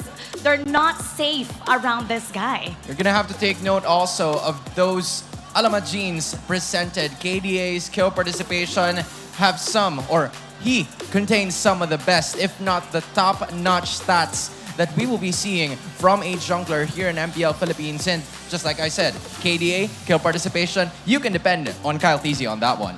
Now, Gideon, let's talk about Kyle TZ. What part of Kyle TZ being a legend do you like the most? I think I have to go with this origin story, right? I think most people think of Kyle like, oh, he joins AP Bren, they win a world championship, and I think, his career was going to skyrocket from them. But honestly, it was a very humble and honest beginning. He got a little bit of a taste of what a championship could be like and continue to progressively get better. And this is the kind of guy that a lot of Malaysians, and even myself, can get behind because he's explosive, right? Full of personality in the game, maybe not so on screen for the most part of it. His retries have been something very noteworthy for a lot of people out there, and a lot of junglers, even in Malaysia, kind of look to Kyle TZ and be like, okay, how do we get even more aggressive? How do we juice him up? How do we play Kyle TZ but on steroids? Kyle TZ on steroids. Explosive Kyle TZ. Okay, now is there any player from your region, right? Yeah. In terms of similarities, the same thing like Super Marco. Now it's Kyle TZ. Who's similar to Kyle TZ in MPL Malaysia? Let me think about this one. A lot of Malaysian junglers are similar to Kyle. I would say the closest ones would be probably Sakai's from SRG, Selangor Red Giants, or Chibi, which I think is a lot closer. Okay, now if we go back, if we dissect the history behind these two franchises, every time they've met, actually it's been pretty even. But lately, Falcons AP Bren has been dominating Blacklist International. And this is why people are saying that Edward has been really eager to get back at them. I mean, looking at their playoff appearances, right? This is undoubtedly a world-class matchup because these are the teams that consistently represented the Philippines in international tournaments. And not only that, they got to win and get those victories for themselves by getting world championships for their respective teams. Now, Gideon, seeing Blacklist International's performance against Minana Evos yesterday and also Fnatic Onyx PH, how do you think the Falcons AP Bren should approach Blacklist International today? Well, I think they're going to approach it like another day in the office. I think, Falcons Bren, this team, they're on top of the world for a reason, right? And I think for them, they have nothing to prove in this game. Maybe if, Blacklist can corner them, push it to like a 2-0 in their favor, and that's when you're going to expect to see, Bren lean forward into their gamer stance to really take it seriously. But for the most part, I think they've got nothing to worry about. Now this is where my question will come in. Gideon, how do you think this series will go? Will Blacklist International continue to ride on their momentum and win this series, or will it be Falcons AP Bren putting a stop to that and getting into the upper bracket final? Hans, these loaded questions. I swear, you came fully loaded today. Ooh. All right. Here's how I expect it to go down. I think that for the very beginning, it's a bit of a field test. I think, AP Bren will take it 1-0, and then afterwards, Blacklist replies back with a 1-1. I think they might be able to get underneath their skin. So I'm going to say 1-2 for Blacklist, and then finally, that's when we see AP Bren go for the 3-2. Oh, so wow. detailed. So detailed. I love it. It's great that you get to watch MPL Philippines Season 13 Playoffs, but everyone here in the Philippines can actually get to watch the action live here at SM South Mall. I'm sure that you can get those MPL Philippines tickets by just around 100 pesos. That's the lowest, and you can get to visit those right away. Gideon, thank you so much for joining us. Do you have any final messages to the Filipino fans who are watching you? Yep, follow me on social media if you feel like it, at Gideon Q on all social media platforms. Good luck to all the competitors here at MPL PH. You guys are putting on an amazing show. Thank you so much for having me. Thank you so much. Apa kabar? We'll see you soon. Bye, Gideon. Bye. Oh, hey, 100 pesos. Oh, wow. Gideon, it's always a joy to have Gideon on the show. Pero alam ko, excited na lahat. Simulan ang susunod na laban. Champions Arena, I believe it is now time to start this series. This is going to be Falcons AP Bren kontra sa Blacklist International. Here we go. Casters, pasok. This upcoming matchup is indeed a wish granted. Good evening from the Philippines. Umi here. With me is Reptar and Midnight to bring you the best of 5 series between Falcons AP Bren and Blacklist International. After that sweep in the first series, how you guys feeling? I feel like I don't know what to expect anymore. I was really thinking RSG PH Liquid Echo would go at least 4, maybe even max series. Now I don't even want to predict. I mean, I want to predict because I want this to be true. I want a 5-game series because we have the best of the best here currently in the match between Falcon AP Bren and Blacklist International. I mean, if we're talking about endurance, Blacklist International played 9 games yesterday, played from 4 p.m. all the way to 11 p.m. Philippine Standard Time. And we have Falcons AP Bren, who is fresh out of gates. This will be their first series playing under their new banner. Oh, yeah, and I wonder if there's going to be a bit of a buff or effect to that. Because I feel like if I'm Echo, I had a little bit of buff being able to say I'm Team Liquid Echo right now. Yeah, sure. So I wonder if AP Bren are feeling that I'm Falcons AP Bren now. It's the new jackets, man. I'm telling you. It's the new jackets. And AP Bren, when they walked in, they had those Falcon jerseys. The Falcons buff. And I feel like Falcons AP Bren is going to bring up something different here. New surprise with this team. Definitely, and I think with the new colorway as well, loving the yellow with a bit of green. Feels, right there. I would say it fits right in Brazil. Like, Yeah.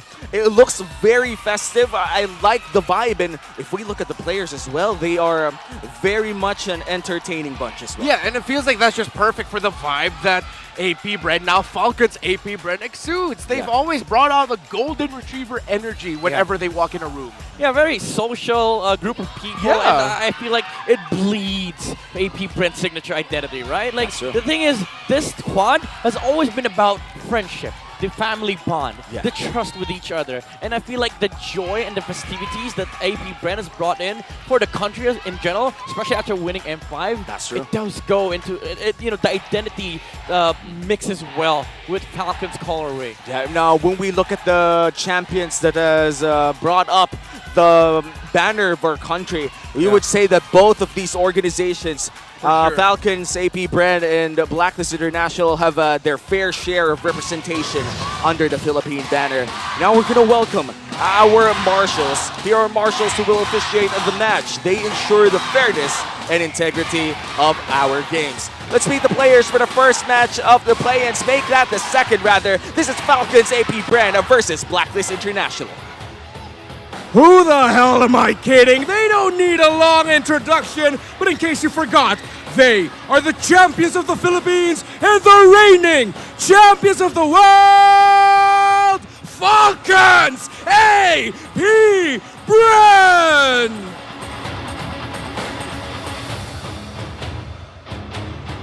Nine games is what it took to break through the play-ins. Can they finally get the win over the only team they have yet to defeat this season? Truly top tier, it's Blacklist International!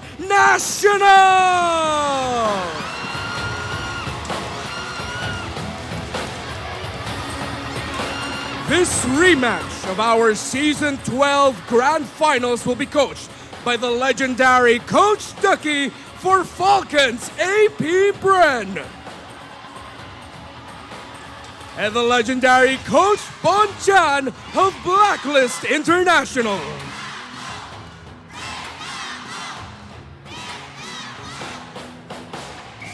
Two world-class teams, 2 series wins away from MSC 2024 Champions Arena. Whose wish will be granted? Who will soar? Who will get broken? It's a clash of the champions in the Champions Arena. Let's welcome Blacklist International and Falcons AP Bren. We have Super Marco, Kalti, Zifu, Flap, and Ogren. These 5 have been down since day one-ish.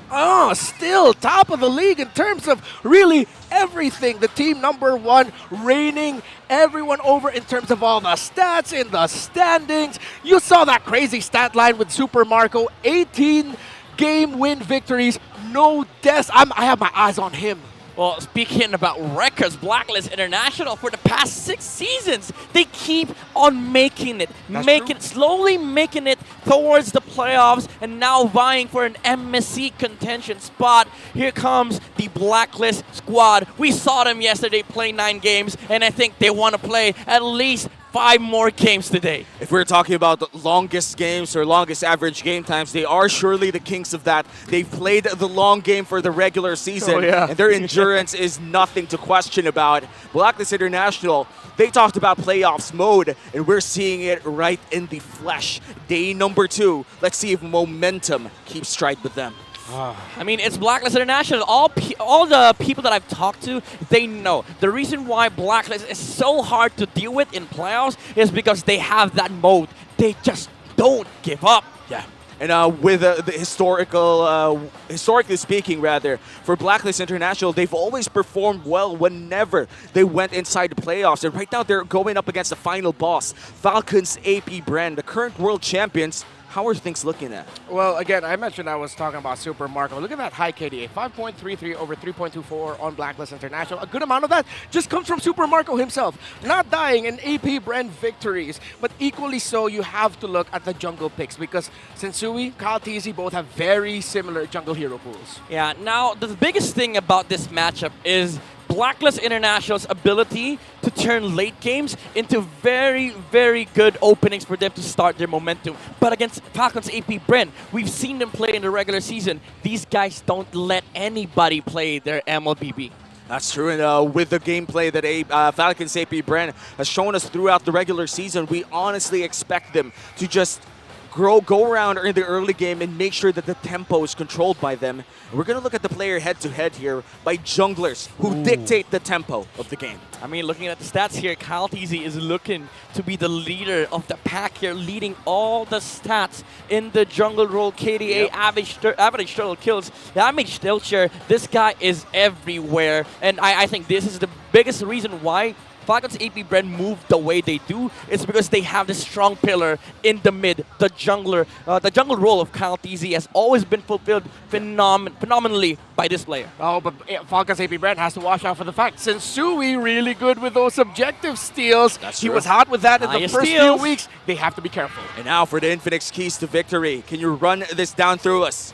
Falcons AP Bren, they have to be aware of Haji and Edwards' flex picks. Look at that Edith coming out from Blacklist International. Now for Blacklist, channel the urge to get back to them again, use the momentum, use the drive of that this is the only team that we haven't beaten yet in the regular season and even in the playoffs for both sides. This is the thing that took everybody by storm yesterday, the contention with the Fredrin. Yeah, no Fred, no Fred, strictly no Fred. If any of these two give up the Fred, that means they've prepared for it hella. Yeah, that's true. The Fredrin has been the best picks out there, especially in the jungle role. In fact, only in the jungle role, but kind of miss Fredrin in the XP, honestly.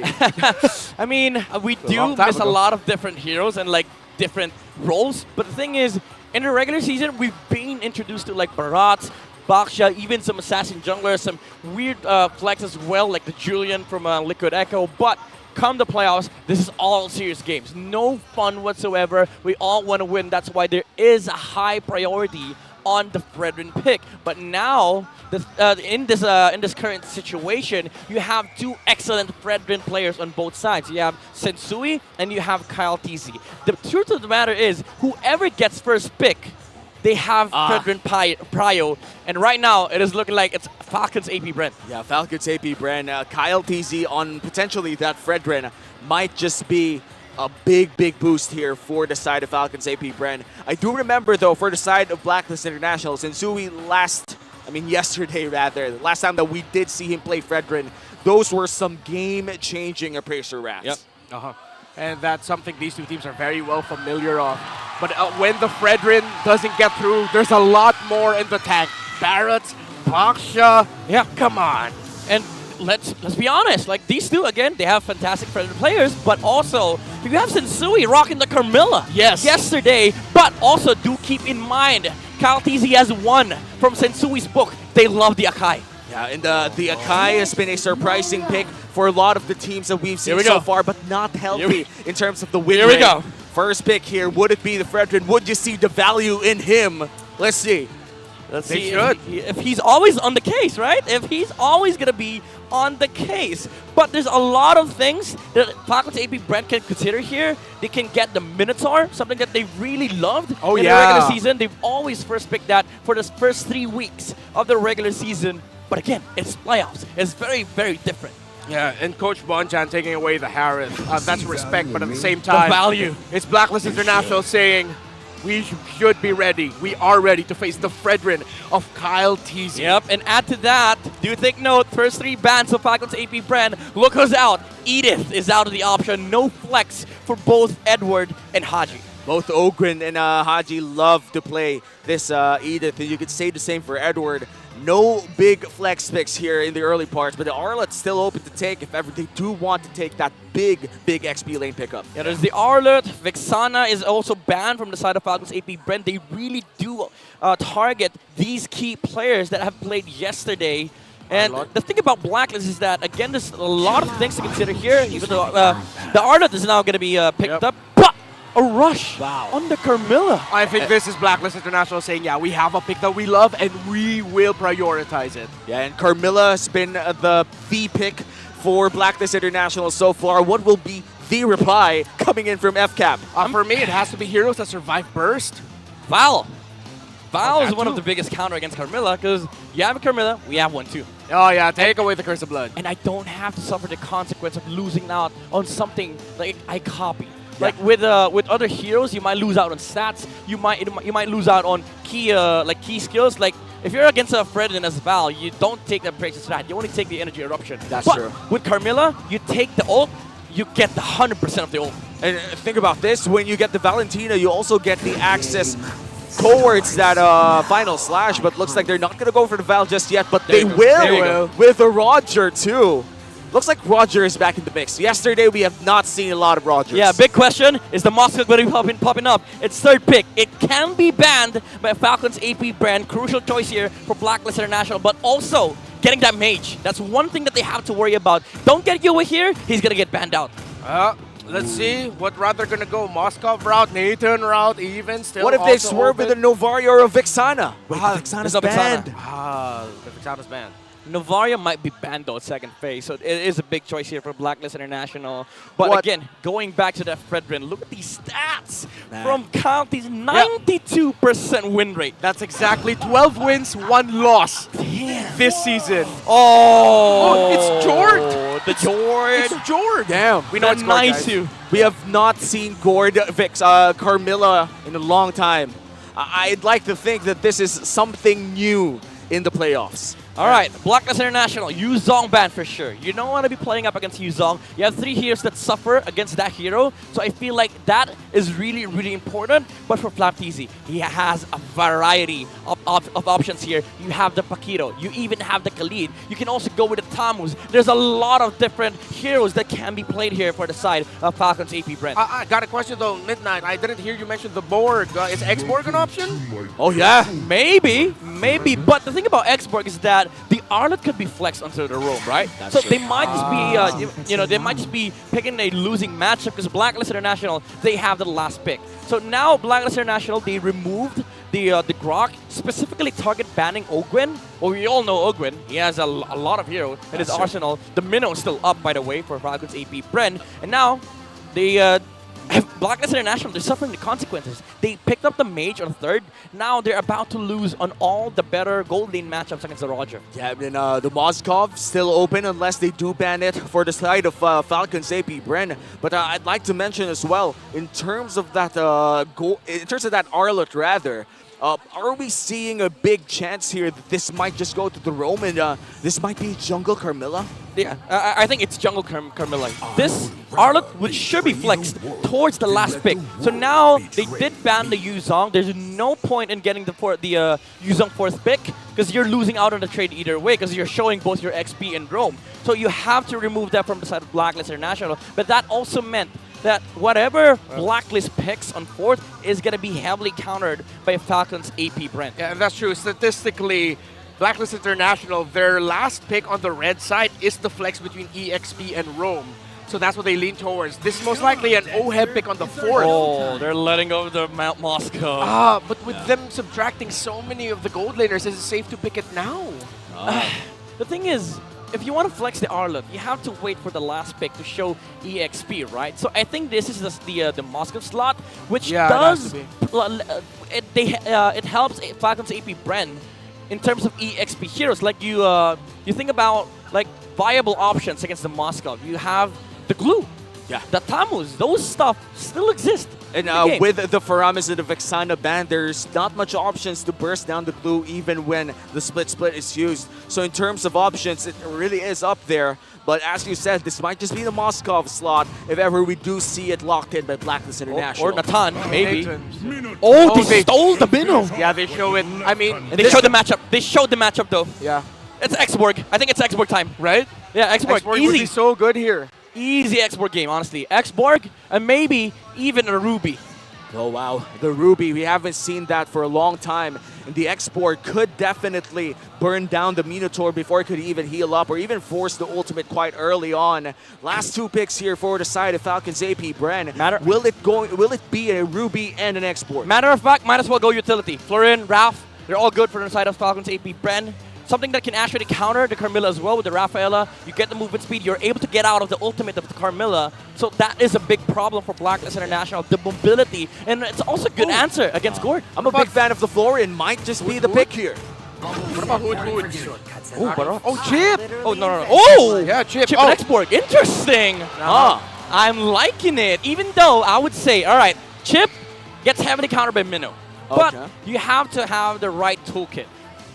At the moment, Blacklist International, they have team fight, but what they don't have is the ability to deal with the split push of Falcons AP Bren.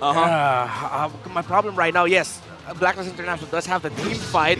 Also because with this last pickup here, being the Brody, showing something too. Looks like they're going to fight early game with early game. It's going to be very interesting to see whether or not it's going to work out here for Blacklist International. And now, bold, though. Yeah, it's very bold, but now looking at the lineup of Blacklist, it's a lineup that if I'm a Chip, I will be super careful when I'm going to be using the ultimate to bring in the other members of Falcon AP Bren. Yeah, exactly. Like, it makes the team fight really, really hard for Falcons AP Bren to take. But you also have to worry about one other thing. Do you split with the Arlet? Because now you have to deal with the Chip that can always just control one side of the map, make it a 4v4, but there's always the threat of making it 5v1. That's true. The Chip definitely brings in something new to the mix, and I'm really excited to see whether or not it's going to work out for AP Bren. The crowd control that Blacklist International has over the side of Falcons AP Bren, it's not that much, but the numbers show that Blacklist International does have more over Falcons AP Bren, and I'm thinking it's the duration of the crowd control. Yeah, the crowd control, the heal as well, the engage, and also just the team fight presence of these heroes. But again, that's down to the paper when it comes to direct head-to-head collisions, but we also have to talk about macro here. Especially with the Brody lineup, you want to be able to fight, but against this comp with the Chip, you're not guaranteed to always have 5v5 fights. And the 5v5 fights are things that really happen a lot whenever you have a Chip or a Louis. And this time around for game number 1, we do have that Chip in the hands of AP Bren. And I gotta say, Falcons AP Bren with this Chip, we rarely see Chip anymore. And usually they do need a lot of early game damage for it. The question is, do they have the early game damage for this Chip lineup to work? I mean, to be fair, they have a Roger, right? And Roger, I would say, from my perspective, is the best marksman to pair up with a Chip. You go in, people are already low, use second skill, smell the blood, chase heroes down, and then get back to lane, get back to farm. You're mobile enough for you to be able to abuse the shortcut of the Chip. And one thing that Blacklist needs to worry about as well is the EXP of Falcons AP Bren here, the export. Even though you can technically still fight into Chip with the Carmilla and Minotaur, you have to deal about the export. That's true, and it's extremely hard to deal with that export if you don't have enough burst damage. And I do think that they have crowd control, but not enough damage. Yeah. Let's see. No, it's really going to be dependent on the Gord hits, of course. Yeah, unless the Gord hits. So, fun fact here, on the second day of the MPL PH Season 11 Playoffs, Black and Bren plus Echo and RSG played series. The exact same matchup on the second day of MPL PH Season 13 Just Playoffs. like deja vu. Because guess what? Past 3 seasons, same 4 has played. The same top 4. And that just talks about the consistency of these teams, the consistency in their excellency. And of course, I would say the over-mountain pressure of being in MPL Philippines. Did that guy just zoom through? Yeah, that's a Johnson. That is a Johnson. Yeah. Or maybe a Link. I don't know, man. That's a Roger. That's a Roger. It's a Roger who has smelled blood. Damn, why am I there? Nice. Ray Ash, no wonder. Nice cameo from all over the world, I guess, even in the Filipino broadcast. There's so many people here in the Champions Arena. We gotta appreciate what's happening here in our venue. I'm so happy that for 2 days now, packed house. Yeah, packed house. Barely, I would say the seats that are available would be not enough for groups of friends to seat together. Bro, swear to God, I was here yesterday. It's hard taking, finding seats. It is. Like we have we have a kind of a cheat because we get to sit wherever we want. Yeah. But we couldn't because like there's no seats. Exactly. At one point But I here was comes a watching Fredrin I love to watch. go. Praises Wrath back to the land of Oh, dawn. that's a good point. That's a good Boom. point. I like that. Welcome back to the land of dawn. It's still game 1 between Falcons AP Bren and Blacklist International, 2 championship organizations duking it out for supremacy. Yeah, a little bit of a faster rotate there by the Carmilla. Anything else in the early game that you want to point out here, Midnight, as the emblems are showing up? I would say whoever wins the Gold Lane matchup. I mean, it does favor the Roger still, but with the minnow present, it's gonna minimize the impact of the chip and the Roger in this lane. But all in all, this should be a wash. First turtle is what's gonna dictate the momentum here for either team. And the Master Assassin emblem coming in from the Roger, just making sure that they win those 1v1 matchups here in the gold lane. And overall, the engage and the aggression coming in from FCAP, definitely online already with Ogren landing on this chip. Still slow and steady for both of these two. And I'm still trying to read where the first big engagement will be. It's a deep cut onto, oh no, that is Haji, excuse me. I thought that was Imagine we have like 4 flickers in the side of Blacklist International. Surprise! Lycan Pounds, first blood, FCAP. Again, the lane freeze from Super Marco. Oheb, quite greedy. He didn't know where the chip was. He tried to step over to the lane to get some XP, and now he suffers the consequence. This is the power of a chip. He's very hard to deal with in the early game. He don't have enough damage to take him down, and he camps lane so well. And with that, the gold lane matchup for FCAP is just really good with the Roger, but with potentially snowballing towards the mid game as well. Now, looks like they're going to go for the turtle, AP Bren. Yeah, the members of Blacklist International are here to contest, but Open zoning them out, and Chewy trying to look for a turnaround shortcut used already. Curse of Blood. Here comes the last Insanity, but the chip's going to fall. But Gathis will be able to get the turtle. He's just turning around. Appraiser's Wrath. That is FCAP getting 3 kills. And the turtle now, excuse me, I was a bit too premature there, but FCAP get a win. 2K gold lead spike all of a sudden. Falcons AP Bren, I thought they were done with that Carmilla ultimate, but with the damage coming in from the Gord, still wasn't enough to burst them down. I mean, they did take down the chip, but that was everything. They've thrown everything down to the kitchen sink. But that was a wombo combo from Falcons AP Bren. The taunt from the Fredrin with the last insanity of the X-Borg. They didn't even need the shortcut. The Roger didn't even jump in. Yeah, then when we look at that entire trade, it's like they took everything to burst down Ogren. And for what? For not even a turtle, just a kill. And that's where we're seeing the 2K gold lead in the hands of Falcons AP Bren. We're 3 minutes in, by the way. We're 3 minutes in. This is bad news for Blacklist International. Yeah, that was a crazy spike that we saw. Crazy. Oh, final slash stolen by Few. And look at him just facing down on Arlot and saying, I can take you on. With a chip, too. They have shortcut and final slash. Those are big ultimates. Big tempo control for the side of Falcons AP Bren. Anytime that they want to fight, they could fight. The question remains, will they fight before the turtle? Here's the thing. I've always considered like Chip a bad hero on the hands of like brawl-based teams. Turn around. Top 3 versus 1. Edward trying to survive it. Here comes the shortcut. And suddenly, it's 5 members of AP Bren out of Falcons before that. And just like that. You got 5 people in your lane. Trying to take your stuff. All right, this Blacklist International sir and Kyle Teasy helping out Super Marco. While the members of Blacklist International comes to Ogren once again with the Y-Walk. Appraiser's Wrath, Curse of Blood, and here comes the Mystic Gush. You went with the save, Haji as well, but here comes Few. Does he know? Can he sense it? Sends Zui back. Flicker forward. Not enough damage. Stunned by Oheb. Few holding on. Mystic Gush. Oh my goodness. The Capitan! What a play! A godly play from Few. El Capitan in the house! See you later, he says with a Mystic Gush. Now 2v2 down bot lane here. Might just be another conversion for FCAP, but looks like they're going to go for the turtle instead. What fingers are getting frozen? What getting old? Kyle Teasy going forward. Appraiser's Wrath sends you with back.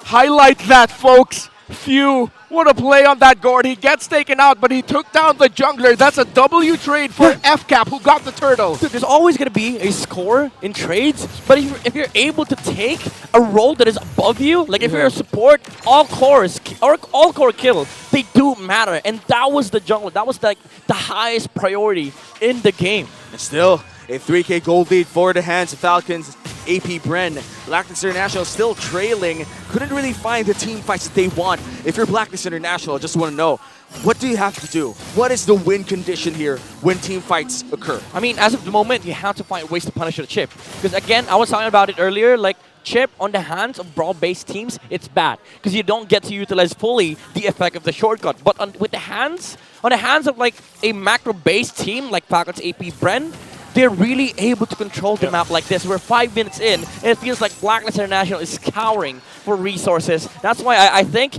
in this current situation of the game, during the mid-game, they need to find answers with the chip.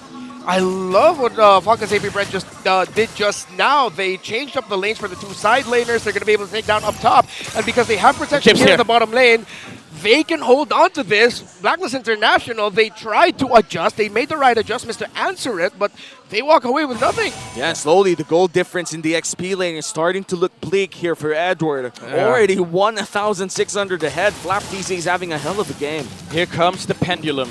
Falcons AP Bren, they understand this so well. At this point, you don't need to stay side lane. You start from the mid, let Ogwen stay on the side lane. With the cooldown of the portal, you can just pour it in towards the top lane, make sure that you set up for the Roger. But even then, in this current situation, they don't need to do that. Leave Roger top lane, because you have a shortcut. Fight the 4v5 in the turtle, because it's still essentially 5v5. Every time the shortcut is up, a team fight may occur. Blacklist International, it's really hard for them to find these big team fights that they want. The ones that they started all with the Curse of the Blood. Looks like they do find Ogwen once again. Oh, they know. Realize shortcut already dropped here. It's going to be up for a while for the members of Falcon AP Bren. Rushing the turtle, are they? And Blacklist International, no contest. 3 turtles didn't even need to retry it. Looks like early game is looking great for Falcons AP Bren. You know what's crazy? This Roger feels like he's in Moscow. He can just pop inside a team fight from the portal. Look at that 3v1. The Filipino cannon showing why he earned himself a title of the world's best X-Borg. Up top, Ogwen finds Zoheb. Haji is here to come in for the assist. Shortcut not up just yet. Yeah, Zoheb and Haji back off. It feels like you can't even find it, because the thing is, you have to know when the shortcut cools down. But that is like a specific set of numbers of cooldowns that you have to remember. But even then, Chip showing up, it's very hard to already take him down. But you also have to worry about the safety of the marksman on the side of Blacklist International. Oheb cannot fight that. And look at the positioning coming in from Falcons AP Bren. They're just pressuring so many people, and look at that! Curse of Blood! Last insanity! Edward with the big final slash. You were able to free him, but Ogwen from out of nowhere! He stops the Mystic Gush! Oheb able to get away! It looks like Edward's stuck in a bad position! Edward trying to hold on against the Arlong! Who will survive the taunt? Edward falls! A 6K gold lead in the hands of Falcons AP Bren, and Blacklist International is looking like they can't find the fights that they want.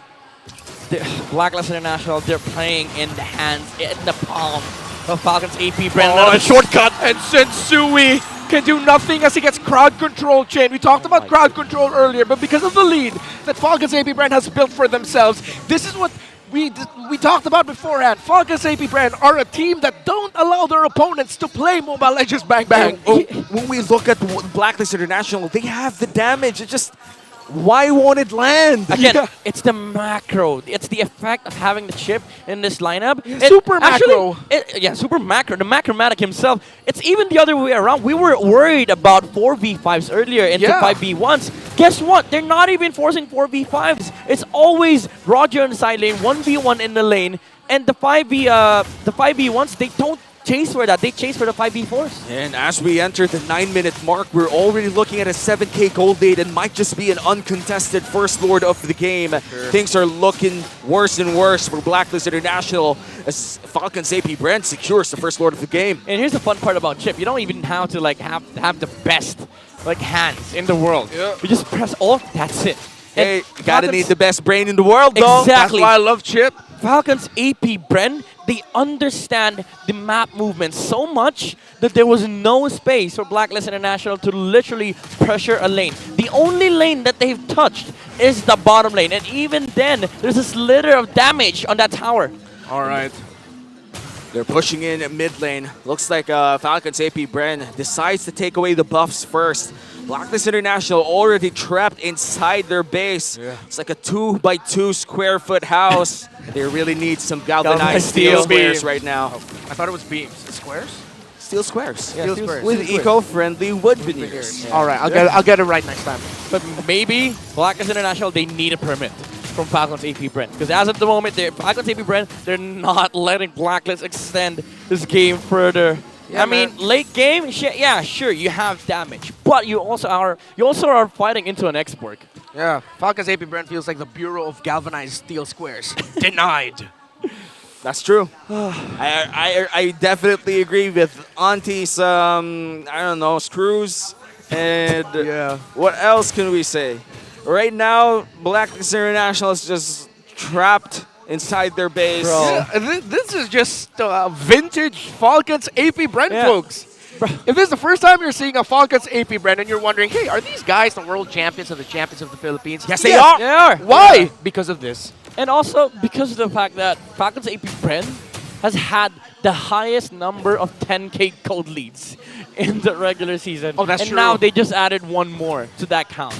And to be in this level of excellent gameplay for the longest time, ever since their world tour in Cebol, it's just insane to me, honestly. To be fair, they haven't stopped yet. They haven't stopped. Yeah, this is part 2. It's season 2. It's like season 1 was great, season 2 is also great, and I'm not excited for the cursed season 7s, the you know? champions, yeah. I'm thinking, though, I have a title for it. The What? World Tour. The World Tour. Tour. It's Electric Boogaloo. Nice. Yes. Nice. I like it. I like Exactly. it. You got a proper billing for that too. Thank you 30 for that. seconds from now, though, the first Luminous Lord of the game will be spawning. right. Looks like Blacklist cannot go out of their base. Yep, Let's they're look stuck. at both junglers here. Oh Look my at the God. significant difference in GPM. Yeah. Also, just no. the fact that the Brute Force has risen up to the current meta. Even, well, to be fair, before nobody wanted to pick it up, but now you feel the essence of the Brute Force breastplate. It allows you to fight more, move around the map more, and also gives you like decent amount of clear speed. Because now in the current patch, it gives physical and magic attack bonuses. That's true. The more you have I think the better your early game, the better the Brute Force breastplate purchase is, you know? Yeah. It's like one of those items that you buy early if you get your snowball on. It has ballooned to a 12,000 gold lead, folks. I love balloons. Same. Same, bro. I love it when there's 99 of them and they're all red. Earlier, we saw it. Super Marco has almost a 3,000. I think it's climbed to like 3,500 now at this point. Gold lead over Oheb's Brody. He just doesn't die. 1,000. Marco just does not die. Oh, Edward with the final slash Mystic Gush. Here comes a big wombo combo, but then answer as well by FCAP. Countered by FCAP, but an interesting take by Blacklist International. The right call to make, and it's good that they didn't lose any members because here comes the defense. A lot of their ultimates are still up, but same as well for Falcons AP Bren. It's like Edward found the perfect play, but they also found the perfect block to it. Exactly. And now we have the Luminous Lord marching up top, taking down one inhibitor turret. Down bottom lane, Edward might be in trouble. Edward's going to get taunted. Here comes a shortcut, and he's going to be able to flicker away. Final slash. They're under the turret, the members of Falcons AP Bren, but here comes the final. Last Insanity. Mystic Gush. Knocked up by Haji. Immortality pops on Oakland. Is he going to be able to get away? But here comes Mystic Gush. Sending back Oheb. Almost taking down the gold laner of Blacklist International. Oh my goodness, they just don't let you play. They're not even done yet. Look at Marco. He really hates towers, bro. Yeah, and AP Bren is #1 in turrets damage per minute in our regular season. Dude, so many things has happened. Like, so many spells has been thrown by his teammates. Marco just took 2 towers. That's it. He doesn't fight unnecessarily on the side of Falcons AP Bren too. And that's what we want, you know, controlled aggression. You know what the objective is, and the objective is turrets. And the reality is the 14,000 gold lead. And Blacklist International, agents here in the venue right now, silenced by this gold lead. Game number 1 is not looking great for them. And so we all understand in the English desk right now is situationed in the side of where the Blacklist international fans are. Yeah. And we have not heard screams. By the way, this is the first time all throughout Season 13 that the gold lead has passed the average minute mark. Insane. Yeah. And oh my god. You know, let's be honest here. For Blacklist International, I would say that the only win condition left is to delay this game, to shortcut. Make this game longer. Are they actually going to enter the portal? Super Marco goes in, but they send the members of Blacklist International back. FCAP though, Ogwen's really low. Bro, what? Marco was like, all right, no towers. All right, goodbye. Yeah. You know, I'll be fair. For a team behind 15,000, they're playing really well. Yeah. Ogwen got shredded there, man. 0 copium. They're actually playing well for 14,000 gold lead behind. I mean, they're doing their plays. To be fair, Falcons AP Bren, they do need to wait for the Lord. They don't have the best end game breaking capabilities in the world. Like, yeah, sure, they have a last insanity, but they don't have the set. They don't have the repositioning spells, like a final slash, I would say. But even then, he could just copy that. But for a while now, he's been copying the Mystic Gush of the Gord. Looks like they're gonna find Edward. And Edward, Haji, Ogwen goes in through the beacon. Shortcut committed, but they're all here. They don't need to use a taunt onto Edward. Is he going to be able to get away from this? Haji already used a flicker, so did Edward. Edward not going to be able to get away. Stuck. Oh, the curse of blood. Final last insanity. Double kill for the Roger. Unstoppable is Flapped Easy. 3 down on the side of Blacklist. And Oh Heavy's trying to hold on here to try and deal damage. There goes the torn apart memory. But there goes the members of Blacklist International as Falcons AP Bren. 16,000 gold lead to dominate game 1. 16K in 16 minutes. That is a world champion team game up there. This is a statement game from Falcons AP Bren. We want that MSC. We want to be able to dominate. We want to win. Whatever it is, they don't care, and they don't even let their enemies play their game. Yo, I'll be honest, they're not Falcons around right now, man. That's they true. are laser focused in winning. Yeah. 16,000 gold lead. I've never seen that in my career as a Same. caster. That is, I can't believe my eyes. Bro, 1630, they were already up by 16.7. That's the highest per minute. How do you even begin to do that, especially against Blacklist International? Let me reel you back in day 1 of playoffs. Blacklist International played 9 games yesterday, played them really, really well. Yeah. And in terms of statistics as well, in the regular season, they were top in the longest average game duration, could really play these long games, but man, it's 16,000 gold lead. How do you even deal that? Man, TDG, that damn good. They're the world champs for a reason. And they're still proving it. Why? Or too damn good. Too damn good too. Too damn good. I mean, if you're asking me that, I don't even know, because I don't even want to be Blacklist right now, because like drafting that game, it was already so hard. But you also had to play the game. It was hard to deal with the chip. They didn't have the macro answers against it. But even execution-wise, the Minotaur did not matter at all. Oh man, things are not looking great, but hopefully our analysts could explain what happened in game number 1. So Butters and Coach Dap, it's your time to shine.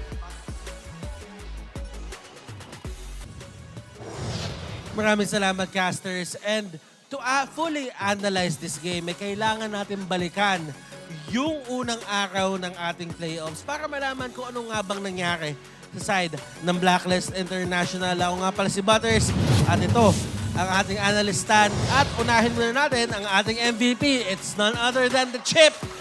Ogwen, siya nag-dictate ng mga laban na nagpapanalo sa side ng Falcons AP Bren nung early game. And truth be told, without him, ay talagang makapag-set up sana ng maayos ang side ng Blacklist International.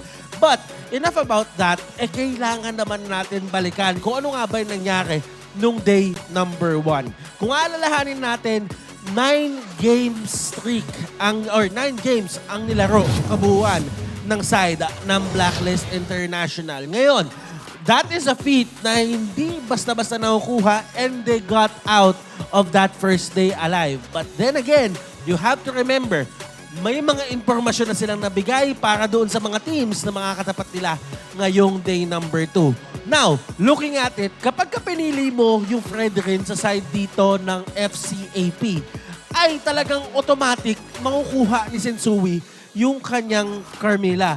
But then again, mas ready ngayon ang side ng FCAP Bren. Kasi nga naman, kung tutuusin, the last 2 picks doon sa ating draft, the Chip and Flaptizi on that export made all the difference and made it easier for the side of AP Bren or Falcons AP Bren to dictate kung ano man yung gusto mangyari ni Sensui. Usually, ang mga Carmilla, ang gusto talaga nila is extended team fight. Pero paano ka nga mag-extend ng team fight kung ang bibilis ng pagpatak ng buhay nyo dito? Ngayon, kung titignan naman natin kung paano sinet up ni Ogwen, nakikita yung screen nyo ngayon, yung mga laban, may mga times doon na gusto mo na sanang makipaglaro or makipaglakaran ng side ng Blacklist International, but with the chip available, hindi nila alam kung kailan darating yung laban sa nila eh. Looking at the emblems, ay mapapansin naman natin dito na mostly onto the side of FCAP Bren, they knew na kinakailangan nila dito yung tank emblems at kung papansinin, Few and Flaptizi, naka-impure rage sila. Ngayon, bakit nga ba sila naka-impure rage? It's because of the innate tankiness na meron dito yung mga members ng side ng Blacklist International. And they knew na kinakailangan nila yung extra damage, yung extra oomph para talagang ma-take down ng mabilis yung mga members dito ng Blacklist International. In terms of the items, Kyle TZ, alam niya na siya talaga yung primary target dito. Kaya kung titignan nyo, yung kanyang items, may winter truncheon na sa dulo and he really knows na siya yung primary target. Kaya naman kailangan niya protektahan yung kanyang sarili and go the extra mile. Rich Guy, Super Marco with a GPM of 892. Ito talaga yung yung jeans, yung alamat jeans na tinatawag nila na si Super Marco, I feel like kaya niyang maglaro doon sa idea ng tempo na marksman. Pag sinabi mo tempo na marksman, pwede ka mag-scale or pwede ka din sumama onto the early fights na tinatawag. And yun yung pinakita ng kanyang Roger kanina. Don't get me wrong, maganda na maganda yung ginawang lineup din dito ng side ng Blacklist International. It just so happened that yung pinakapuso na kanilang draft was countered heavily. At kung titignan naman talaga si Yue dito, ay yung damage dealt niya ay mataas rin naman. Kaso ang pinaka-problema, yung mga heroes na makakapag-setup sa kanya ay hindi rin tumatagal. Kaya naman napipilitan siyang i-cancel yung Mystic Gush. At sabihin na natin hindi niya nakukuha yung maximum damage potential nung Mystic Gush. In terms of damage taken, kitang-kita naman natin kung kanino talaga nakatutok dito ang puso ng lineup ng side ng Blacklist International. Sensui talaga ang makakuha ng target na yan. 99K. Nakita mo naman yung gigil ng side ng Falcons AP Bren sa kanya, di ba? So, basically, talaga makikita natin doon na, alam mo yon, alam na dito ng side ng FCAP Bren kung ano yung kailangan nilang gawin because they saw this many times yesterday. And syempre, kung yan yung cheese strat, yan yung cheese pick na gagawin nyo na hindi ine-expect or tingin nyo hindi ine-expect ng inyong mga kalaban, diba? Parang parang sa first day gagana siya pero pag dumating yung second day ay talagang mapapag-aralan at may isip na ng mga tao kung ano nga ba ang dapat nilang gawin. And since Romer ang ating MVP, kailangan natin puntahan ang kanyang heat map kung paano yung mga naging rotations niya dito. As you can see, yung heat map na yan, mainit yan. Ramdam ko siya dito. But then again, looking at kung saan pumunta dito si Ogwen, may mga bungi doon sa mapa. At kung mapapansin nyo, bigla-bigla na lang may lumilitaw kung saan-saan. And that only means na fully utilized dito yung passive at yung ultimate ni Chip. At talagang siya yung pinakalagdigta doon sa laban na yan. Ang daming heat map doon sa may baba. Ayan. Sige, tuloy nyo yan. Pero during the first 5 minutes of the game, it's all about turtle control And definitely, this is one game na kailangan tignan or basahin ng side ng Blacklist International to get back on track. At pinapaalala ko lang sa inyo na nagsimula na ang kauna-unahang rank party ng MLBB. Sali na para makakuha ng rank party bonuses. Maraming activities at free rewards ang ipamimigay simula May 11 hanggang June 21. Huwag palalampasin ang rank up time na to dahil maraming libreng rewards ang naghahantay na maklaim nyo. Rank up time? Manjin, hindi kita isasama dyan. Hindi kita, narinig ko may mga tumawa doon. Alam nila kung ano yung pinagdadaanan ko. And bilang isang jungler, ay ramdam na ramdam ko na marami pang pwedeng gawin dito. Si Sensui, marami pang heroes na pwedeng ilabas dito yung side ng Blacklist International. Ang tanong lang naman dito sa mga ganitong klaseng laro is gaano kalalim ang bulsa ng bawat team. Nakuha man ng Falcons AP Bren ang unang panalo, that doesn't mean na hindi kaya bumawi ng side ng Blacklist International. And definitely, we would expect more at alam naman natin kung gaano ka-versatile dito si Sensui. And knowing them, probably lalabas si Carmilla anytime soon or pwede rin naman na maban na rin yung mga heroes katulad ni X-Borg na todo nagpahirap talaga dun sa Carmilla pick na ginagawa nila. They really like that pick. And to be perfectly honest with you, is nakita natin kung paano talaga ng balagbag na mga Predrin, mga balagbag na mga Baksha, etong Carmilla na to. And it's perfect para dun sa current meta na meron tayo. Ngayon, looking at the other side, tingnan naman natin yung AP Bren. Definitely, they would be aiming to keep that certain tempo and talaga namang kailangan nating tignan kung ano pa yung pwede nilang ibigay sa atin dito. Guys, huwag na natin patagalin to. Ipasa na natin sa ating hosts, si Mara at si Hans Galleria. Kayo na muna. Thank you, Butters. Kasama natin ngayon ang mommy ni Flap TZ. Mommy Charlene, kamusta na? Okay lang. Sinong kasama niyo dito today? Ayan, marami. Tito niya. Oh, sige, papasa namin yung mic. Introduce yourself at anong relationship niyo with Flap? Hello guys, I'm Tito ni Flap TV. Tito ni Flap TZ. Hello guys, Tito ni Flap, pinakapuging Tito ni Flap. Wow, patingin nga ng pogi. Patingin ng pose ng pogi. Ayan, yan ang pogi. O, sino pa kasama? Okay, shooting on to this one. Hi, I'm Ann. Kapatid ako ni Flap. Kapatid ni Flap, younger sister, older sister? Older. Older, ikaw si ate. Okay. Ate, okay. I'm Ren, tita ni Flap. Na nakakausap kita sa mga live. Very active. O, di ba? Full support ng family. Okay, so I see it. Mami Charlene, ang daming beses nyo nang napanood si Flap. I'm sure, wala pa nung season 6. Kamusta naman ang panonood sa kanya this time na playoffs na naman ulit? Ito, super excited na naman. Kahit maraming beses ko siya napapanood, pero may kaba pa rin. Alam mo yun, pag kasi hindi ko alam na kung matatalo siya o ano. Pero naman ako sa kanila. Tiwala naman ako. So, sana mag-champion.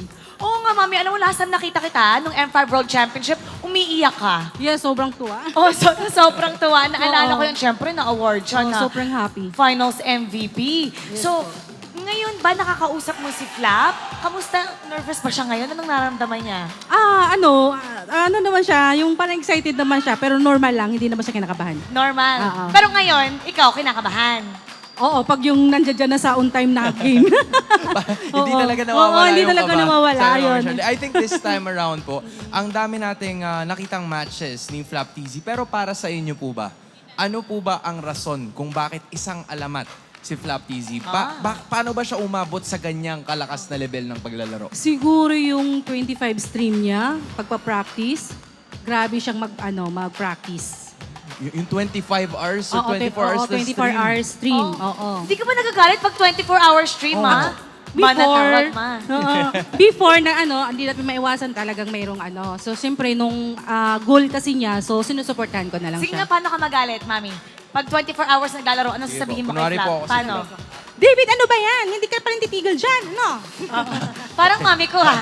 Ganun din yung mami Titigil ko. ako pag ganun eh. Oo, pero good thing siya ay isang legendary. Okay, kapag pipili tayo ng isang word para i-describe si Flap, paano mo siya i-describe? Very sweet. Very sweet. Sweet. Okay. Kasi super sweet. Super sweet. Hindi lang pwede sweet, kailangan very sweet. Yes. Okay, quick mami, message sa kanya bago siya magsimula. Ayun. San, good luck.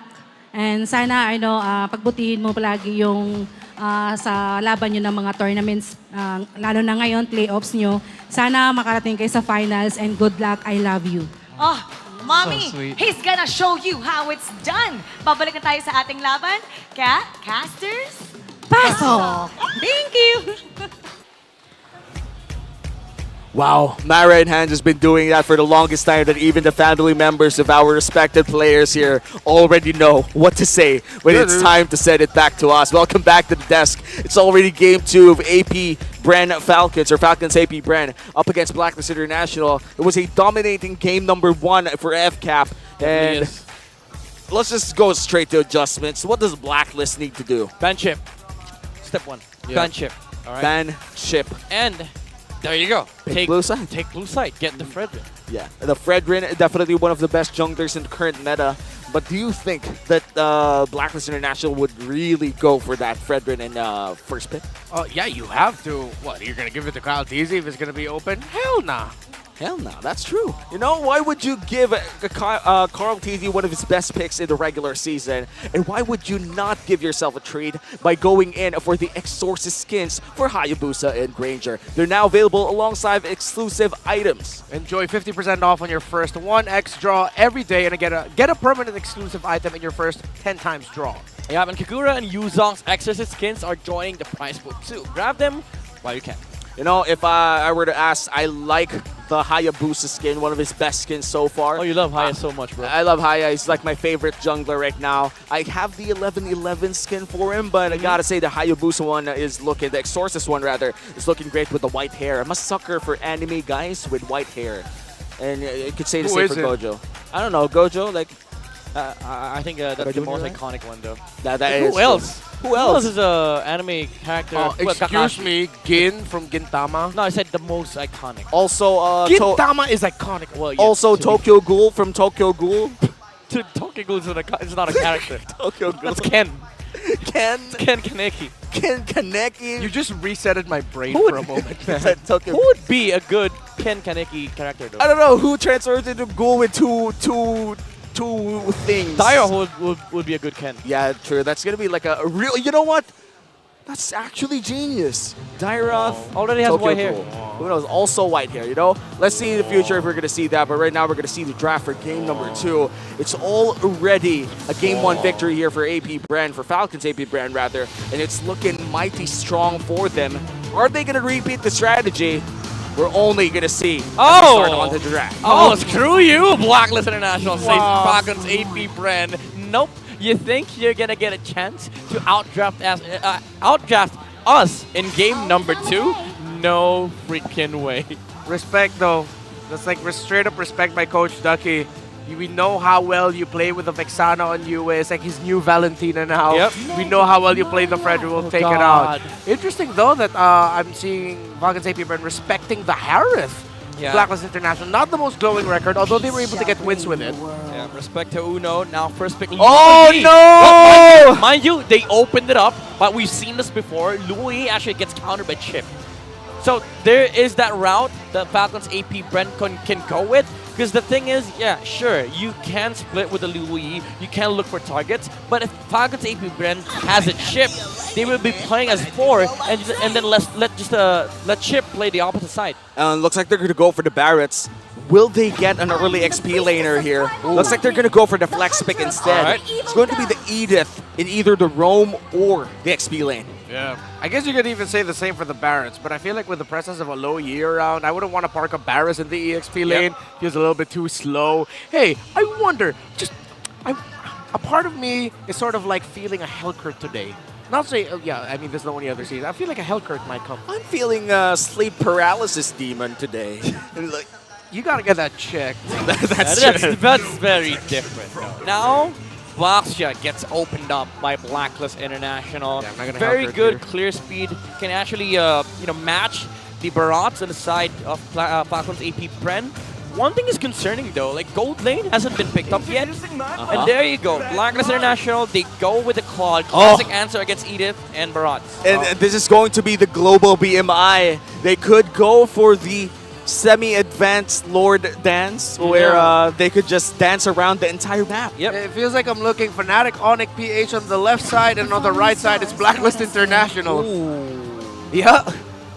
Feels just like that. Novaria locked in. What do you say about this one? Feels like there's a swap, as Ren was mentioning. Well, Novaria is a good answer against Louis. We've seen that from the regular season. Like the vision, they do matter against these diversions coming out from the Louis, but also like a Star Shutter. The vision on the bushes, it's very important. And also keep in mind, Blacklist International, they don't have the best heroes when it comes to dealing with the pokes coming out from the Novaria. Yeah, if you want to deal with pokes, I wonder though what Falcons AP Bren are going to ban if they're going to be focusing on another Haji ban. Are you going to take out the chip or are you going to take out the Minotaur? Maybe Raph, something like that. Raph or any. Well, the thing is, Haji has only played 2 to 3 heroes, I believe. Or maybe Arlet, Tigreal, and Kaja. You know, sometimes we could see the occasional There's a lot more, sir. Yeah. Oh, there's a lot more. It's a deep pool. No, I mean in playoffs. Oh, in playoffs? Yeah, he's only played 3. Wait, 4. That'll have to check, yeah. Yeah. Oh, we're gonna see. You're most likely right. And when we look at right. Haji as a player, it's mostly a lot of versatility in the regular season. Yeah, to be fair, Minno's still open. That's true. And with versatility, it almost always came with a price. Not all of these picks in this very deep hero pool I would call as very effective. And now both of the suppression heroes are taken away. I'm feeling a bit lingy or fanny. Nah. Oh, well, actually, that's a good point. That's a good point. Because with the Franco ban, I find it really, really weird that Falcons AP Bren will ban the Franco, although they did play it once with the Carmilla. But they have a good hero to deal with it. So now they take the Moscow. We don't know if the Barat is going to go to the jungle, because if he does go EXP, Fanny is up for the taking. Oh, yeah, man. I'm already feeling it. I do feel like this is a Fanny game for Kyle TZ, though we have not seen a lot of success in the Assassin. I would say Kyle TZ in the World Champs. Gotta put my bets there if you want to see a good Assassin game. I think last time he won with Fanny was last season. So it's a risk for him to do that. Now Blacklist International, they go with the Arlet Luoyi, Fanny, and Bene. But again, it's a good setup for a Fanny. Fanny. Nah. Oh, no. Okay, I'm not disappointed. This still looks good. It's going to be Flapito? Flaquito. I'm bad with this. Can you say that again? Flaquito. Flaquito. Yeah, okay, it's the MVP skin. The MVP skin. First ever in M Series history, by the way. Make sure to get that. The Flap TZ Special Paquito with Kyle TZ on the Barrett. So I guess the combo goes, I eat him up, you punch him up, and then the... Tenderize him first. Tenderize him. Yeah. The meteor comes in, and there's this mecha girl shooting lasers or whatever. AP Bren. She's a guard, basically. She's a god, yeah, that's true. Is she a goddess? She's a guardian. She's a guardian. I said guard. Oh, okay, guard. Okay. Yeah, she's a guard. Bro, look at the freaking crowd control on Falcons AP Bren. 6. It's a lot. You know, when we look at the compositions here for both squads, would you say that for Blacklist International, what are the things rather that they have to secure in the early games to make sure that this Luo Yi pick is worth it? Level 4s, baby. Level 4s. That's the time you utilize the Arlet and the Luo Yi. Welcome to Mobile Legends! Did against you 5 seconds till the end. Let's see if they're gonna be able to replicate the success of Falcons AP Bren in Game 1 as we enter Game number 2. It's Blacklist International versus the World Champs Falcons AP Bren and Ogwin. Oh, already in Ogwin. What? Oh my god, Flicker! Fade away, Flicker, escape with an Earth Shatter just in case. Jesus. These plays, man. I love the tenacity kicking in, man. I don't even know where these plays are coming from. That was hella smart. There's no tenacity. It's the heal came in from the Festival of Blood after he punched the guy. And the Quantum Charge. And also the damage reduction under the tower. save the Edith there. Although it did come with a flicker cost for Ogwin. Yeah, Forgot both XP laners here. Gotta mention on their signature picks. Gotta love this micro-intensive matchup. Oh yeah, good. Oh, it got stolen. Yeah, he's gonna hit level 4 eventually, but it just kind of sucks and it hurts as a jungler to have your Crammer stolen like that. Not the best. Oh, in the mid lane, Haji brought out really low, able to use the vengeance, but no, first blood by Few with the burn. Bro, the captain of Falcons AP Bren is so mad right now. He just wants to go home. Yeah. And now Oheb forced back. Yeah, so far, Falcons AP Bren replicating the success that they had in the early parts. Everything just tore apart for Blacklist International in the first turtle of game number 1. Let's see if it's going to be the same story here. Falcons AP Bren already setting up their first turtle take.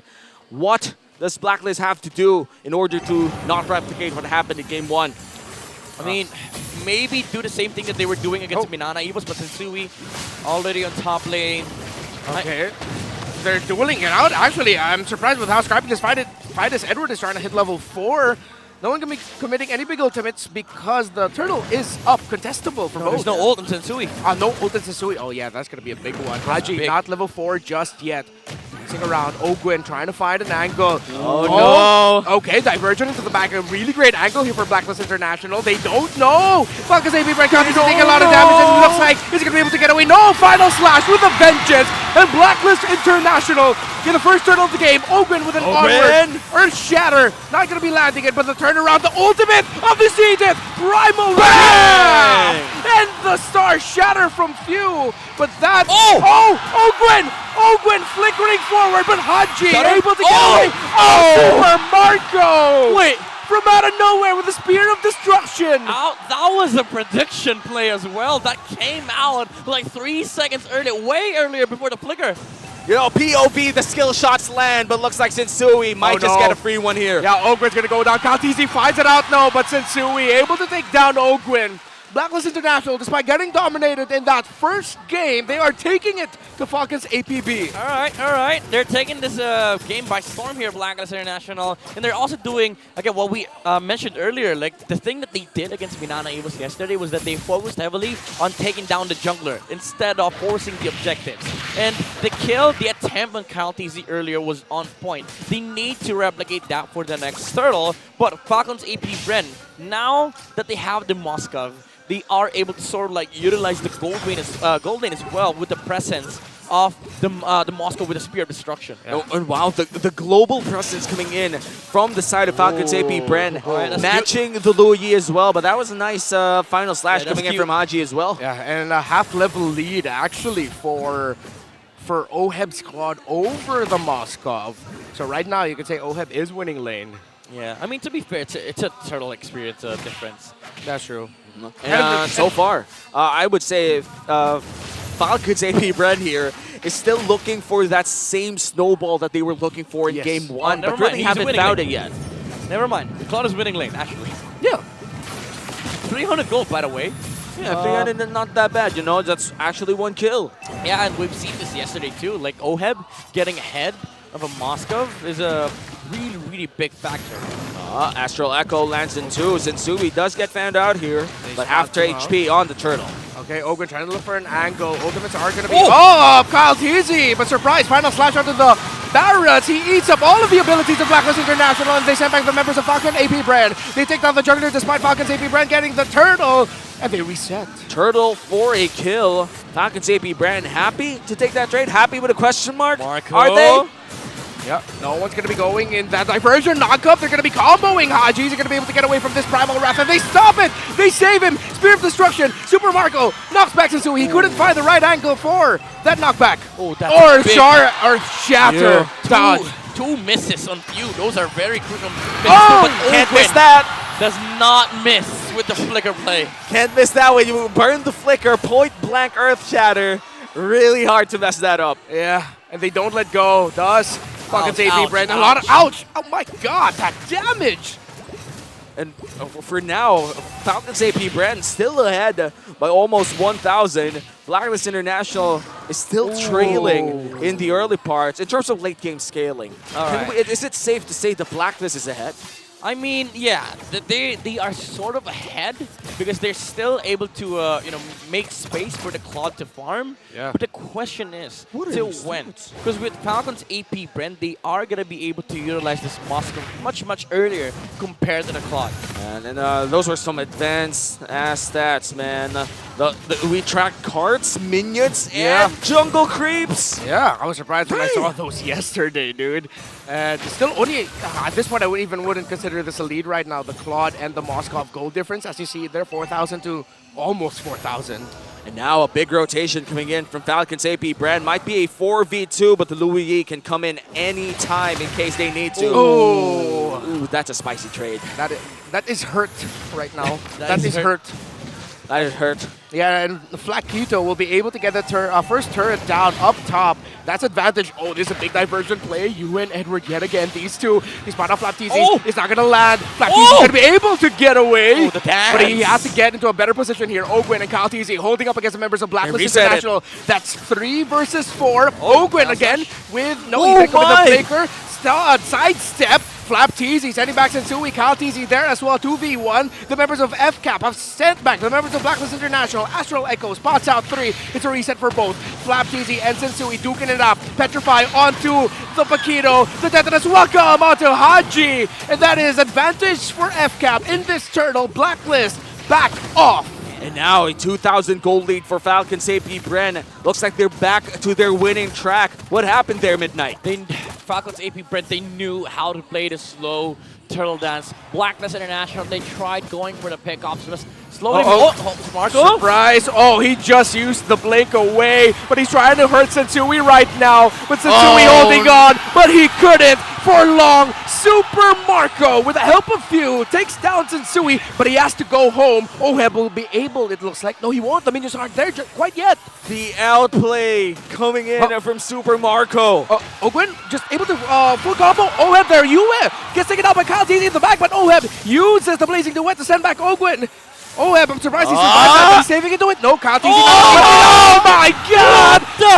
Missile expert, close enough, finds Oheb. Kyle Teasy with a double kill. Expert indeed. And a lot of things happened. I just want to say one sentence. Falcons AP Bren, they're dancing around Blacklist International. Oh man, Kyle Teasy just sweeping up the place from top to bot, and now inside the jungle. Falcons AP Bren now almost 5,000 ahead. Things are, again, not looking great for Blacklist International. It seems like Blacklist just can't get a break every time they get something. FCAP just comes back to take more than what they took. For some reason, it feels like the players from Falcons AP Bren are 5 times much harder to kill than the players yesterday. Yeah, for the people spamming codes, there's codes there right now.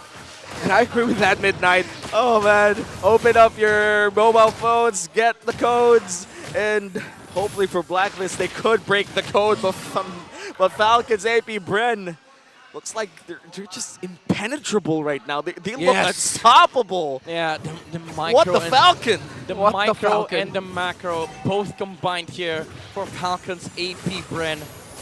So much names in that team name, but so much skill as well. So much knowledge. Marco gets stunned. Okay, Purify already committed and he's able to BMI out with a Blazing Duet, so Oheb is safe. Oh my goodness. But that blows out the Purify Exactly. though. Like Falcons AP Bren at the back of their mind, like every play has a good outcome. It has a positive net growth for Falcons AP Bren. And what an interesting approach, although it does make a lot of sense. Actually, Super Marco is spending a lot of time parking the gold lane. He's not there now, but they're really just maximizing the global presence of a Moskov with his ultimate. And the thing is, like for Blacklist International, you do not put Claude against Paquito. That's a bad matchup.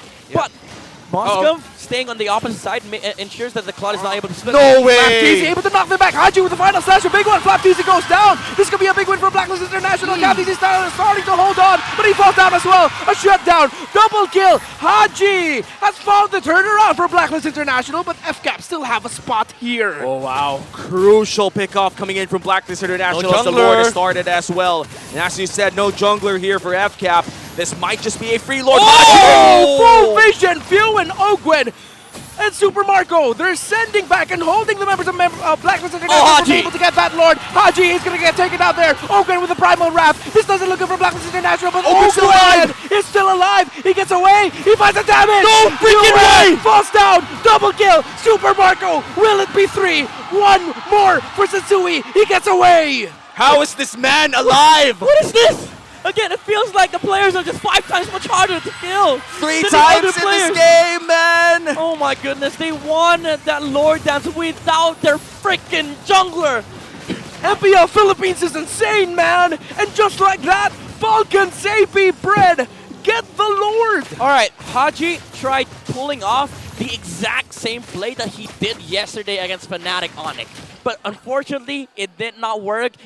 Falcons AP Bren already left the push. The thing is, when you're trying to control the Lord, you need to get control of that push. That's why Blacklist International sort of knew that there were players there. But again, Falcons AP Bren, they're a step ahead.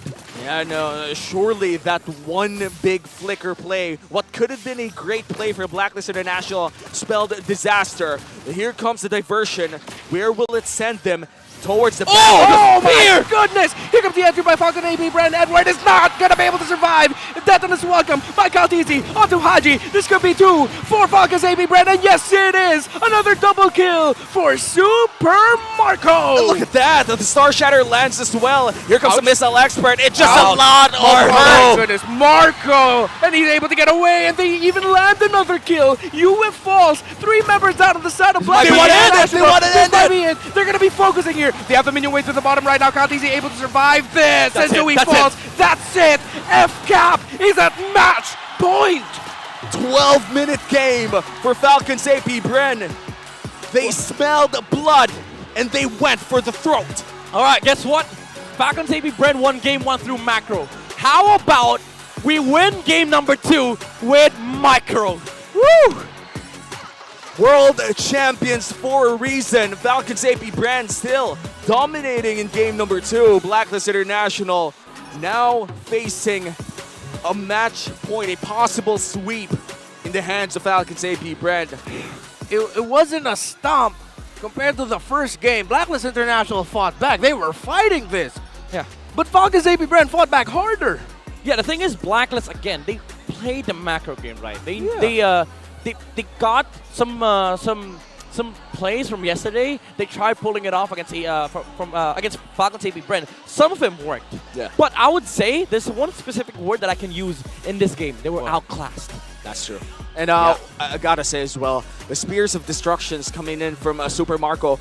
How do you? It's like he knows the future. It's like he has the eye of Agamotto or something. Like he knows where the people are. It's the Emperor Eye, bro. And it just throws it out there.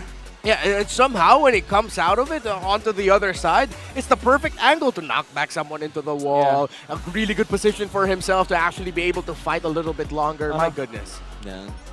And how many times do you have to play the small scope? And how much map understanding do you have to play that well? Damn interesting. And now we're gonna learn about game number 2 with our analyst. Go on, Butters. Ako pa questionin mo, mas magaling ako sa'yo. Pero guys, ako nga pala si Butters.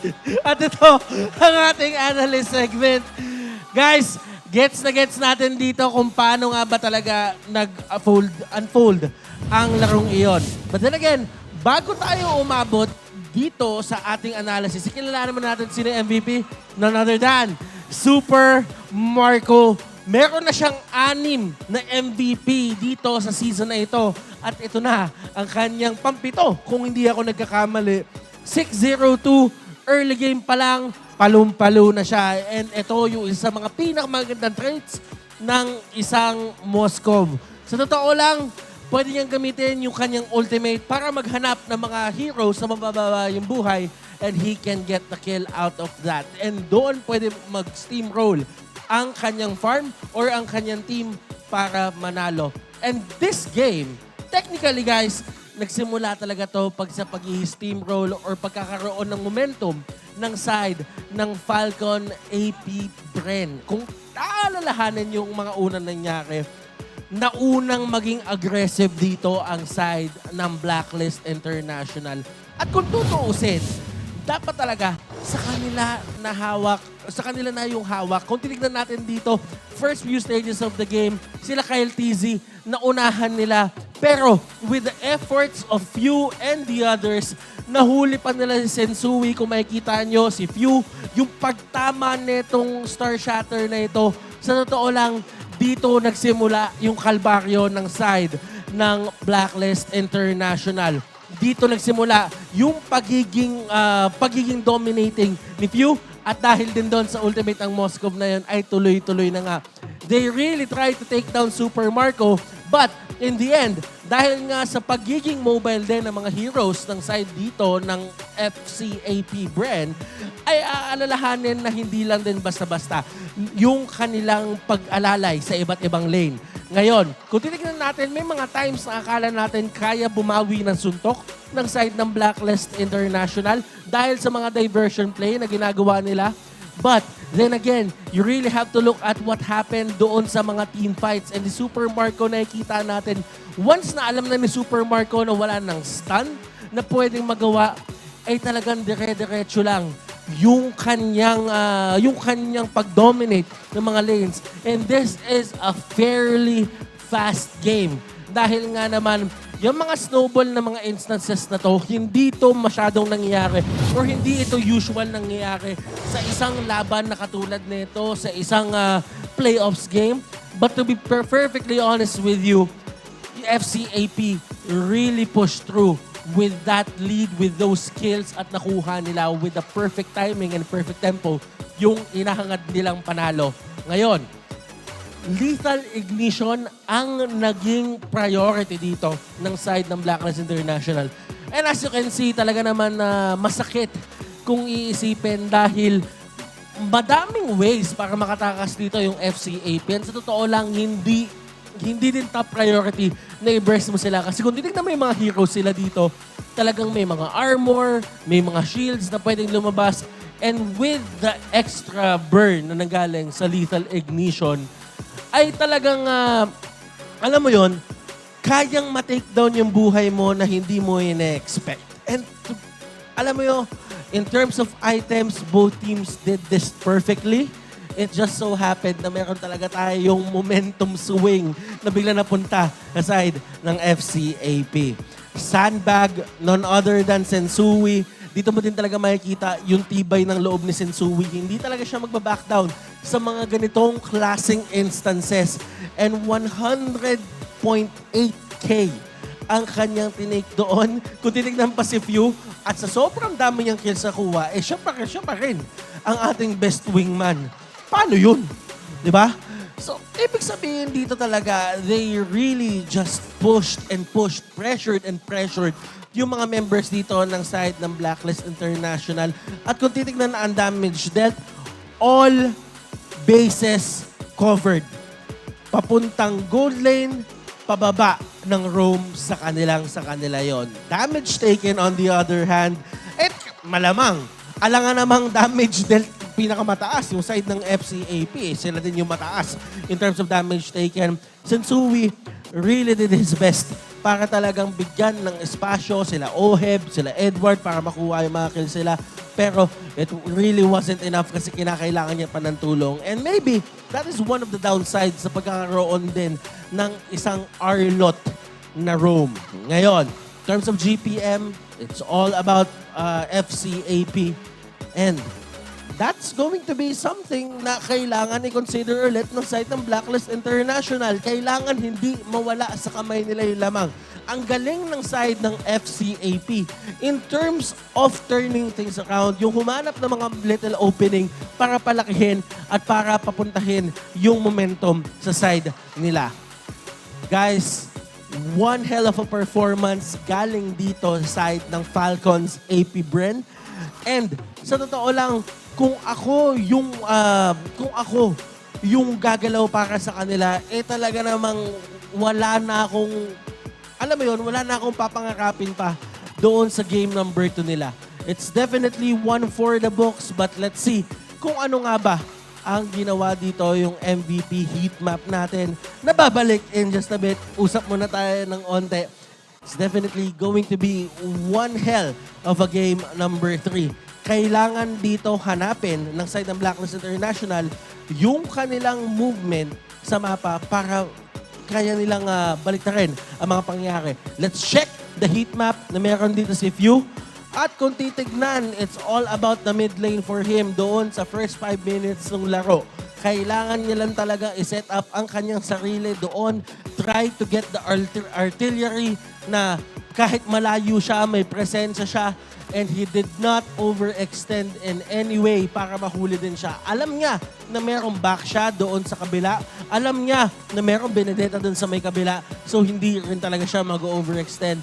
And kung tutuusin, isa talaga ang si Few sa mga masasabi natin na kalabaw lang ang tumatanda. Kasi mukhang hindi naman tumatanda si Few eh. Ganun naman talaga eh. Nakikita natin na talagang batak na batak pa rin, laban na laban pa rin. And may stat line tayo papakita dito. This is behind the stats. And I'm actually interested kung ano nga ba ang papakita natin ngayon. Definitely, it's one for Falcons AP Bren and what happened nung kanilang regular season. Ngayon, bakit ito importante? Kung papansinin natin dito, for every week, may top teams per stat tayong nakikita. And guys, kung titignan, FCAP, Falcons AP Bren, meron silang entry almost every week dito sa ating regular season. Sila ang totoong constant, sila ang hindi nawawala. As you can see, may mga teams that they come and go katulad nitong side ng RSG. Week 3, Week 4, present sila ng todo. Pero pagdating ng Week 5, Week 6, and Week 7, nakikita natin nawawala sila. TLPH, Team Liquid Echo, Week 5 to Week 6. At ramdam-ramdam yung presensya nila. But for the side of Blacklist International, Week 7 onwards, Week 2, Week 3, makikita natin sila dyan. And ito yung isa sa mga magandang traits ng side ng Blacklist International. Blacklist International, they know how to win when it matters the most. And guys, kailangan nila yun ngayon. Kaya naman, huwag na natin patagalin to. Let's throw it back sa ating mga casters. English desk ready. Tagalog desk ready. Guys, let's get it on. Yes, Butters, we are in fact very ready for this game number 3. And after that, 2 games of domination coming in from Falcons AP Bren, you could say that the arena's heated up with all of the tension in the air. Yeah, that's a perfect way to describe it. There's just a lot of tension. I feel like there's even tension on the side of Falcons AP Bren because I feel like even their side didn't expect their team to be this dominating. Yeah, we talked about the tension in the arena. Now we want to see their faces because we're looking for the smart game face of the day. MPL Arena, be the next smart game face of the day winner. Just flash the hashtag the power of smart on your devices in the green background. Put your game face on to win a redeemable in-game code. And a lot of familiar faces who watched. Oh, that's a game face. That's a game face. That's a game face. How do you beat that? That's a game face. All right, I like this. A lot of grit into it. Man, this guy with the Cyclops shades, I like him. And looks like he's gonna go all green with our is that Mike Wazowski shirt? Yeah, that's Mike. That's a Mike Wazowski shirt. Mike. You know, congratulations for winning the smart game face of the day, and that she will win a redeemable in-game code because she's always watching. I want that shirt. I need to ask that woman where she got Where'd that you get shirt. the Mike Wazowski shirt? Yeah, I love Mike Wazowski, dude. Yeah, all right, same, potentially there is a collab for Monsters Inc. Cyclops, and right? Cyclops, right? Wait, seriously? No. Mike Wazowski? Oh no, I thought you said that was potentially. It's over the first time ever we're gonna get Yeah. for some reason Monsters Inc. Who's gonna be Sully? Masha. Thamus, bro. Masha, Thamus, you know, there's a lot of options. Yeah. Well, how about the lizard dude? What's the name of the lizard dude? Randall. Randall. Who's gonna be Randall? Do we have a lizard dude, like a sneaky lizard Nah, dude? nah. Hellkurt. No, you Oh, Sean Hellkurt. Oh, okay, yeah, Hellkurt. Who knows? Oh yeah, I'm not Hellkurt. Hellkurt's perfect. Hey Hellkurt's man, perfect. don't bust my my disguise. Everybody knows I'm reptilian with a human skin. You are. But right now, of course, we're going to talk to our hosts because they're going to be connecting with our friends in Indonesia. Mara Aquino and Nathzz, your time to shine. Sambal. fans, grabe, Falcons AP Bren came in prepared. They're not ready. joking around today. Yup, they were ready because of a 2-0 sweep in dominating fashion as well. Kontra sa Blacklist International. And you know, we want to talk to other people all around the region. And one of them, we actually have our Bahasa Indonesia broadcast. They're watching all of us right now. So how about, let's talk to them. All right, OG, Wawa, where are you guys at? I think they're there now. Hi, guys. Hi. Hi. How are you doing? I'm fine, I'm good. Thank you, Mara and Hans. And magandang gabi, Philippines! Oh, nice. Magandang gabi. OG and Wawa, I don't know if you could hear them cheer.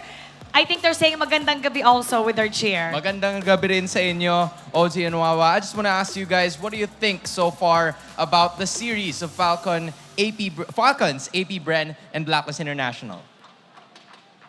I don't know how to say in the game 1 and the game 2, but I have advice. Turn off the internet from AP Bren. What's the advice? Unplug the internet from AP Bren. Unplug the internet. Oh my goodness. Unplug it.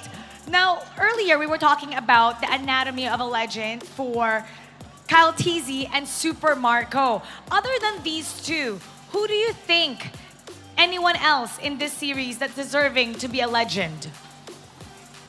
To be honest, we discussed before, and we are agree.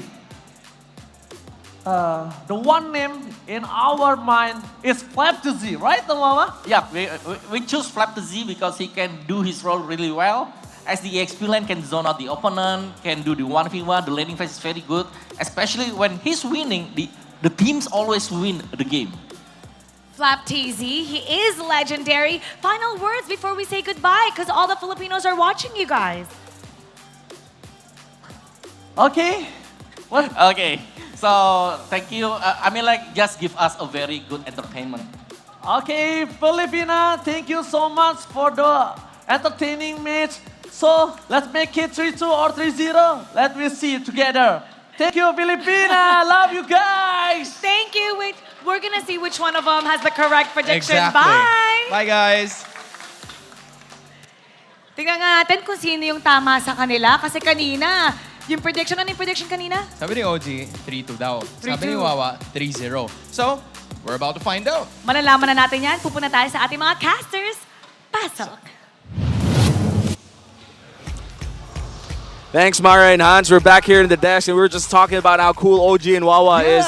They're just, they feel like cool uncles, right? Yeah, OG's the uncle who wants to be young. Wawa's the uncle who's taking care of the uncle trying to be cool and young. Dude, I want to be friends No, but they with are him. both cool. Yeah. I want to be friends with him. If you're hearing this, we hope to be friends one day. And it looks like Falcons AP Bren will be picking blue side, and this means Kyle Teasy might get the Fredrin. Yeah, might get the value. That's true. Well, that's always on the case. Blacklist International better take it out, y'all. Yeah, copy what Falcons AP Bren did in game 2. Ban the Fredrin. Yeah, maybe force the Baksha versus Barrett's matchup once again. Yeah. And you know, one jungler I miss a lot. What? Martis. We have not seen Martis for the longest time. He's still searching for planets, bro. You know what? Yes, yeah, 3,000 worlds. He's now not a single worthy planet. He's on 3001 right now. Yeah. Yeah, I mean, still no planet where he is within top 3. Because statistically speaking, he is top 4 or 5 in our jungler so far. To be fair, he might have found Philippines and gave up. That's true. You see all the Baksha mains, all the Barrett's mains, and even the Fanny mains waiting for their time to shine once again. Yeah. You know the funny part about our best junglers in the Philippines? What? Almost all of them are Fanny gods in their days in the amateur scene. And first letter K. And then suddenly they debut in the professional scene and they become Fredrin gods. All right, it is what it is, you know? There you go. Good respect. Good respect. Respect to Uno for Blacklist International. But my next big question, though, is the first pick of Falcons AP Bren. There's Mathilda, there's Barrage, there's Arlott, and also they might just steal the Moscow. And they're going to take away the Louis. The chip is still open. One more teleportation beast is still there. All right. Brats, Chip, Moskov, Arlet, Minnow. A lot of first pick material. Would for you Falcons first AP pick a Bren. Chip? Not against Val though. Not against Valentina. There's a Valentina on the other side, so might not be good. So they go for the Barats. Now Blacklist International. If they play Chip, they should take Valentina, and Chip. But knowing them, they would likely go with the Moskov. Moskov Yuzo maybe, or Moskov Arlet. Let's see if they're going to go for that route, but I do believe that the Valentina plus the Chip would be the smartest approach here. How about you, Remar? Chip this early on, I'm not really the biggest fan of, especially that the Loi isn't there. Valentina, I do agree with you, though, would be great. Valentina, let's see if they're going to take that. Maybe just a Val. Val Arlet, Val Moskov, I thought you were Val gonna- Carmilla. I thought you were going to say just the Val and that's it. Don't pick the other Just one. Valentina, let the timer run out. Yeah, wait, you mentioned it, Val Carmilla, though. I wouldn't mind. Or Val Nathan, yeah. We haven't seen a lot of Nathan so far, and I do remember Oheb being one of the Nathan users, but looks like they're going to go for the Faramis instead. Wow. No! The Valentina is open to take. That means That's oh my god, this is the best Val game I've seen in a long while. You have the Tortoise Poissons that the Valentina could use. He's a god with that ult. And also the Netherrealm for Capitan Few. But also you set up for a very good Claude game for Super Marco. Oh man. And surely Coach Trebor and Coach Ducky already sniffing out this possible Valentina game. Yeah, they're sniffing it. You just go Claude Val here, right? The falling stars. Well, looks like they're going to go for the Nuvaria route. Oh, wow. Screw the Val, right? Yeah, screw the Val. Let's talk about why the Nuvaria is there. Is this going to be more so of a safety pick? Said there are no shortcuts. All right, Chip. No wonder. Yeah. That's why. Yeah, that's why. Yeah, they're going Chip. I was like, Navaria does not make sense against Varamis, but with Chip, because you get that vision, you get that, your ult provides a lot of vision for your team, and then you have Chip. Yeah. So what is it going to be, an Arlo or a Minnow? Florin? We have seen Florin Faramis do a lot of damage in the regular season, especially in the hands of Minana Evos, but yeah, they looks like they're going to go for the Minotaur. Yeah, the last time I saw a Florin Chip matchup, it was in MPL Indonesia in the last week, and the Florin did not have a good time, man. Damn. All right. That's tough. It was very tough. So for Blacklist International, their first pick, second phase, Claude is still up for the taking. I think it's going to come down to Claude Moskov or Claude Roger for both sides. Yeah. But Blacklist International, they get dips. I see lots of it looks like, as you mentioned, Roger's Roger, they will take it out. In terms of the Gold Lane matchup, we haven't seen both marksmen yet. But are we going to see marksmen? I think we haven't seen mages so far. Like the Harith is always banned. The Lunox is very particular, you know? Yeah, it's only TNT that played it, I think, in the Gold Lane. Yeah. Now, both teams, they understand. It'll come down to those two, Claude and the Moskov. Maybe some Nathzz there for Blacklist International. But I do feel like Falcons AP Bren, whatever marksman they get, they're gonna be happy with that because they are playing into a Chip and Navaria. What concerns me is the XP. Oh, all right, they're forcing the Claude and Nathzz. Yeah, I feel like this is Blacklist International trying to force a Nathan ban. And then they'll be left with a Moskov. But if I'm Falcons AP Bren, just take out an EXP lane hero. Take away a hero from Edward so that you face less surprises in the last pick for Blacklist. Yuzong, maybe? Yuzong, Bene, those two? Yeah, because even though Blacklist International are not, historically not a Yuzong team, that's why I was surprised yesterday. Edward picked it up. Oh, they closed out the marksman. All right. Nathan's still up, though. Will this be the Nathan lock-in? Here's the thing, Nathan, Brody, whatever Blacklist picks here, Falcons AP Bren takes Yuzong. Oh my goodness, what an approach. And look at this. And that forces out the Bennett too. Yeah. Coach Bonchan in a pinch right now, discussing things with Haji. I think you take Yuzong here because you don't have any option, I think. Yeah. All right, they go the Nathzz route. Paquito, Yuzong, they're open for Falcons AP Bren, alongside potentially the Bruno or the Brody. And this is a choose your poison type of bit for the side of Blacklist International. Will it be the Yuzong here for Falcons AP Bren? You talked about the Bruno and the Brody. Which one do you prefer? I'd say Brody, just for the Netherrealm. Or maybe they're gonna go for the Nova Trix combo too. We haven't seen for the longest time. And looking at the Novario win, is this real? Yeah, I think so. It should be. That's 2 games. Oh, yeah, okay. This series only. All right. All right, but still 100,000. 100,000. I mean, Did he play 100%. Nova twice already? Or just Doesn't once? feel like it. No, in this game, just once, right? Just once. All right, yeah. so 2 games in total. Yeah, 2 games in total. So still a very high win rate regardless. Paquito, Khalid. Oh, they did go for the Nova tricks. And the Paquito. Oh my goodness. Oh man. Nice predictions, Midnight. Damn. Oh god. Super Bene? Marco. Bene? Phobius? With the $1 million shotgun. But if they go, oh my goodness, if they go Phobius, it's all magic. They need a physical. They need Bene. It's either Bene or Yuzong. Yuzong probably with the Agent Zero, what will you choose? It's the Arlet for Agent Zero. I don't understand it that much. Yuzong would have been a much far better pick, I feel like. A Yuzong would have been a far better pick. Remember last year when Arlet was very, very popular in the XP? Yeah, what no happened? marksman wanted to fight into the Arlet except the Beatrix. Yeah. And in terms of burst damage as well, gotta say, Super Marco with the switch up from the rocket launcher all the way to the Nibiru just gives a lot of AoE damage as well, clearing out potentially an entire bar of Netherrealm with just 2 abilities. Yeah. All right, to be fair, it does come down to whoever's playing the Arlet, right? It's still Edward. This is still a Hall of Legends inductee. But looking at their lineup rating, Falcons AP Bren, they have so much potential in the late game. They have so much damage. But, all right, here's the thing. Blacklist International, they have good early game, but they have to cover for the Nathzz. It's a weird composition to play against what Falcons AP Bren has, because as much as you want to get the early game advantage, you have a Nathzz. Welcome. And let's see if it's going to be a sweep here for Falcons AP Bren. We already saw a sweep in our first series. Could it be the same story here for our second one? Blacklist International played so many games yesterday. They looked mighty, they looked strong, but in the face of the world champs, it feels that they've weakened even just for a bit. It's not too doom and gloom, though, for Blacklist International. They still have signature heroes in their pockets. Across the board, those are Blacklist International Season 13 signatures. Yep. Specialties. And when all else fails, remember Blacklist International, when they were in a very tight spot, about to lose the playoffs contention, they pulled off the Nathzz.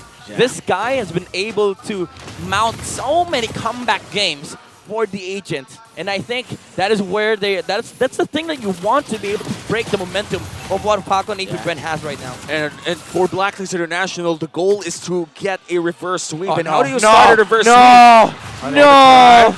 Pressure, Oheb stuck here. He has nowhere to go. First blood for the Barretts. And just like that, a quick rotation coming in from FCAP secures a good laning phase for the Beatrix. Dude, again, the macro, they knew there was no point staying XP. You rotate to gold, make sure that Oheb does not have an early game, because guess what? With Barat's clear speed, he is able to do that. But XP though. Great rotation there by Blacklist International. They take down the Paquito. Ogwen trying to hold on here. Edward flicker! Misses because Ogwen was able to flicker away himself, but this looks like a good spot for Blacklist International. Nice cross-map play coming in from Blacklist International, just making sure that whatever they took in gold lane, we might take back in the XP. And that means they might even have turtle priority, but looks like FCAP is early to the party. Astral Echo rush here by FCAP, but Blacklist International are here. Kyle TZ is going to be able to get the retribution onto that. Edward misses the final slash. Here comes Ogwen from out of nowhere. Finds Edward. Flicker forward by Flap TZ and a clutch. Netherrealm by US saves Edward. Dude, that's so smart. They knew there was no flicker on Edward. There was no way Blacklist International would have enough time to contest that turtle. 2 star shadows were thrown, by the way, by Few, just to make sure that the turtle gets poked and leashed enough for the Barats to be able to take it quickly. And look at this, just a lot of trading in the mid lane. And another potential big rotation once again up top. Oheb already getting ready with Haji here. Looks like FCAP, they already signaled everyone. The Blacklist knows that they're on to Oheb. Haji. 4 heroes on the God, no! Stolen! No! Stolen by Few! Oh my god, everything has gone wrong! Tragic. Blacklist. Very tragic for Blacklist International. All right, I was about to say, Falcons AP Bren with 4 players sitting at the top of the gold leaderboard. That's already bad. You lose Orange to what's supposed to be a late game or mid-game scaling composition, and you have in a better early game. Now you're put in a situation like this. It's gonna be very hard for Blacklist to come back. Well, at least they didn't die in that fight, you know? Yeah. At least they still have themselves, and they'd be left asking, "An Orange, you glad that the fight didn't break out?" Yeah, but that was, you know, the cost for Falcons AP Bren was just 1-star shutter. I stayed silent there because I really was trying so hard to come up with a response to the Orange You Glad thing that Womi just dropped. I came up with nothing. That's all right. You know, I was cooking that up for like 5 minutes or so. And now 10 seconds from now, the last turtle of the game, or rather the second turtle of the game, will be spawning. Oh, it looks like there's going to be a big 1v1 here. What the hell? There's a whole level difference between Flap and Edward. Yeah, Flap TZ was the one who got ganked earlier. Let's see now. Falcons AP Bren have the vision here first as Haji and Yue, 2 members of Blacklist here. And the funny part is they have shortcut, so they could just do their own stuff while Ogwin holds post. You know what's crazy? Falcons AP Bren is positioned here, right? There's one Paquito on the opposite side. Edward has to go to this turtle fight because he knows that the Paquito is just going to be able to get there. They can freeze this turtle, by the way. And then guess what? Ogwin, after this, can just pour it in bottom lane, use shortcut for the Paquito. Oh, all right, never mind. Flappy's here. Oh, He's here. He's just checking out. All right, how's it doing here, guys? We all good? Oh, he's actually, because of the wave that he was able to manage here, Edward had to go back. It could be 5. It is 5 for Falcons AP Bren up top. And they might even just abuse the movement speed bonus coming in from the river after the turtle. Yeah. Well, looks like they're not going to fight for that instead. Flap TZ will be in time for his wave, just losing just a bit. Entropy used up. Oh, good dodge there. Actually, no, that wouldn't have hit. There's no Astral Echo onto that Nathan. Yeah, So better safe than sorry, I guess. Yeah, better safe than sorry. But that's like the ultimate expended, though. Yeah. By Oheb, he can't even push the tower. Things are still looking hard here for Blacklist, and now Super Marco in trouble. Okay, in a really bad spot here. Look at the aggression of Sensui already forcing the flicker out of the Bottom Beatrix. As Oheb is able to push up top. Edward in a difficult position right now. Is he going to be able to get away? Yes, he does. But the tower, no! Flap TZ with the flicker, with the punch, knocking out Edward. All right, he could have just flickered second skill, but for the style points, he used second skill first before flicker. Just for style. Was it even the second, like, was it the jab flicker? It almost felt like he went for the flicker left hand. It's like the worst combo possible, but it was needed. That was MMA, man. Oh, that was a lot of mixing and a lot of martial arts. Oh my goodness. Off-cam kill and Oheb too. Oh, the win condition has just been taken down.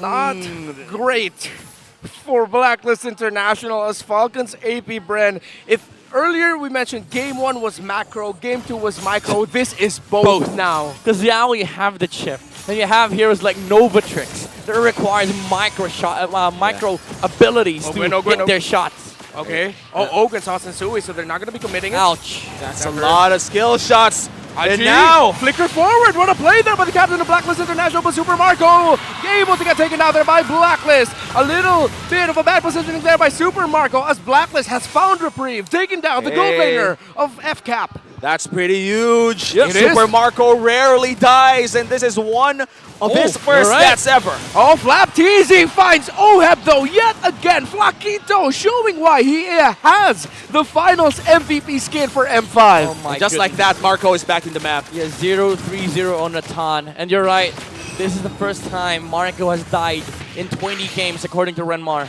Yeah. It wasn't a streak. Oh yeah, it wasn't a streak. It's just a record of it's 20 games that were where Falcons won. Yeah, still. Still, yeah. And he didn't die. And still, it is a big deal that he died. It is a big deal, you know. The positioning coming in from Super Marco's always been clean, but he was caught flickerless, and now Haji might just pay the price, but looks like they're not going to go for it. Astral Echo lands and yikes. He doesn't want beef for today. He wants something else. Maybe he wants chicken. And who knows, you know? For FCAP, they're just taking what they want. Yeah, everything going away from the side of Blacklist International as Falcons AP Bren with their supremacy of macro and micro together. They're trying to hold on to this middle tower, but falls. They were trying to pick it up, but again, Falcons AP Bren just get the towers and they get out. They just hate towers so much. Yeah. All right, let's say this goes towards 15 minutes in or 16 minutes in. Blacklist International late game. Can they actually take down FCAP during this point in time? Yeah, because again, Nathzz is a walking win condition. But the next worry for Blacklist International, it's not even about the team fight. It's not even about like the Lord dances. You know what it is? The freaking Nova tricks. That's true. You hit those two, somebody dies on the side of Blacklist International. And especially towards the late game, those Star Shatters just hurt like a truck. And looking at the real-time head-to-head here for XP laners, there is somewhat of a big difference in terms of damage dealt. 7K to be exact. We've seen Flapteasy get those 3 kills already. So, and it is the nature of the Paquito. They just really out-damage a lot of the EXP lane heroes. Chip is looking at bottom lane. There's 5 heroes here from the side of Blacklist International, but that is sort of like a free lord for Falcons AP Bren, I would say. So now they move towards the opposite side of the map. They have to cover that for Ogwin, and while Ogwin charges up the cooldown and maybe walks towards top, or just ports in. Yeah, there you go. They're going to reset to the Lord. And Ogwin is already providing vision. Astral Echo not yet used here for the side of Falcons AP Bren. And Flapteasy is not forced to respond to whatever's happening towards that Lord, because like again, he has shortcuts. And this is the beauty of a chip composition. It looks like Super Marco checking the bush with the rocket launcher. Oh, it looks like they're going to go for Ogwin instead. That's not a fucking final slash flicker, but Ogwin able to flicker away. No knockback there with the missile expert. Isn't that a weird attempt to go against a chip? It quite was. Haji finds Haji. Look at this. Tenderizing the beef. Super Marco picks up the blade of the Heptasis. Ouch. And that hurts. The damage coming out from the Novaria. Shortcut drop who? down, blocking them. Yeah, just a portal. Put it right in front of their face. Oh, random portal. Everybody's here already, but it's there if you want.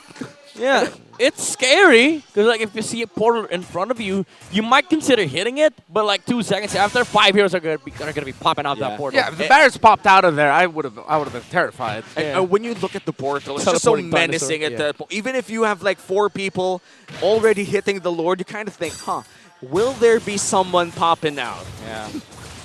And when you ask that question, you hesitate for just a bit, and that's enough for Falcons AP Bren to secure these buffs, secure so much and steal away from Blacklist International. All right, Blacklist International, right now you're locked inside your base. There's no way you could step out, especially with Ogwin and Flap just guarding these portals and also controlling both side lanes. Kyle TZ currently lives in mid lane. And the rest of Falcons AP Bren flying around the corners of the base of Blacklist International. Nothing to do with your Blacklist. You have to defend and you have to dodge. Oh, Jesus. That was one snipe. Imagine if the Star Shutter hit. Yeah. Oh, Edward with the final slash. Ogren in a really bad spot. He doesn't have the flicker available for him. 20 seconds. That's a good pick off there for Blacklist International. Edward finding another good play. Edward has been, I would say, the hope of Blacklist International since last game. All right, that was quite funny because like you saw the despair from Ogren. He was trying his best to walk out. He was like, wait, where's my exit? Yeah, it's like, all right. Where I go? I can't flicker. Right. I'll just die. Yeah, I guess I'm gone. Yeah, but still, just a 7K gold Oheb? here on this. Oheb. Oh, no! Flapteasy the damage. Here comes the Nova combo. Nothing's going to land. Flapteasy gets taken down. Falcons AP Bren getting a little bit sloppy as Blacklist International are surprising FCAP. Yeah, that's 2 crucial pickoffs for the last minute or so. And that essentially trims the gold lead from 8 to 5. Yeah, that was another realm though. Burned by Yue. Imagine just the sheer presence of the Paquito. One hero is able to force out the NetherRealm on the side of Blacklist International. I mean, man, look at him. Hunter Strike, Sea Halberd, Malefic Roar. Yeah, that is going to force out the NetherRealm. Yeah, you're worthy. Those are items to bring opponents to the Exactly. NetherRealm. But the point is, like, next time they're fighting, it's around Lord. It's 5v5. Yeah. That's going to be really scary if you're Blacklist International. Unless, of course, we're talking about the late game. Mainly when Oheb has already scaled up. Yeah. I feel like Blacklist International, they got to do everything in their power to slow this game down. Yeah, matter of fact, it's not actually 5v5. It's 5v4 with a parenthesis, asterisk +1. That's a lot of math. That's a lot of math, That sounded man. like calculus to me. I like that. I did not understand anything, sorry. I'm a literature major, if you're asking. Really didn't study a lot of math. So hopefully, I'll do the math for you. Don't worry. we're gonna That's why you're see the analyst. a lot of numbers, not a lot of numbers rather, here in our next Lord fight. Mainly because this is going to be a Luminous Lord, and everything is seen by that Astral Echo. 4 members, or 3 to be exact. Bang! Oh my goodness! Takes Edward down to 40% health. Dude, at this point, Falcons AP Bren is just playing firing range. Yeah. Look at Paquito. Flapteasy forcing the bottom lane. Showing himself there. 4v4 here, but this can quickly become a 5v4. Ogwen sees out Sensui. We're waiting for the shortcut from the side of Falcons AP Bren. Here comes the portal. Falcons International. Here comes the portal. They push back. Forces Falcons AP Bren to reset. To be fair, bad portal. Like it was in front of five people. Easily bursted down as well, which means Flaquito has to find his way manually, or maybe just jab his way back to the Lord area, in which case he is already doing. Marco hits you with not the damage that he wants to deal, but Paquito just continuing to force it. And that's one inhibitor turret down. Oh, Blacklist International though. Still, they can't get their Arlot here quick enough. They're going to be going forward. Sensui finds Galtizi, but the Astral Echo stops the members of Blacklist International from committing because Oakwood is getting behind. Haji going in, trying to go after Super Marco, but Super Marco is able to flicker away, already using the Nether Realm by the Faramis. Galtizi, though, gets forced down. This could be massive for Blacklist International. Flapteasy trying to find the angle. Here comes the snipe coming in from that Beatrix. It's not going to be able to land. Flapteasy in a bad position there. Flapteasy brought low, but Oheb gets taken out by the Captain. Edward brought really low as well. Ogwen going forward, Edward is down. What looked like a turnaround turns into a double kill for the chip. It's like a turnaround after a turnaround after a turnaround, but FCAP finds the better turnaround out of all those turnarounds. Oh, is this it? Is this it? 3 down. Only you and Sensui. They have good wave clear. Still a minion wave in the bottom. Super Marco, Ogwen, and Few back off. Man, they were taking it out. It looked good for Blacklist International. The jump from Haji, but hold that thought. Sensui's getting bursted down. He's taking a lot of damage. The snipe from the Matrix. Another one not gonna land, but that's 4 down and a Lord for FCAP. A lot of bodies here for Blacklist International, and FCAP might just get this Lord for free. Yes, that is confirmed. The 3rd Lord of the game goes to the hands of Falcons AP Bren. The attempt was decent from Blacklist International. Haji tried forcing a lot of things from the side of Super Marco, but they were also forced to expend the Nether Realm just to save some heroes in the front lines. But Falcons AP Bren, they had the chase, they had the damage. Even though Blacklist International has done a ton, it wasn't really enough because at that point, there was no longer the entropy. Yeah, man, look at this. Oheb already completing his items. Gotta say, Blacklist has the chance to defend this against AP Bren. Astral Echo and a snipe as well. You were brought down really low. And the siege of Falcons AP Bren has started as the Lord marches down. The Oheb gets bursted down. No more gold lane earned damage for Blacklist International. Things are not looking great. The wave clear is gone for Blacklist International as the Lord marches in and down mid lane. Sensui tries to cut it early. He finds Marco. They're going after the gold laner of Falcons AP Bren to stop this. Sensui, Nether Realm, he eats it up so he can survive. Oh! Look at the damage. Super Marco free hitting. Edward going in. Is he going to be able to take out Super Marco? No, it's not. That's 3. That's 4. US back, trying to defend, but with 5 members of Falcons AP Bren, plus the Lord, plus the minions, the Falcons will soar into the next round, into the upper bracket finals by sweeping Blacklist International. A dominating performance for Falcons AP Bren as their fans celebrate. That's a callback to M5, but it is also one step away from MSC for Falcons AP Bren. The macro, this team is built different. The future is bright for Falcons AP Bren, but the story is not yet finished for Blacklist International.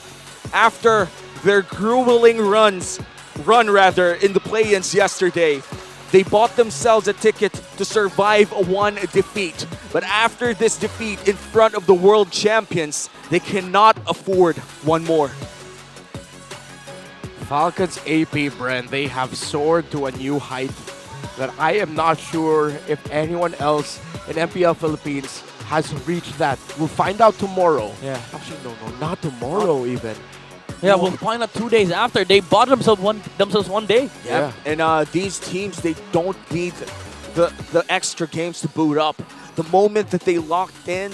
They know for a fact that they could play this certain level of MLBB.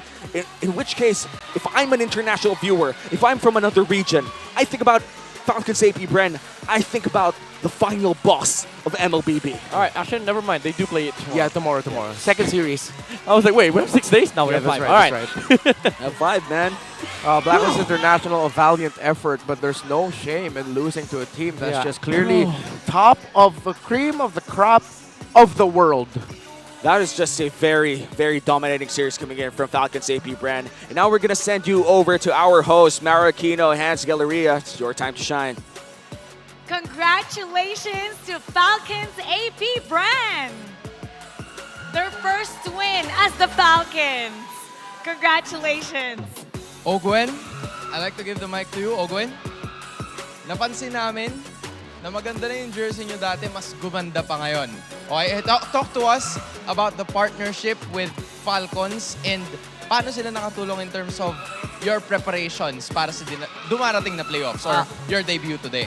Patingin ko si Coach Daki po magsasagot dyan. Coach Daki, ikaw daw eh.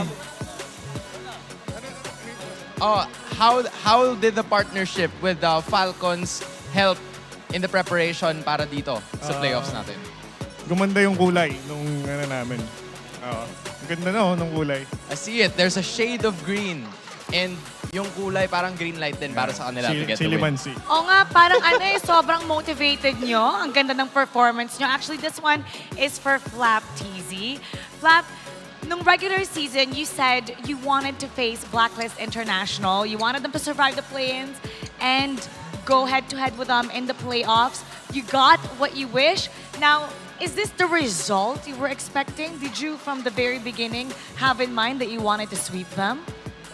Gusto lang namin sila makatapat tas mabigyan ng magandang laban. Pero di ko in-expect na maisip namin sila. That was not expected at all. Opo. Great performance. I think kasi Falcons. Yung name Falcons talagang na-boost. Na-boost sila dun. There's always something about that. And speaking of which, Few, this is going, or yung susunod nyong laban will be a chance for you to get to MSC 2024 as the first spot and also the grand finals. For AP Bren or for Falcons AP Bren, yun na lang yung titulo na hindi nyo pa naiuuwi. So, how will we or what will we expect from Falcons AP Bren sa darating yung laro kontra sa Liquid Echo? Ayun, focus pa rin kami tulad ng ginawa namin preparation ngayon sa Blacklist. Kasi kita naman na na ang ganda ng performance ng Blacklist ng day 1 eh. So paghahandaan din namin talaga yung Team Liquid kasi nga na 3-0 rin yung RSG na malakas din na team. So ayun, focus pa rin kami sa sa goal na makapag-qualify muna ng MSC. And you've been so focused because you know what? You are the MVP for Game 3. Shoutout mo naman yung mga fans kasi I don't know if you guys have heard, they've been screaming, cheering every single game that you guys are winning. So what do you want to say to everybody who's supporting you? Salamat sa lahat ng fans na nanonood dito sa South Mall, yung mga nagpunta pa, lalo na yung mga galing pa ng North, sobrang layo. Tapos sa buong family ko na nanonood nandyan, salamat din sa pagsuporta sa akin palagi. May shoutout ka rin, di ba? Shoutout din sa family kong nanonood dito. Tsaka sa family ni Kyle TZ, tapos sa girlfriend ko. Mahal na mahal ko kayo. Congratulations! It's a great start to the playoffs. You may now take your bow and take your walk of victory. Falcons AP Bren showing everybody that they're serious and in playoffs mode. And then they turned out to be unserious when they went back. But the form is still intact. And, you know, what they say, champions still having a heart of a champion, especially in this season. AP Bren was amazing in this series. And we're going to break that down with our analyst, Butters. Pasok.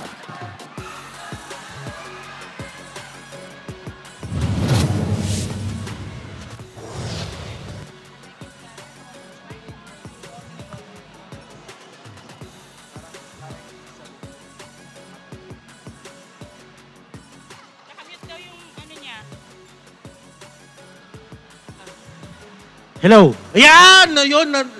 What a way to end the series para dito sa Falcons AP Bren versus Blacklist International. Although it was a 3-0, nakita natin yung effort that it took for Falcons AP Bren kung paano nila inaral yung mga strategies na ginagamit dito ng side ng Blacklist International. Definitely to end etong streak na ginawa bigla-bigla ng Blacklist International kahapon. Definitely, it is one for the books. At sa totoo lang, this has a lot to do with the chip. Grabe yung pag-utilize nila ng chip doon. Pero before we head to that discussion, let's give the proper, sabihin na natin, regard sa ating MVP. It's none other than Few. Nakita natin kung paano yung pagkakagamit sa kanila. Nakita natin yung sinasabi na ng ating mga casters kanina, Few vision overload. Yun na po ang pinaka nangyari kanina. Lahat po ng pwedeng puntahan ng mga miyembro dito ng side ng Blacklist International is covered at mas nagiging kampante at mas nagiging confident si Chip or si Ogwen na kumuha ng spots para sa kanyang ultimate. And as we can see right now, yung mga early fights natin ay nakikita natin, nahuhuli din naman yung mga members dito ng Falcons AP Bren. But at the same time, yung mga huli na yon ay hindi rin gaano nagtagal. Kung aalalahanin, yung Astral Echo, nakikita natin na ginagamit yan, the Novatrix Duo, may mga times na bigla-bigla na lang tumatama yung Star Shatter at yung sniper dito ng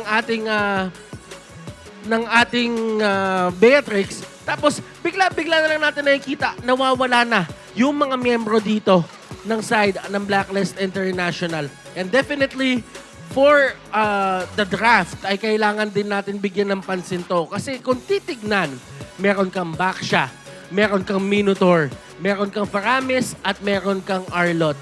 But then again, you really have to look at it this way. Sino ang main damage dealer para sa side ng Blacklist International?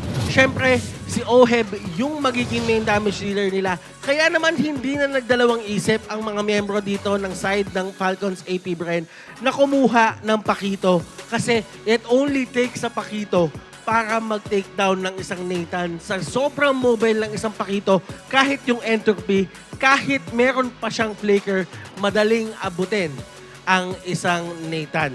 And looking at the things na pwede natin makita dito, Quantum Charge, meron pa siyang agility dito, talagang movement speed kung movement speed, Festival of Blood. And there were times na akala natin masasalba bigla-bigla si Oheb. Pero dahil nga na sobrang bilis ng damage output, merong si Halberd, merong Malefic Roar, merong Hunter Strike. It only takes one full combo para talagang makita natin na tumutumba na lang bigla dito si Oheb. Oheb did a perfect job dito sa kanyang itemization. Meron na siyang Wind of Nature. Ito na yung kailangan niya para mag-survive. Pero kung tutuusin, nung mga bandang dulo na hindi na siya pinapansin ni Flap TZ, ang pumapansin na sa kanya is yung Beatrix at yung Novaria. In terms of the best wingman, the carry, the rich guy, it's none other than Super Marco. Isipin mo, ang taas ng damage dealt mo, ikaw pa yung best wingman, ang tibay mo. Tingnan mo naman yung mga pinagagawa niya dito, nagsama-sama yung mga stat line na yan na hindi dapat nagsama kasi nga napakataas ng damage mo. Pero then again, you really have to look at it this way. Meron din kayo siyang karelyebo dito, which is if you on that Novaria, at silang dalawa ay naghahati doon sa mga kill. In terms of damage taken, Ogwen, 80k. 80k ang total na nabawas dito kay Ogwen. Pero dahil nga naman sa mabilis na pag-alalay dito at mabilis na panggugulat ng mga members ng FCAP, ay talaga namang masasabi natin na nasasalba siya kahit sabihin natin na parami si Yue dito, ay yung mga extended team fights ay pumapabor pa rin sa kanila. Guys, this is a masterclass para side ng FCAP. And definitely, kailangan ng magbantay ng Team Liquid Echo bukas or sa next na laban nila na mangyayari. And sa totoo lang, it definitely has to be, alam mo yon, you really have to look at the strategies na ginamit nila ngayon. And I feel like hindi pa to yung lalim ng pwedeng ilabas ng Falcons AP Bren para dito sa laban na ito or sa playoffs na ito. Guys, pinapaalala lang din namin sa inyo na maging parte ng kasaysayan at makiisa sa selebrasyon ng Filipino values, talent at sportsmanship. Tunghayan ang MPL PH Alamat Award sa May 25 at 4 p.m. kung saan papangalan ang mga icon na bumubuo sa MLBB PH esports scene. Grabe, ang dami talaga natin nakita. Nakita naman natin yung mga graphics natin kanina, yung mga alamat, anatomy ng mga alamat.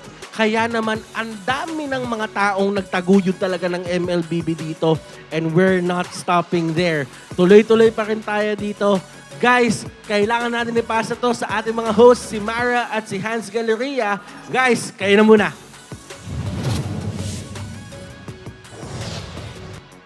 Our top final four teams have proceeded to treat us with displays of dominance to end the second day of the playoffs. The Cavalry trampled against the Raiders via a sweep. It is also the same fate that the Bees applied to the Codebreakers. Now tomorrow, we'll finally get to determine who will represent the Philippines in the upcoming MSC 2024. Will it be Falcons AP Bren or will it be Liquid Echo? Mara, yan ang ating aalamin. Kaya sama-sama tayo ulit bukas dito lang sa Champions Arena. Muli, ako po si Mara Aquino. My name is Hans Galleria. Nagpapaalalang, magkakaiba man ang ating pinagdadaanan, sama-sama pa rin tayo sa laban. Para sa tagumpay. Keep it good vibes, everybody. And see you tomorrow.